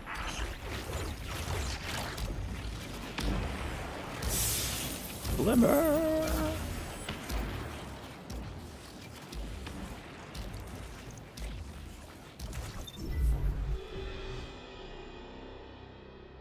I must. Must I?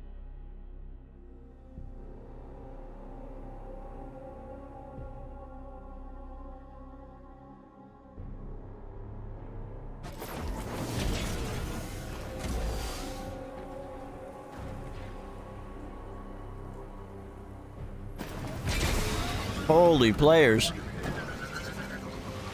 My lord.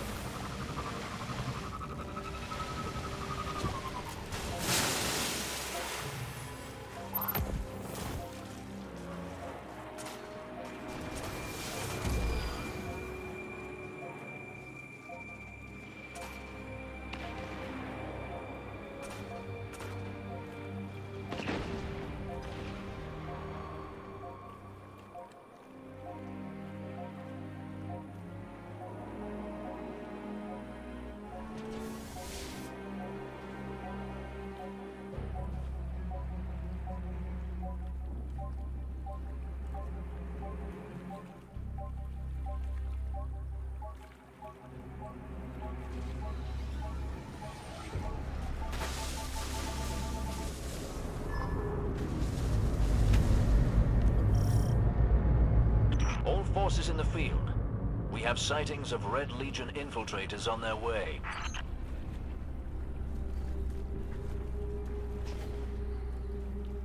Don't land on me. Oh my god, it's going to.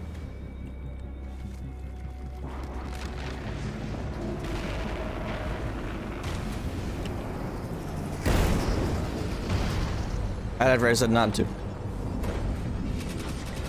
Let's chase them out. They think they'll spy on my territory? Huh. Oh, that would have been a good point to test how good it healed because of this thing.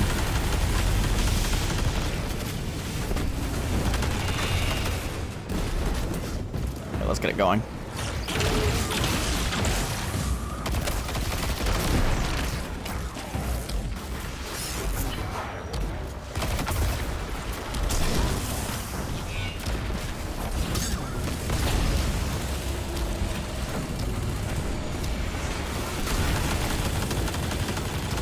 Are blown. That's actually decent. That's actually decent healing.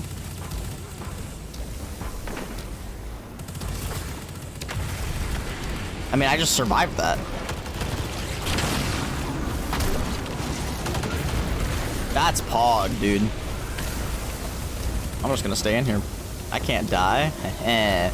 Oh, unless my timer runs out.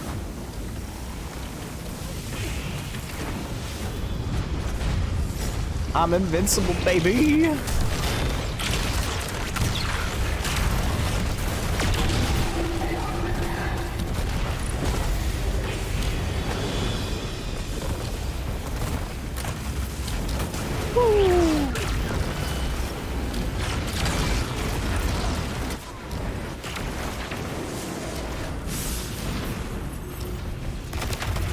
That's enough, no? Oh, one more. We did it! The distant detonations tell me you've been exceptionally resourceful. I look forward to hearing the whole story.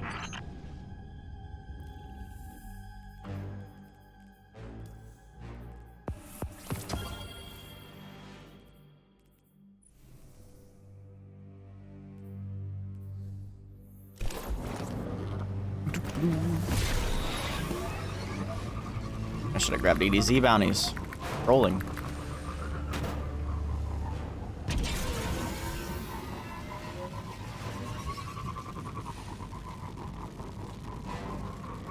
Ooh.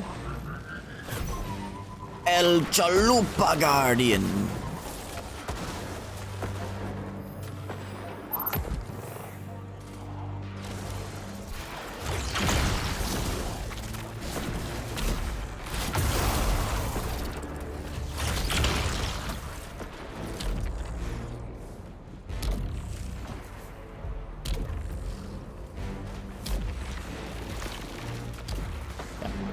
Time to eat. Public event. 30 seconds. 30 seconds is still 30 seconds.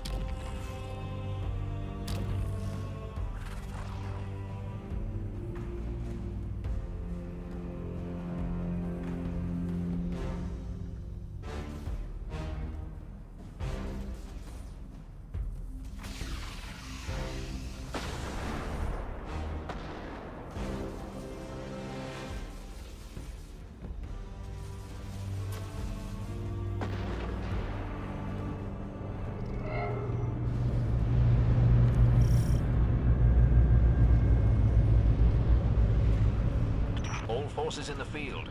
A catch has been reported en route to an ether drop.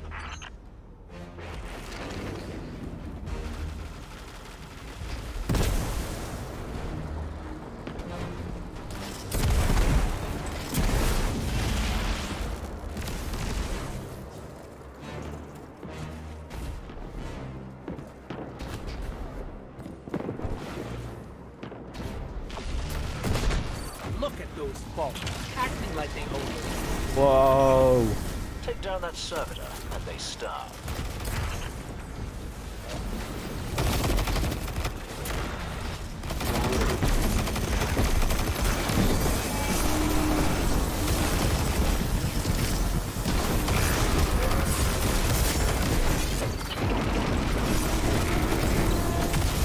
It's going haywire.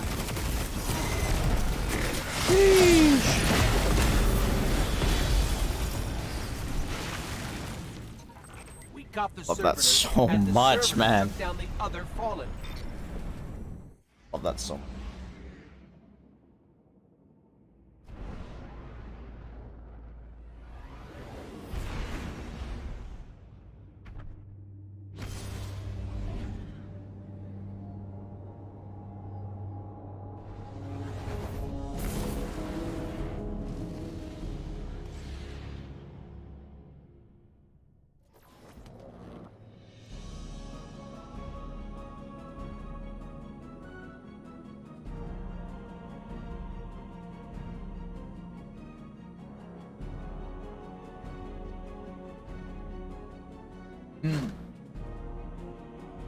Eggs hit the spot, man.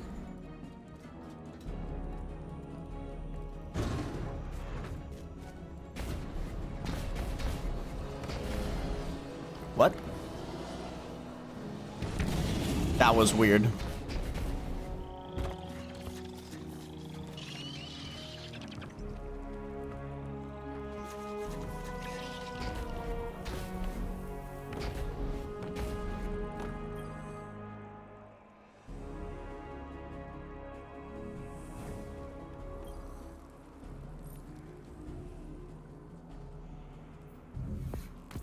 Probably should have read that, but whatever.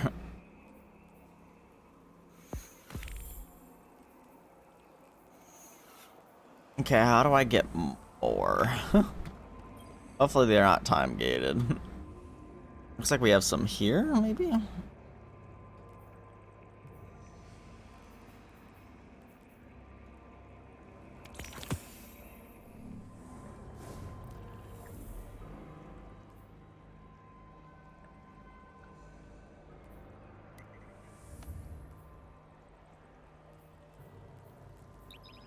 Altars of Summoning.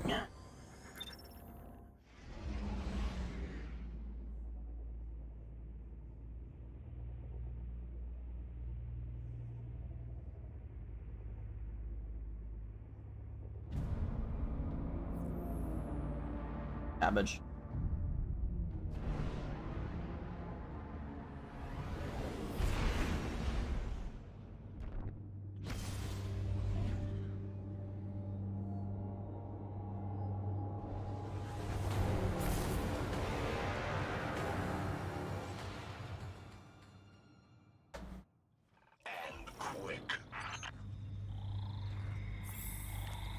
Oh, I joined in progress.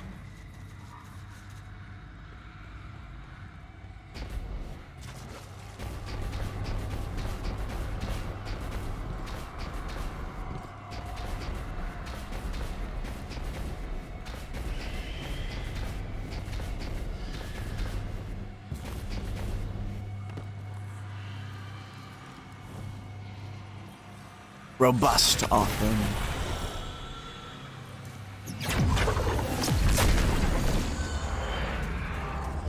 I solo right now. Uh-oh.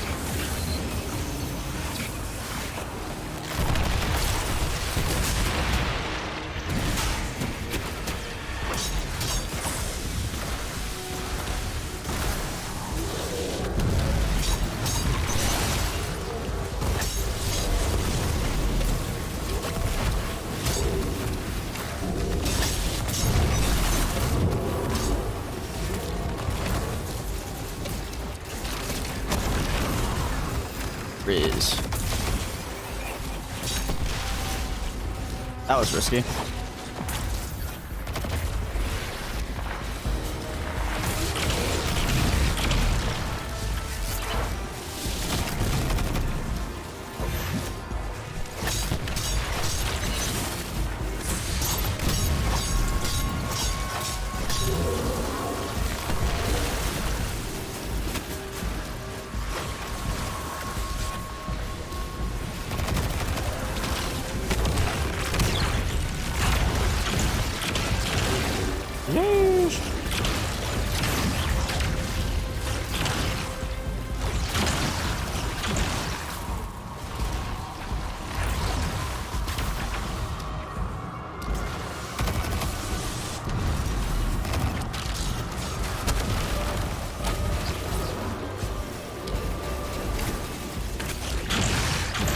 No way.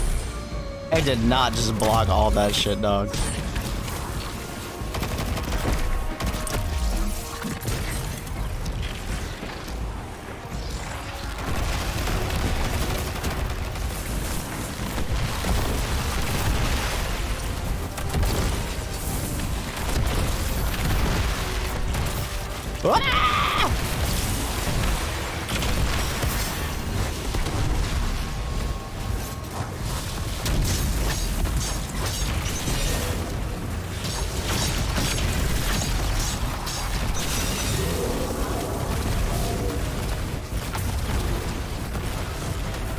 I think my biggest downfall is never having ammo. You Vanguard types may be smug, but you can deal some major damage. I should really be holding on to at least like one ammo just in case I need to block, you know?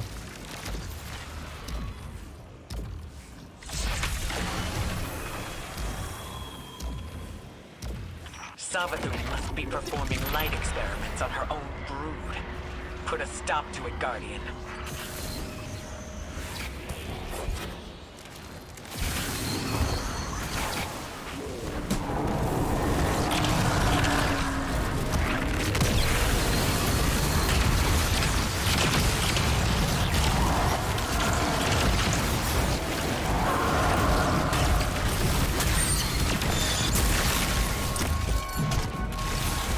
Dude, why can't...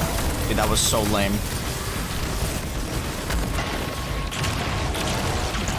How am I alive?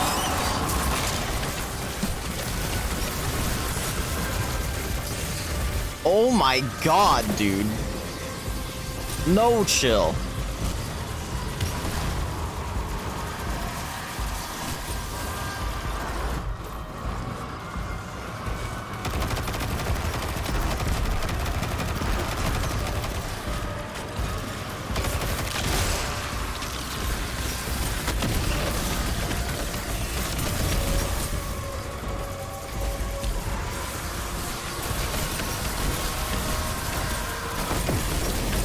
melee, please.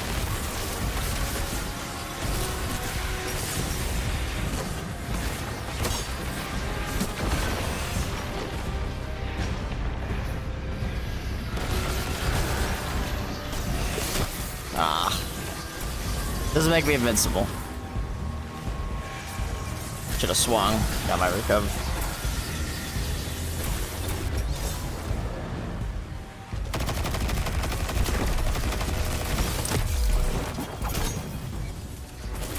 I thought they fixed that.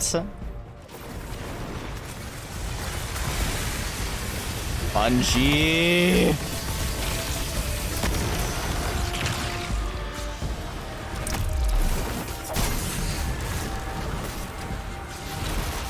Oh, bro, I was gonna revive you.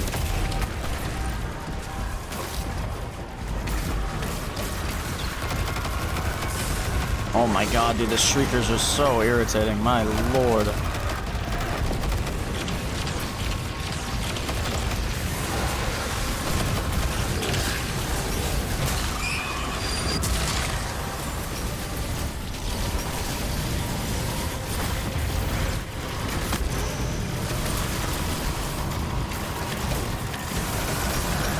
Oh my god. Bro, shriekers are so annoying, man. Screw you, Bungie.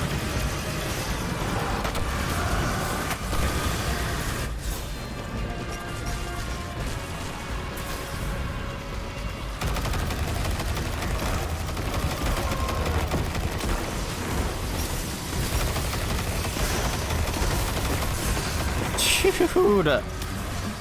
Why are they so strong?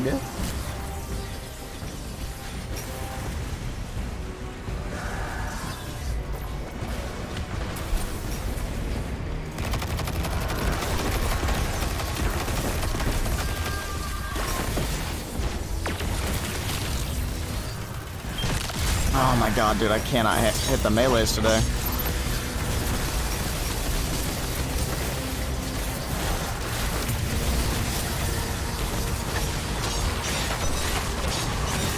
Dude, let me out! Holy.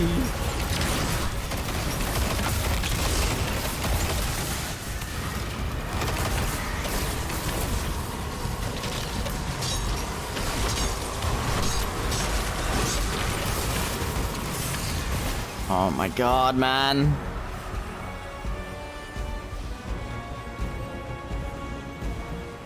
Well, I think we failed.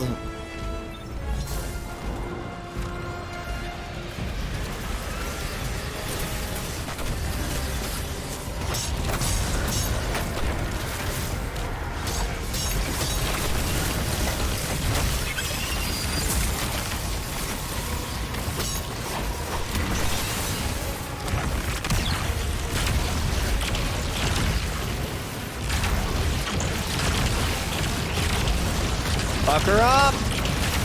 Fuck her up! Let's go!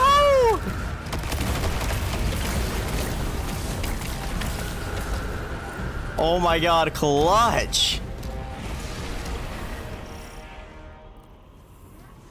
Yeesh!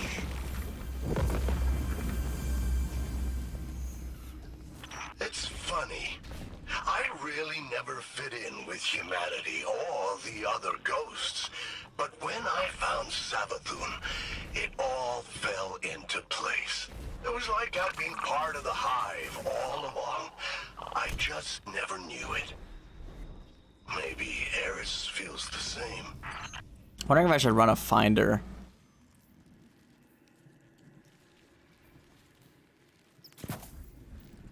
We'll give it a go.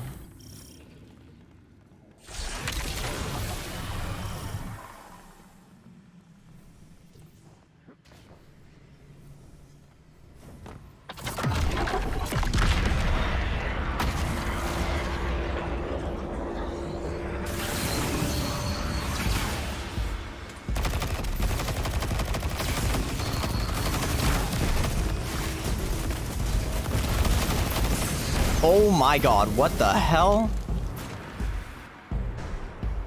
I think it...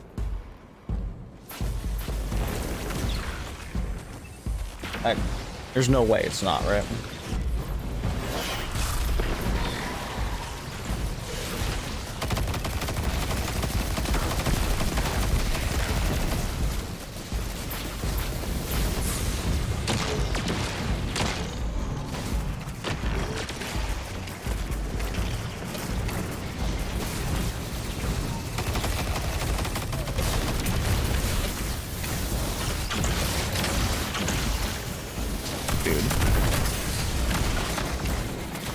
Dude.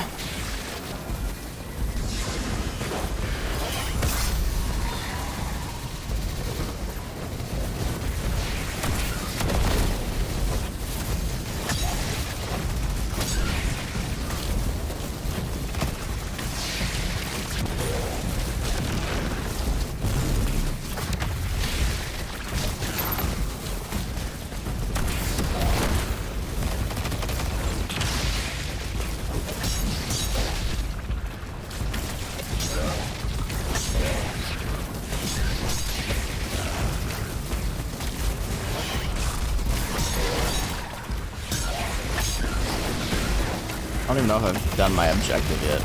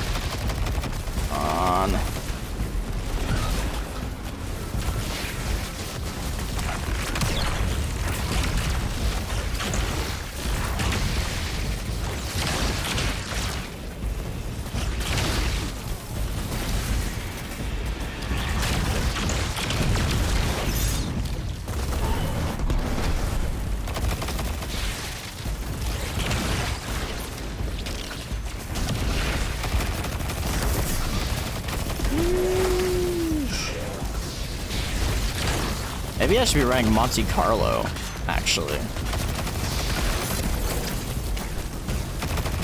And then run Lament.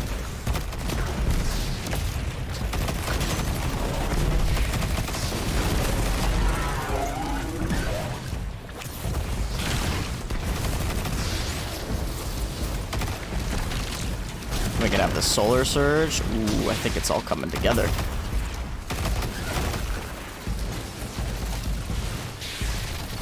I think it's all coming together.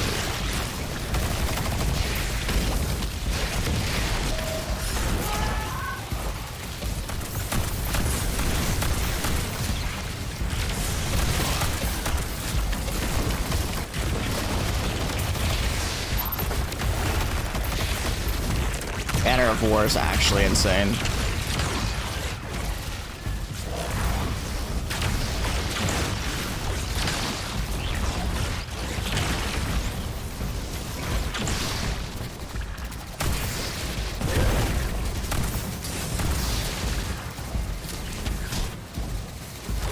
I wanted to use my grapple there, but whatever.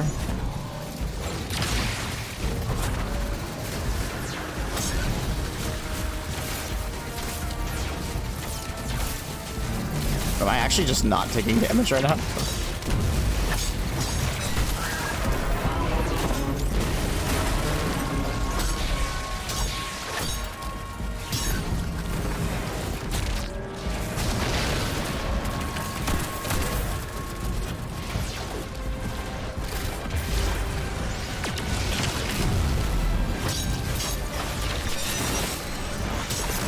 Why is a spin gonna take so much ammo, man? Hide unto the sorrow of the hive. None shall forestall my vengeance.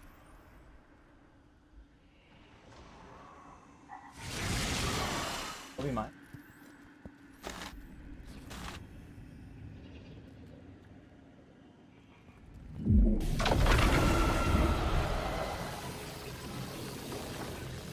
I got this guy's name is Titan. Hey yo. Hey yo, what are you doing to Eris, bro? It makes sense that Xivu aligned with the Witness. Xivu never backed down from a fight in her life, and the Witness promised her a big one. But the Witness wants Hey, to yeah. win without Big one. fighting. If Xivu had just realized that, I think she would have joined Savathun in a heartbeat. That would have been something to see.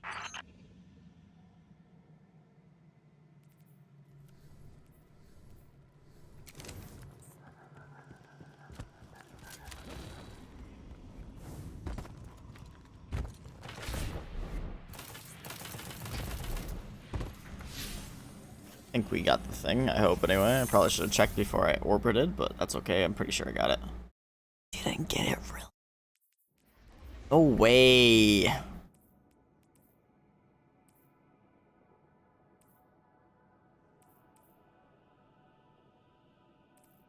think I am gonna switch this out for Monte Carlo.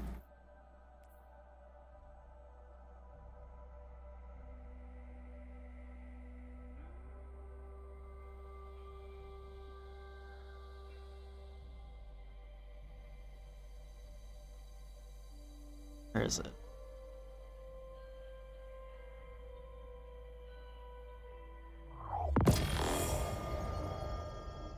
Monte Carlos. Don't know where I get its catalyst though.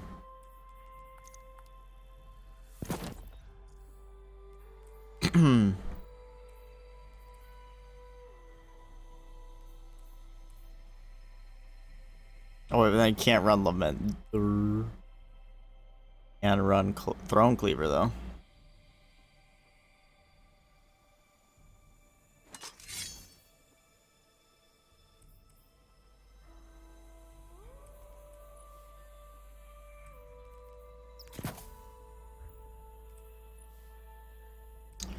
Fucks with this though.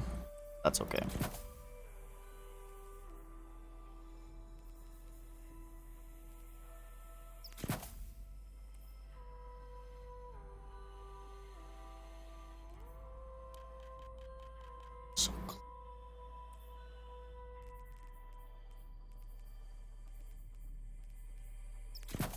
I wonder if that's more important than the other ones.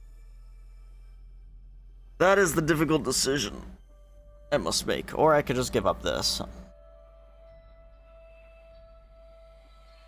But I don't think that's the play.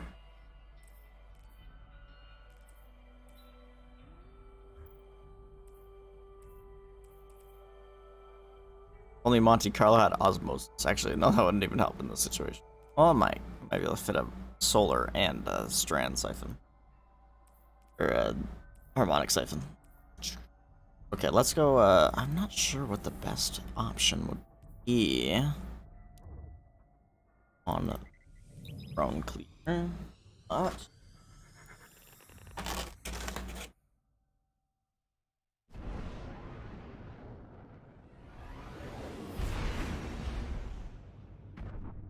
What happened to the side of this? Look at this. The whole side's gone, bro.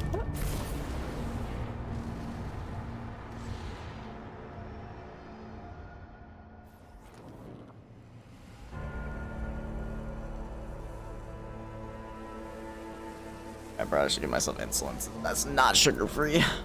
That is not sugar-free syrup. Put myself in a coma, bro.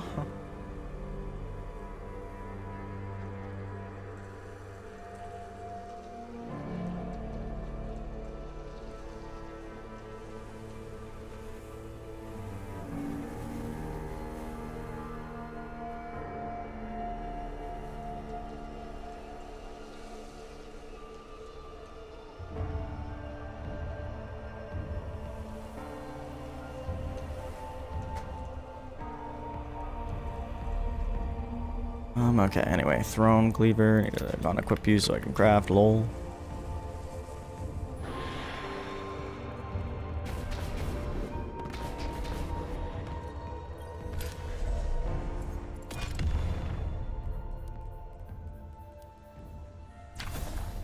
Throne Cleaver.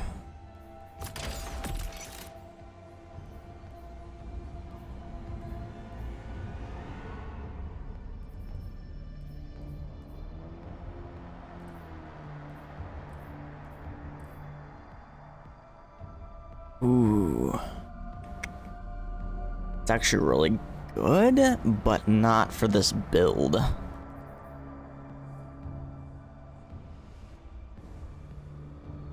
Weakens.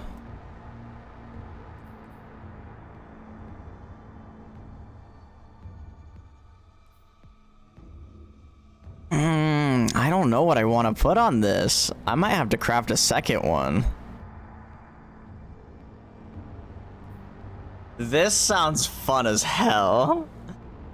Oh my god, I don't know what I want to do. I could have an ad clear version and then a normal version. Like a DPS version, but I mean...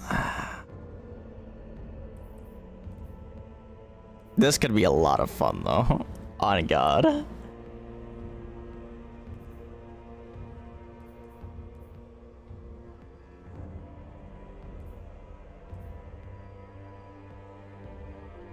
Stability is improved. Oh yeah, let's go. So it's improved guard resistance.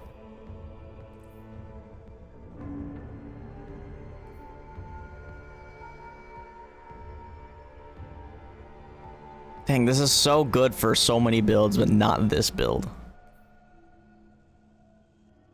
This seems like it might be the play.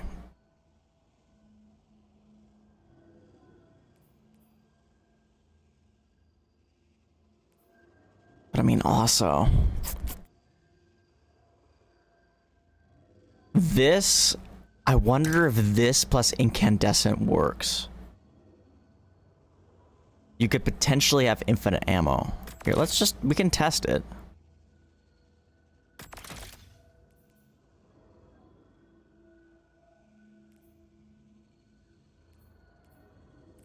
I suppose. If that synergy works, that might be kind of insane. We might be able to generate ammo.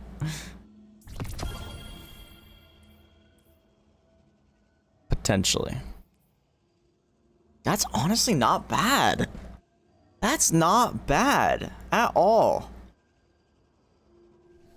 I expected it to be way more expensive than it is. Like significantly more expensive than it is. This shit, you want to look like a tree? You can. With the new shader. Okay, let me take a little break here while I eat. Let me just dab on all the haters.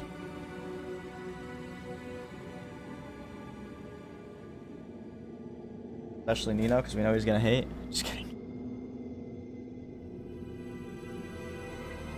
Kind of hard to eat. Can't really cut it with the plastic.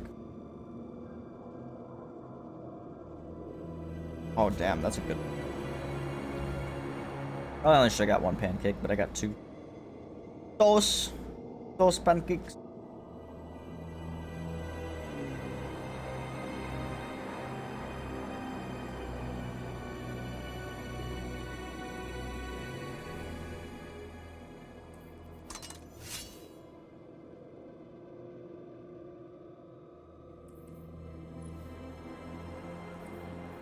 Like, I could just level this.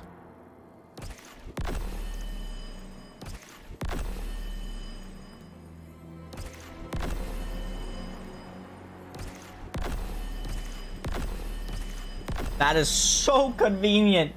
Oh my god. This is way more efficient than XP farming. On god. I'm gonna cry. I'm gonna cry, bro. Bungie. What the Bungie doing?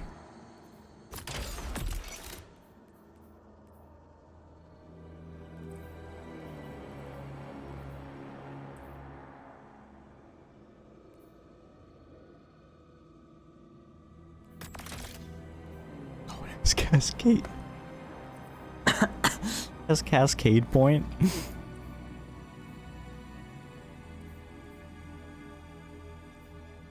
Good lord.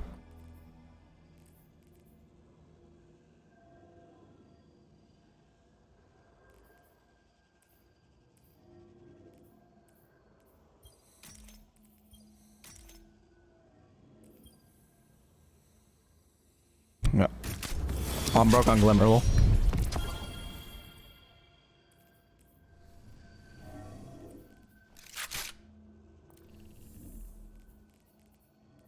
Oh my god, it's empathy.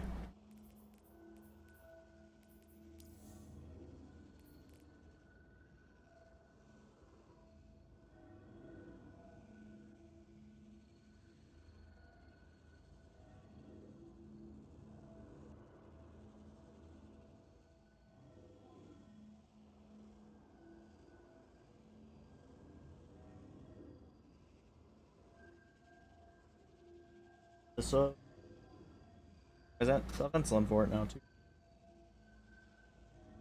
Not be trolling.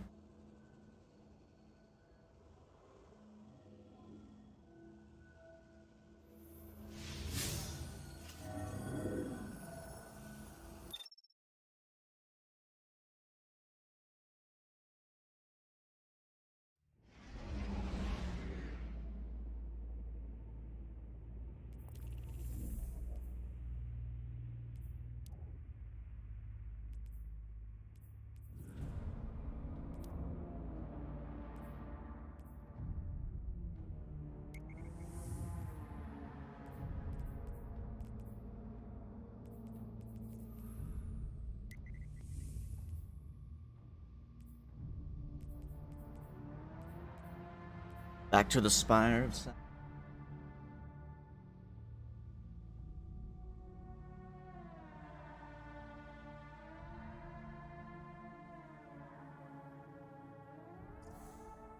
Dude, these pancakes are so good.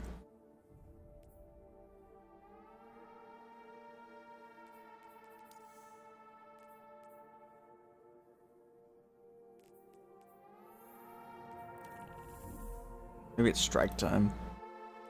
I want to unlock this thing.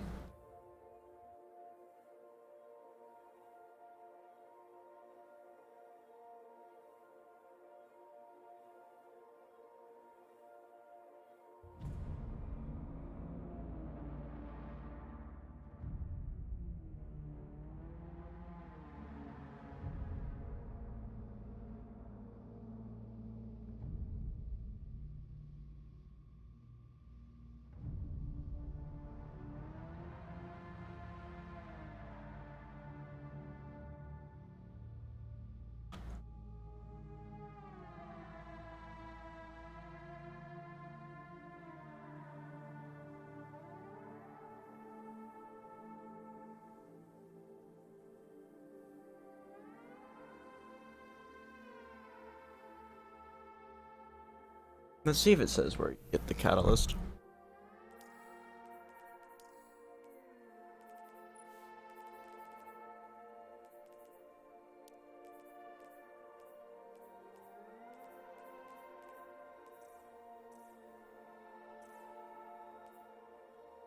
Strikes Gambit and the Crucible.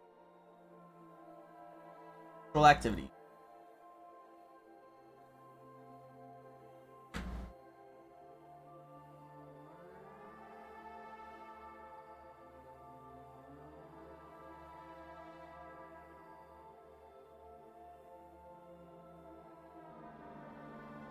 Pancakes are banging. On God.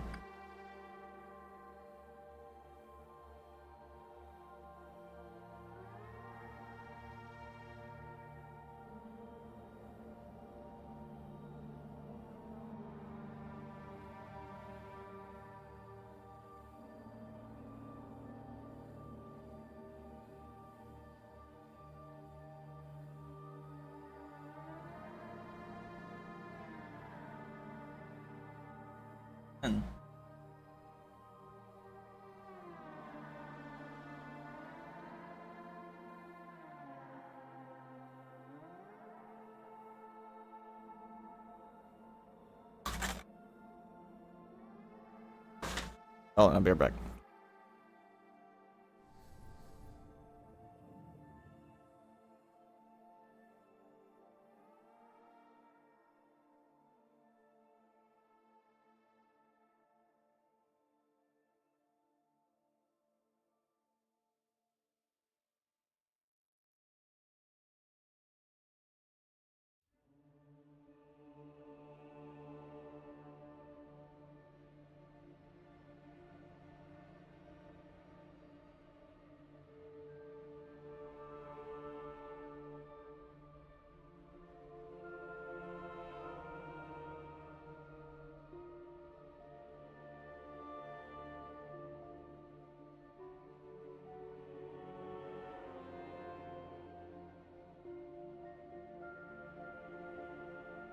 Alright. Back to business. Back to business, as usual.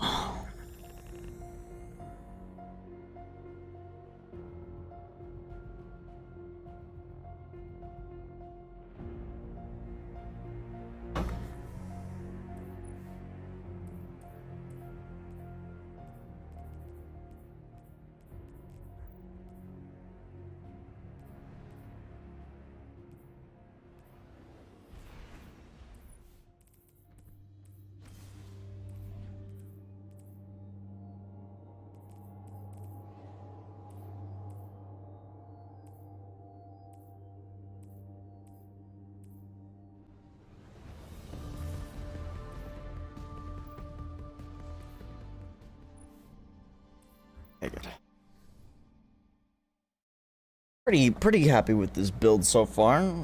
Could use some optimizing and some min-maxing, but loud trumpet. Assault the Spire, Guardian, and open the way to our tides.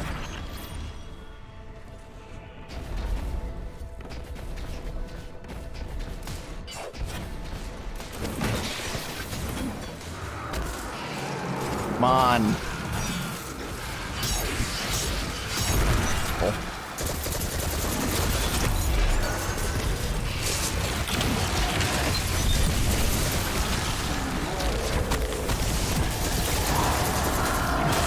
Transmute your charged light within the ritual circle.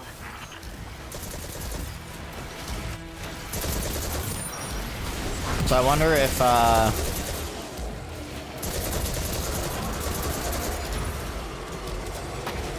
with the catalyst and you go into glaive form, if it actually counts.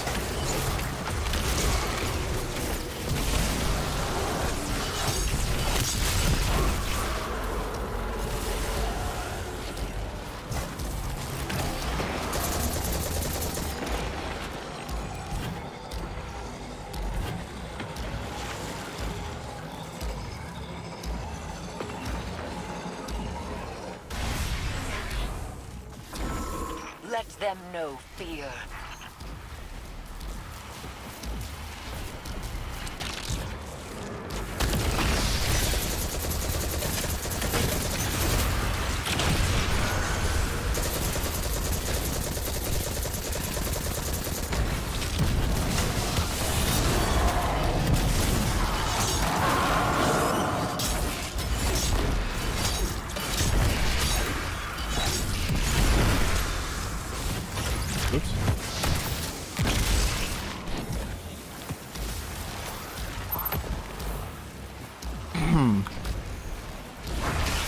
Question is like, delete the thing. Is there one more, really? Oh god.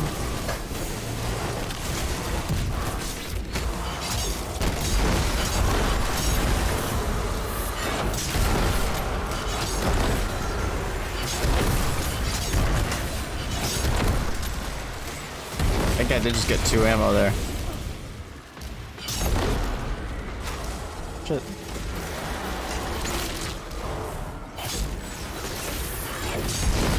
Ooh, yeesh!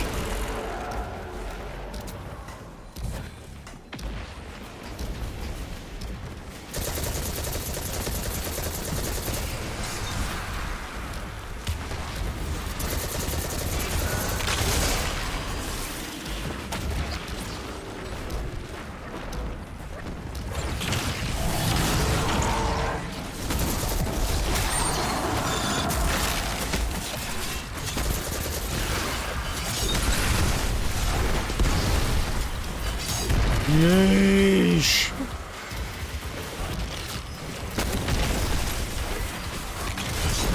This build's fun. Oh my god.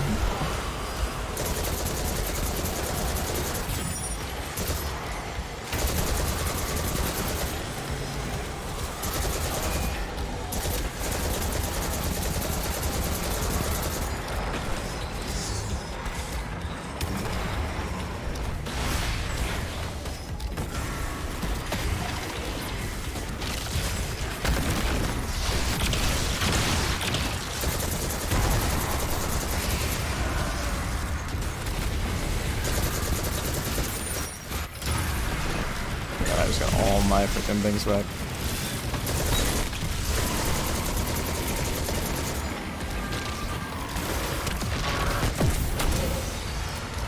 Oh, speed run!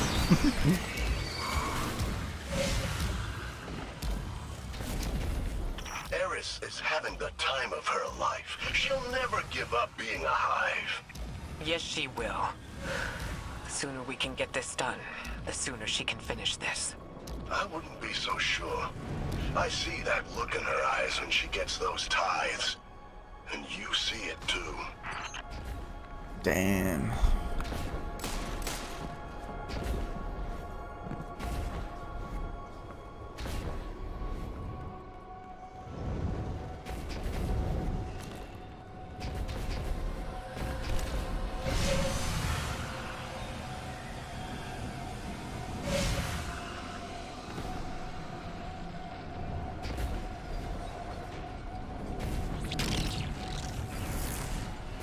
Strand shortcut.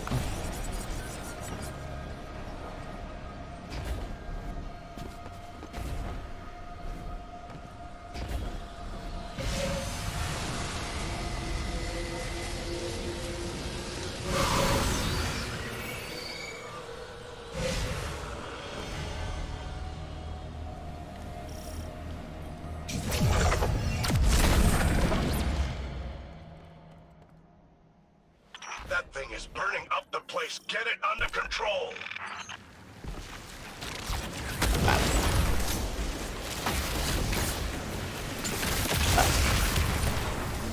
Bad.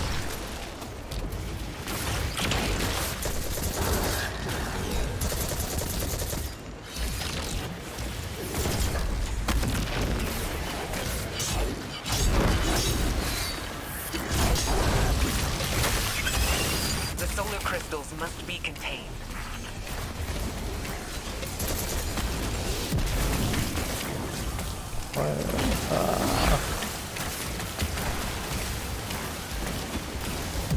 And Banner of War healing me up. Well, my allies would be in my range so that when they get the kills, they can extend the burden of war. The Banner of War.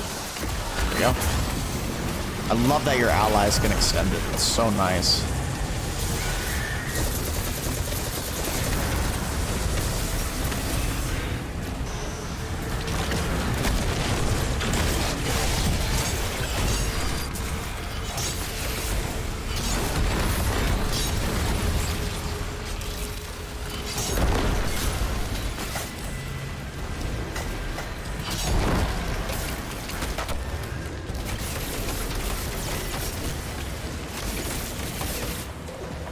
Bro, this guy.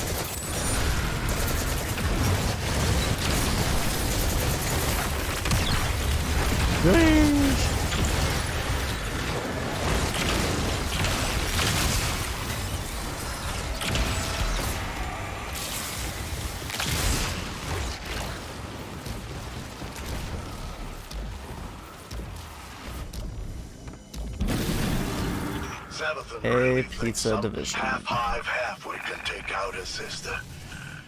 We're all doomed. Say that again. Eris will survive this.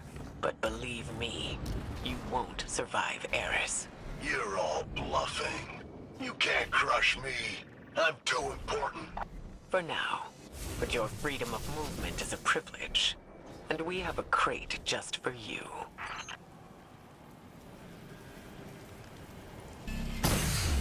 Ow.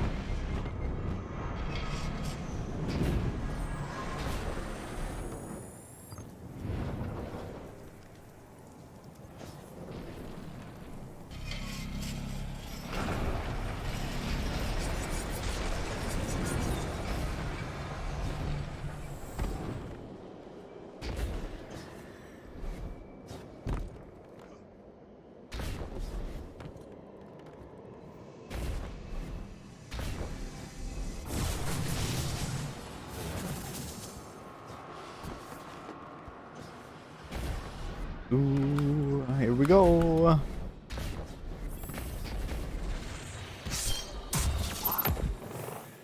Ah, shit, here we go again.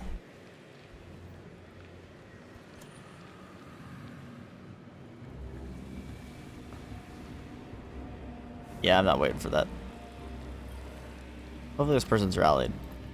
You gonna rally?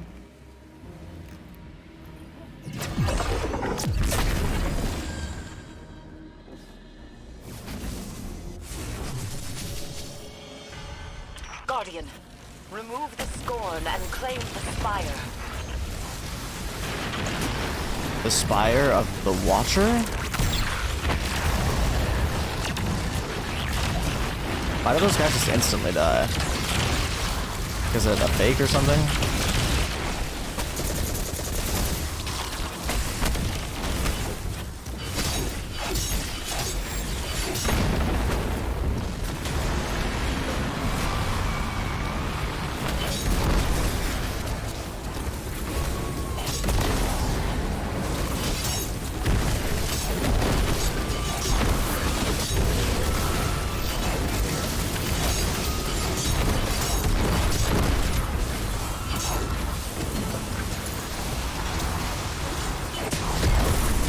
Yeesh!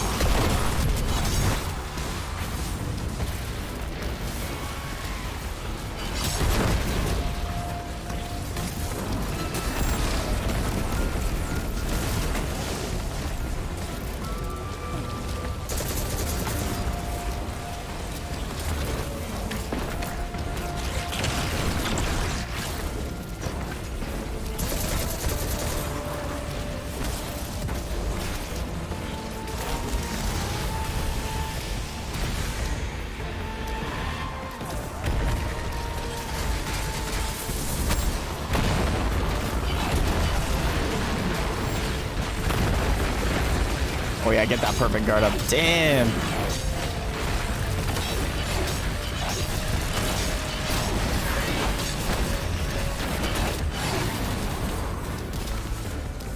Sabathun kept these undead dolts in here under lock and key. Studied them for a while. She wanted to see if there were anything like Nokris' necromancy. They weren't. They got a special kind of resurrection just for them. No ghosts, no throne worlds, just dark ether and the witness. And lucky for us, they just keep coming. Hey, yo. And they don't stop coming, and they don't stop coming, and they don't stop coming, and they...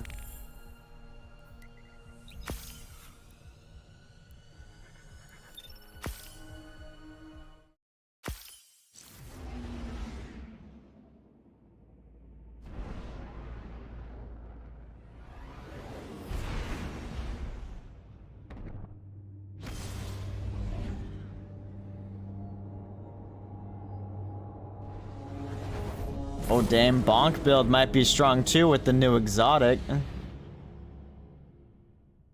I should go farm that.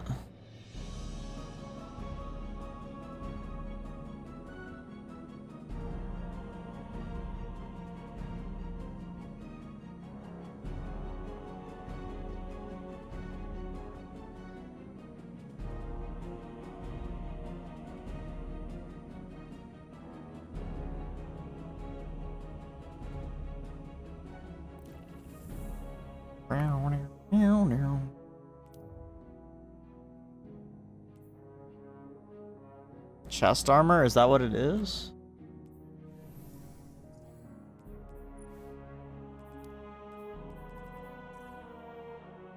No, it's arms. Why are people already getting it?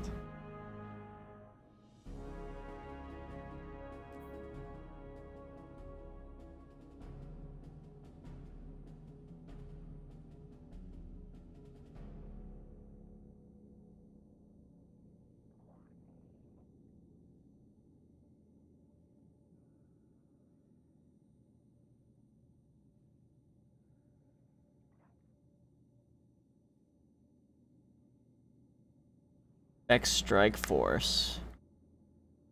Ah. So Vex Strike Force is the only way to get them right now. It basically turns Burning Maul into a Goldie gun, I guess.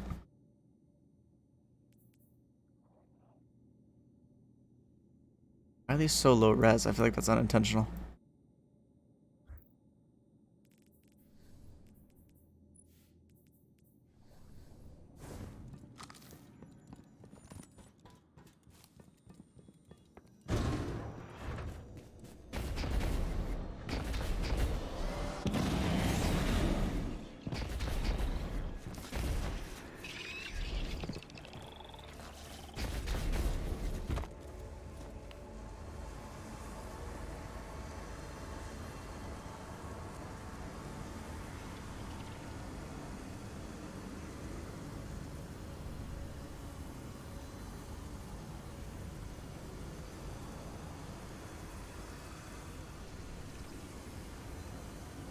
Can't hold B on any of these.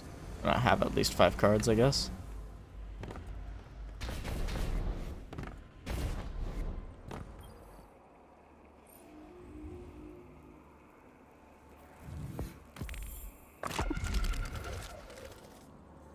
What about the meaning of this card? Seasonal bonus. Key chests in the Altars of Summoning and Savathun's Spire will contain additional Whisper cards if available.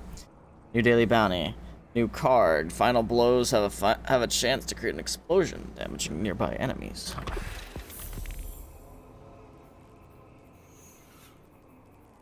Altars of Sorrow. Nightmares in the Altar of Sorrow.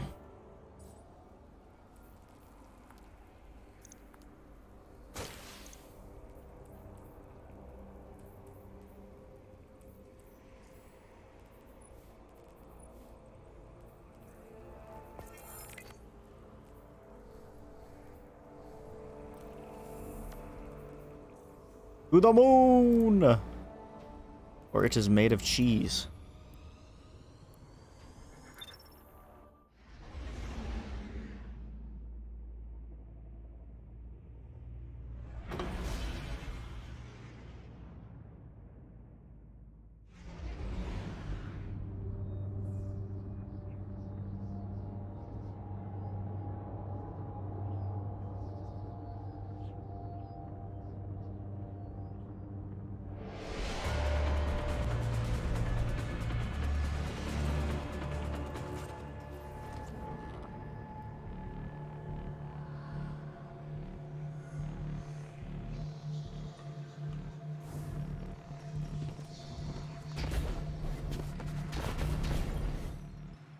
You have faced the Hellmouth and lived. Use it well.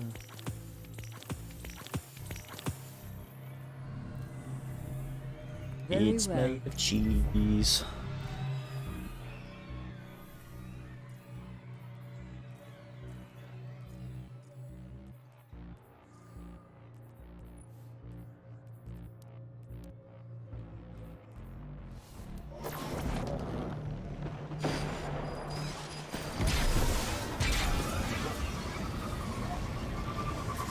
Automata playa.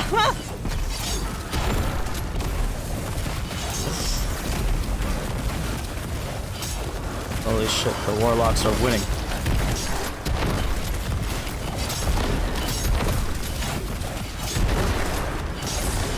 W.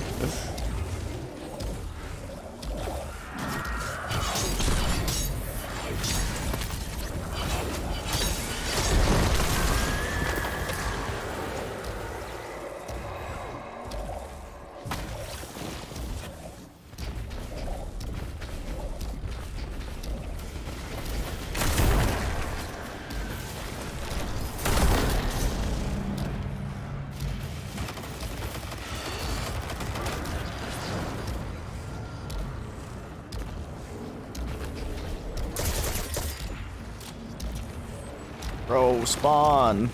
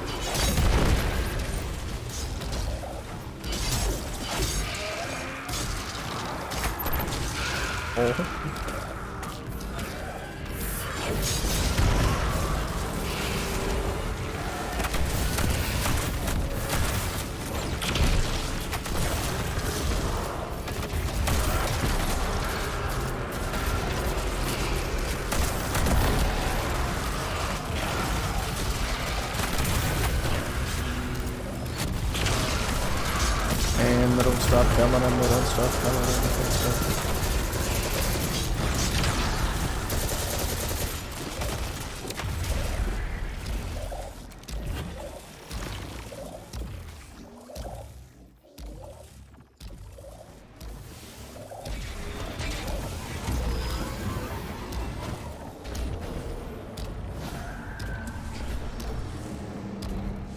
Light is fading.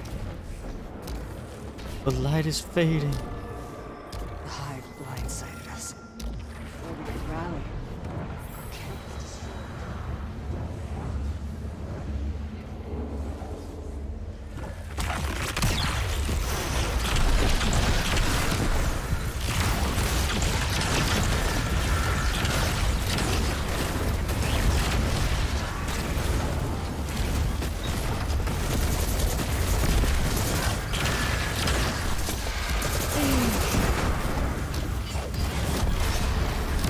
This non-powered sword.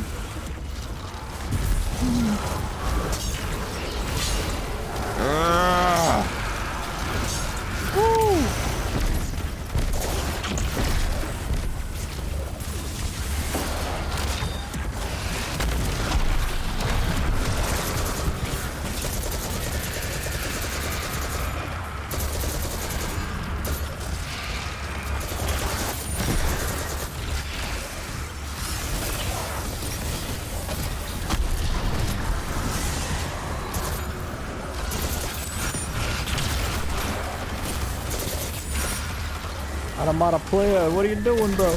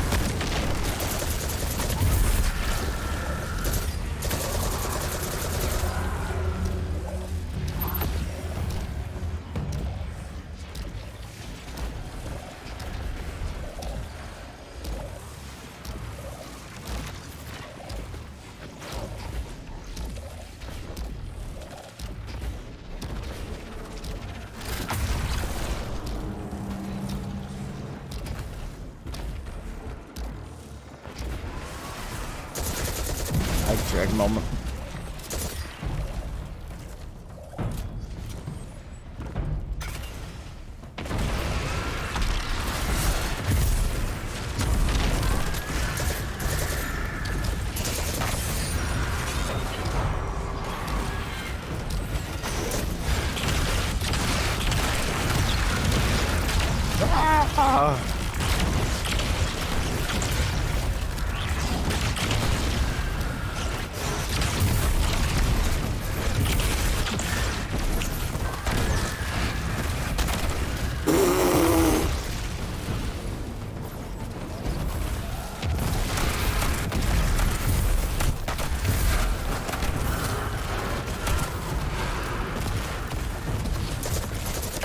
W. For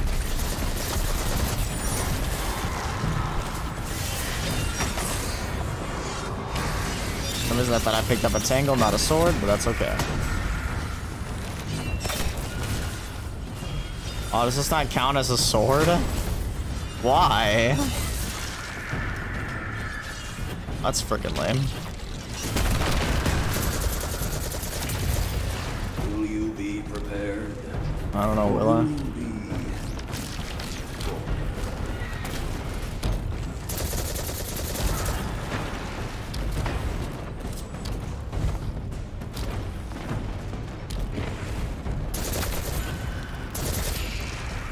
Probably a bit of both. Unprepared and boring. Got him.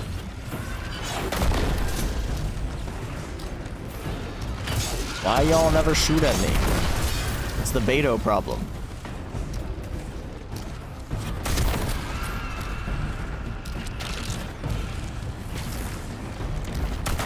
Why are you running?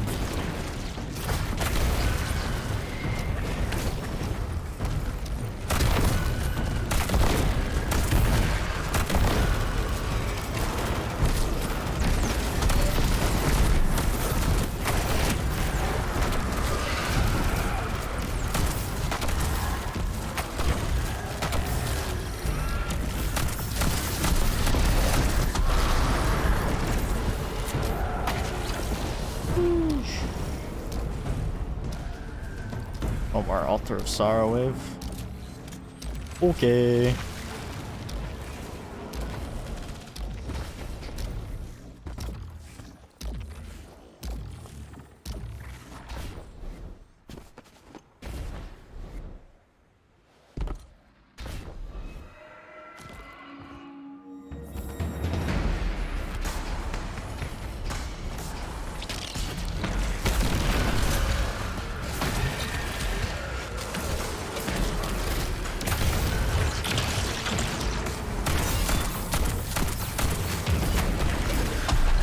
Oh yes, ogre hit me.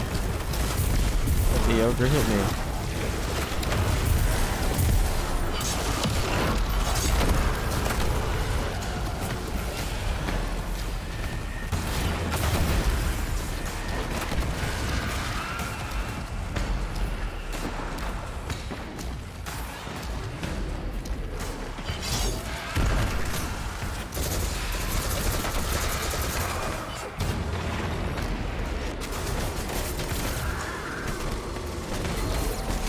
Ah, fool.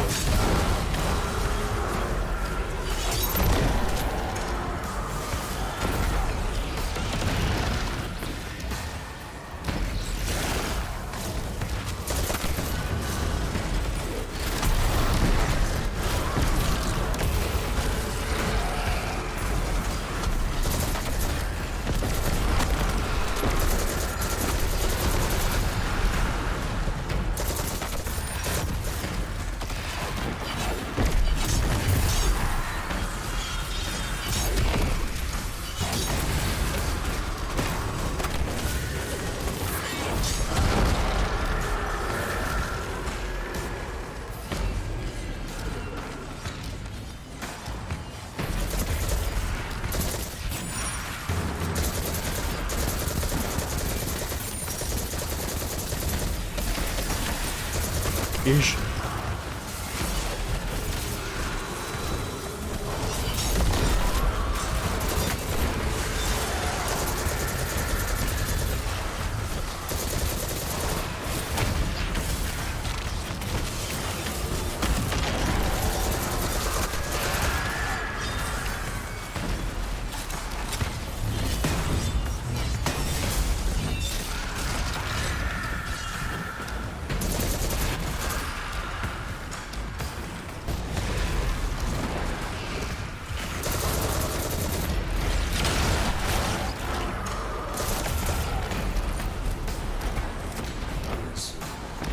Listen.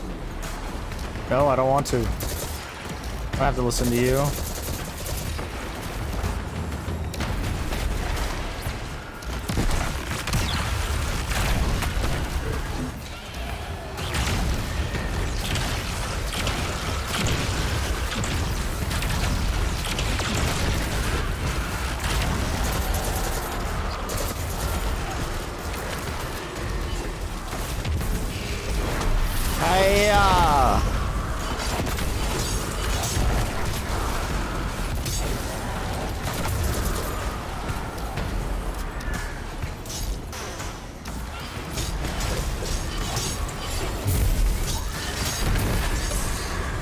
Yeesh.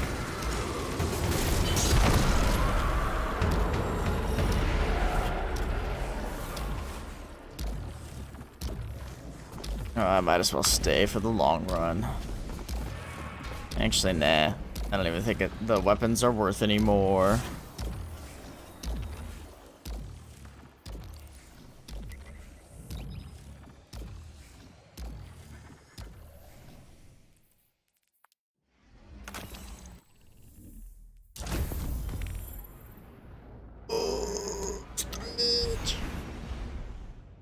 Oh.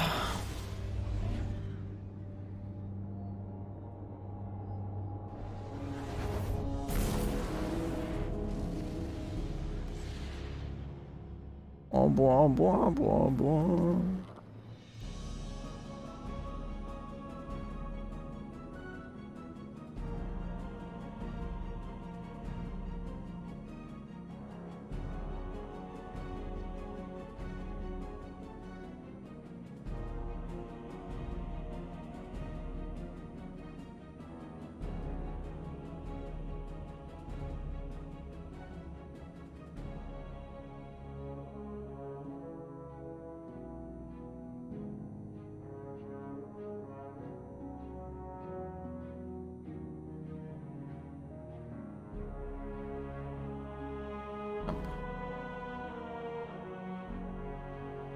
For notification, lol.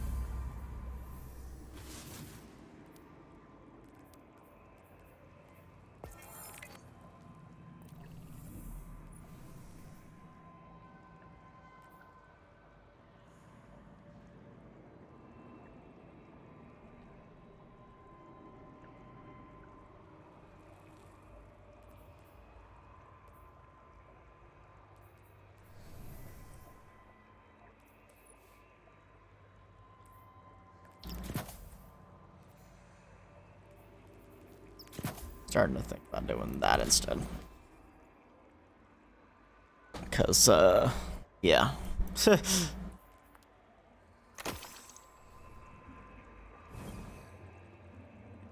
Just kind of broken. Not gonna lie.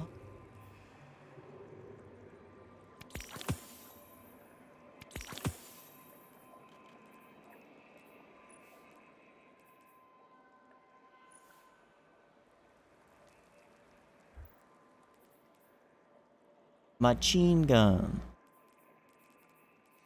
Oh, I'm really gonna have to take a nap here soon.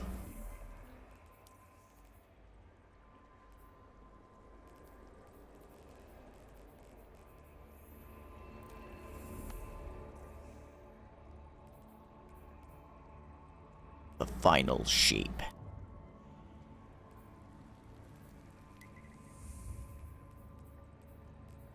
Right. I want to buy it, but you need to put it on Humble first. Or the Humble link.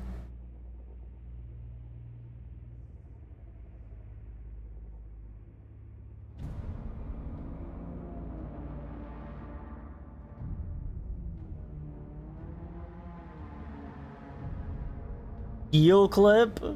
Reloading shortly after a final blow grants cure to you and your nearby allies.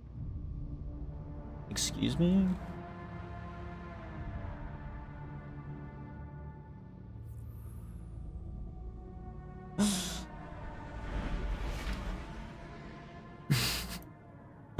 I saw a picture of Sephiroth stabbing Stabbing fucking Tigger, bro.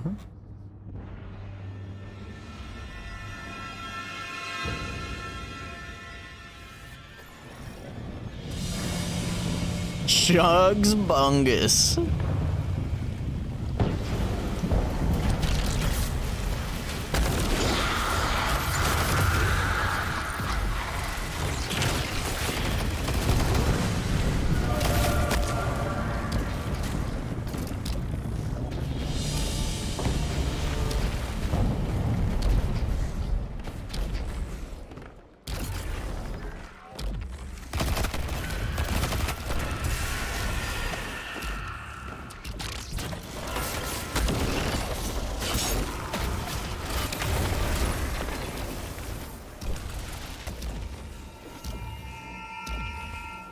Right. They aren't ready for this play. Let's move.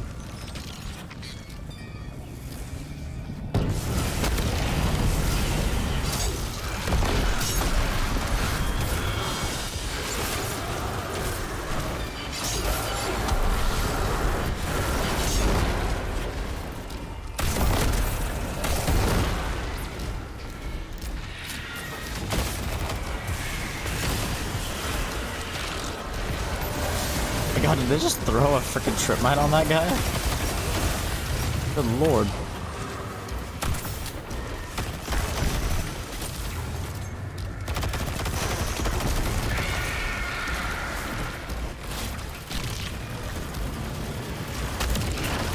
Yeesh!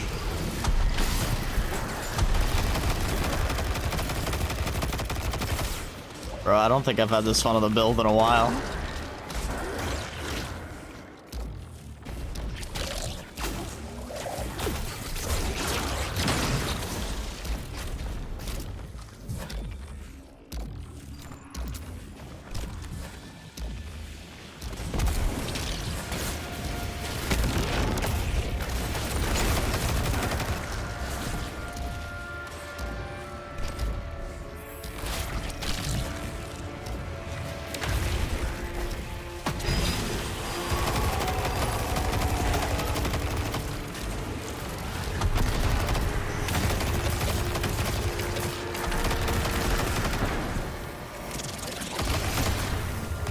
Bro.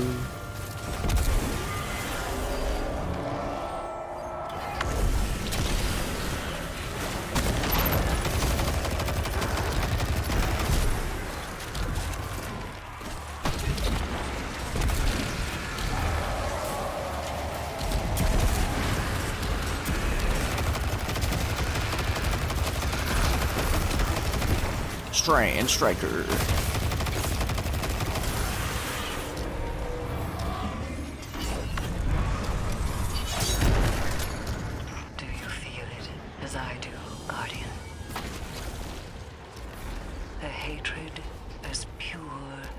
Is the lock still there? Sunshine soaking through your skin. Ashla Doom knows what the Guardians have done. She watched as her lineage fell, one after the other. Woo! Speedrun! Crota, Oryx, Omnigul, and she is eager to return that pain. Geo. Oh wait, I don't have a thing. I forgot I'm not a hunter. God, I'm so used to having synth those.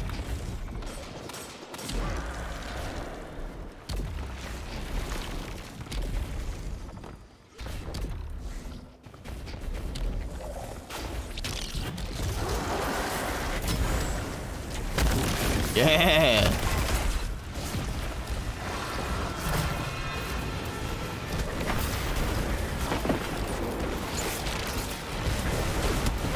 No way that missed, dog. I feel like they made the tracking worse.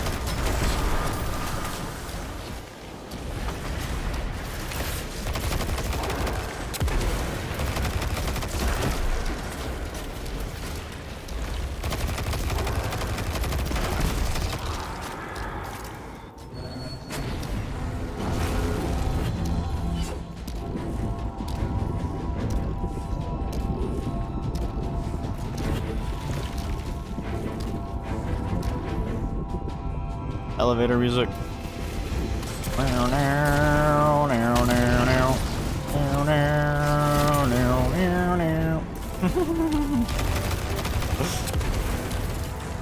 Sick beats, bro.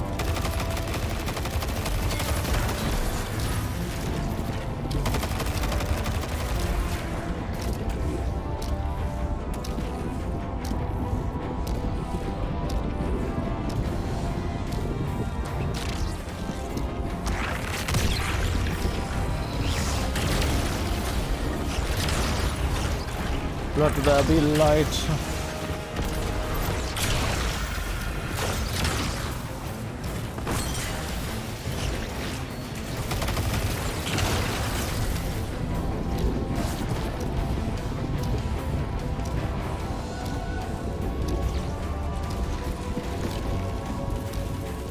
New meta strat. Yeah, that didn't work at all.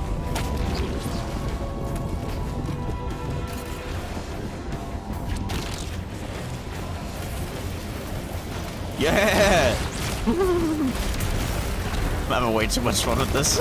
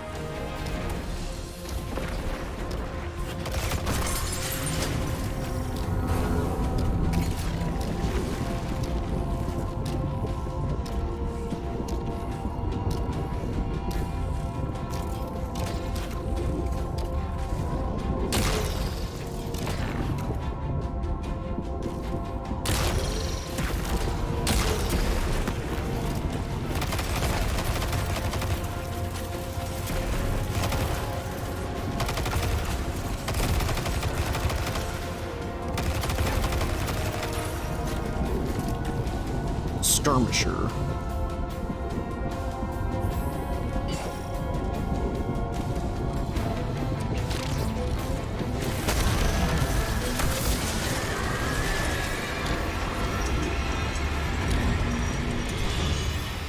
Here she comes. Hey, yo. Oh my god.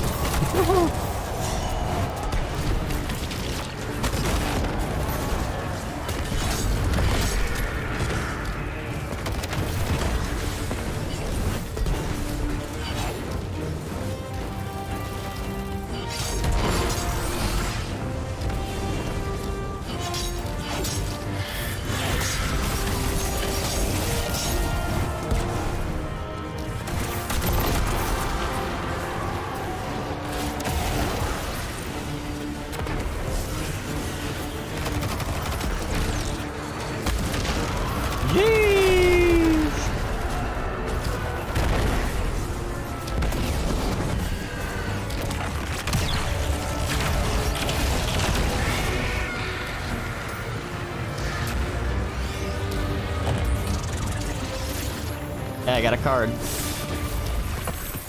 Eris, it's over. Hashladoon is dead. This is Oh, a it's relief crazy. to hear.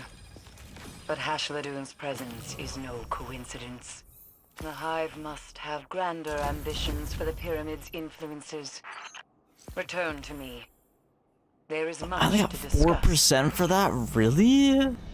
That's sad. What the heck? Greedy.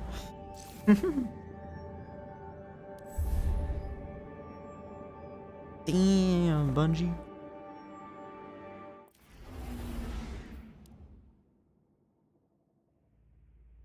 Oh god, I really wish there was a faster way to get to that table. Quite the trek.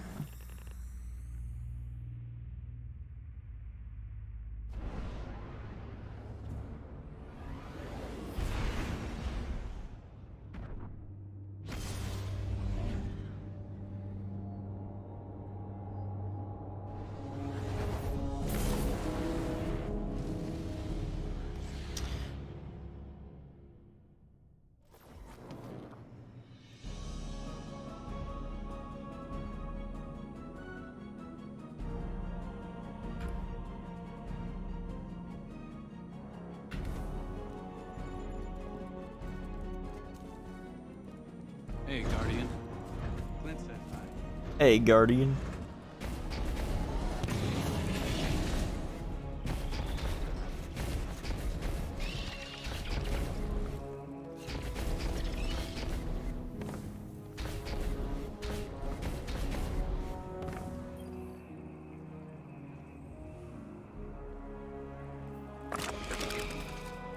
Equip the Zango to receive gear. Oh, yay. Woohoo.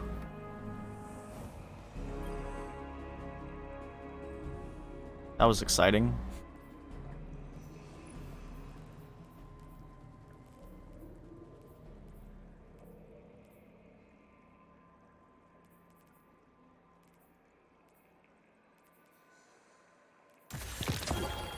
Damn.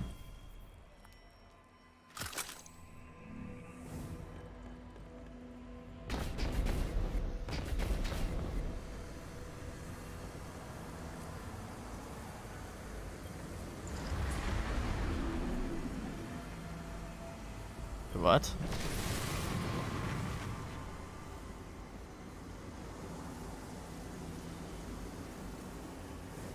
Okay, so those are in my deck now, yeah?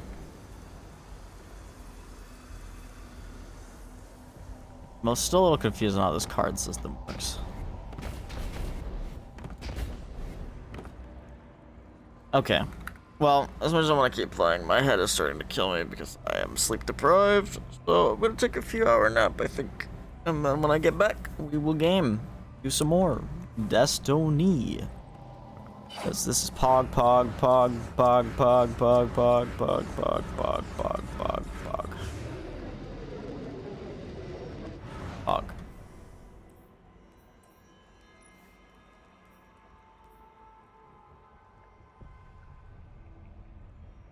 Pog.